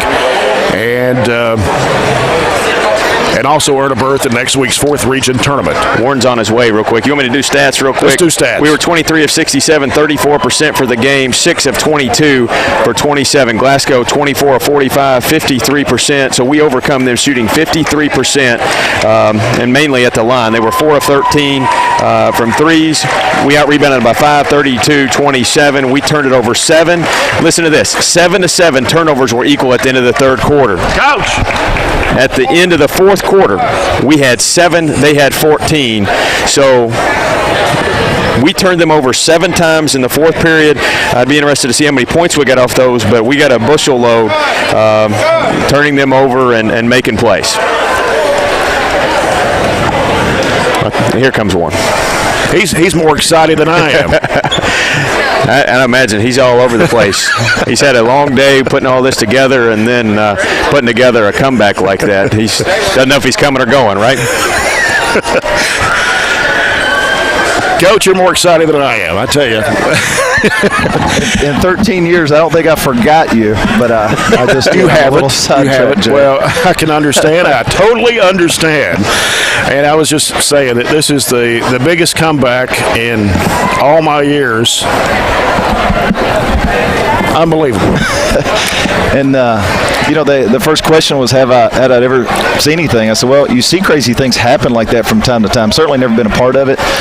And, I'll be honest. I told the guys, to be honest, I was kind of teetering on the edge that maybe it just wasn't going to happen for us tonight, We missed so many easy baskets. Mm-hmm. We gave them they earned so many easy baskets. And it just seemed like when we'd make a little run, cut it to 10 or 12, and we really needed a shot, and we couldn't make it. And then they would go down and make one. And it was just like, well, it's just maybe it's just not gonna happen for us. But you got to give our guys all the credit. They just never quit playing. Yeah. And it's a great example to our young guys that were sitting over here on the bench and everybody that, man, you just sometimes those things, crazy things happen, but they won't happen if you stop playing, if you stop fighting. Our guys during timeouts, during huddles, nobody lost faith. Everybody kept saying, Gavin was over here in foul trouble, and he's right here on the corner cheering his teammates on, and that's what senior leaders do. But our guys, man, they just kept fighting, and I've never seen anything like that. No, and a lot of teams would just fold when you're down 19 with 4 minutes to go. They did. I mean, they would, and because it was just, what are your chances of coming back at that point? Everything has to go right for you, and it did. We got some steals, we made some shots, we got offensive rebounds, and it seemed like it went from being down 4 or 5 to us being up 3, and I turned around and said, what happened? How did that? I don't know how that happened. Other than our guys just made some plays and we made a run at the right time, and I'm thankful. I told him, I said, I'm thankful just to get to watch it, much less to be your coach, but I'm just thankful that I got to witness something like that. Have you ever scored 31 points in 4 minutes? No, I think I can. I think I can answer that pretty comfortably. No, and I remember David Bird scoring, I think, 19 in about 2:20 one time, but I don't think we've ever scored anything like that. Yeah. But it was a total team effort tonight. It was, and we got contributions. Colton Stevens didn't score, but I thought his minutes were huge when Gavin was in foul trouble, because it allowed us for him to be the point and Mason to play off the ball. And I thought that was big for us. Aiden really struggled, but man, he made some huge plays at the end of the game. Eli was pretty good, made some huge plays at the end of the game. Right. And Mason, I don't know how he had 30 points there, because he missed 20 points worth of layups, I think, right around the basket. Yeah. And just made some huge plays there to the rim. Eli's offensive rebound that he just went and got there on the bucket. Aiden Miller's offensive rebound on the free throw that put us up 3, I guess, there. So it just it happened at the right time, and give our guys all the credit. They just never stopped fighting for 1 second. Mason Griggs hit 2 threes there late in the fourth quarter, and he doesn't shoot the 3 quite much. No, but if you remember, he's made some big ones throughout the year. Late in the games against these guys earlier. Hit 11. He's made big ones all year, and when it gets to that point in the game, I'm perfectly fine with him shooting that shot if he's open, because I have a lot of confidence in him and a lot of faith in him that he's going to make those. He's got a little toughness about him, and that pays off. And you mentioned Aiden Miller and Eli Brooks. They combined for 20 points. Yeah, that's huge. I didn't realize they had that many, but they've been playing well, and we've needed them. Their length and their ability to score has really helped this team.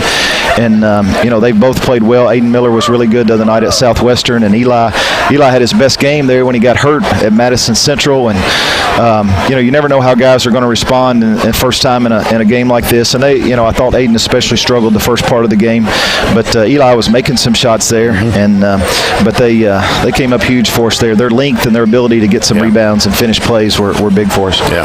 Well, Coach, you're 20-7. You go into the championship game on Wednesday night, 6 o'clock, facing the Patriots, and for the 3rd time this year. And you split during the regular season. They won by 6. We had a 9-point lead at halftime down there, and then here we beat them by 3. So it's going to be another challenge. But hey, after tonight, anything can happen. Yeah, that's exactly right. And they've got an outstanding team. Got a great player in Mason Shirley that does so many good things for their team, and he's a great shooter, great scorer, great passer. And I think Jax Cooper's probably playing the best of his career here at the end of the season. He's playing really well. And Michael Smith is a load inside. So they've got some other guys, Trace and Ford. Those guys can complement those other guys, the main guys that they have as far as being able to score it. And 2 teams that know each other well. They know the stuff that we do. We know the stuff that they do pretty well. And it should be a really good game, hopefully. And hopefully we can get after them a little bit. But it's a good rivalry. It has been for years and years. And we played them in the championship game last year, and they're going to want they're a bunch of seniors. They want to go out with the win. So want our guys to enjoy this tonight, get some rest, and let's get back to work tomorrow afternoon. Going to have to nickname you the Cardiac Kids. Yeah, that's not. I guess it's all fun, but it's not for the head coach sometimes. Oh my! So yeah, absolutely. Hey, what about this crowd, Jay? I loved probably listening on the way home. Loved it. Mr. Matthews sent me a text, and I thought of this during the game, late in the game, and he said the crowd's going to be the difference tonight. tonight. They're going to pull us through. And I thought it was huge there. You know, even when we were down 15, everybody standing and clapping and just kind of giving our guys a lot of energy, and that was a big difference, and we're going to need that on Wednesday night too. Yeah. Coach, congratulations to you. Thanks, Jay. We'll see you tomorrow. Coach Warren Cunningham, the Trojans, coming from 19 down with 4 minutes left in the game to defeat the Glasgow Scotties 71-66. As we take a look at the scoring again, Mason Griggs had 30 tonight. He scored 27 in the second half, and 11 for Aiden Miller, 9 for Eli Brooks, also 9 for Tay Pointer, 6 for Gavin Withrow and Ryan Shirley. We're going to come back and wrap it up after this break. This is the 15th District Basketball Tournament presented by Don Franklin Glasgow on 104thescore.com and Nash 103.7.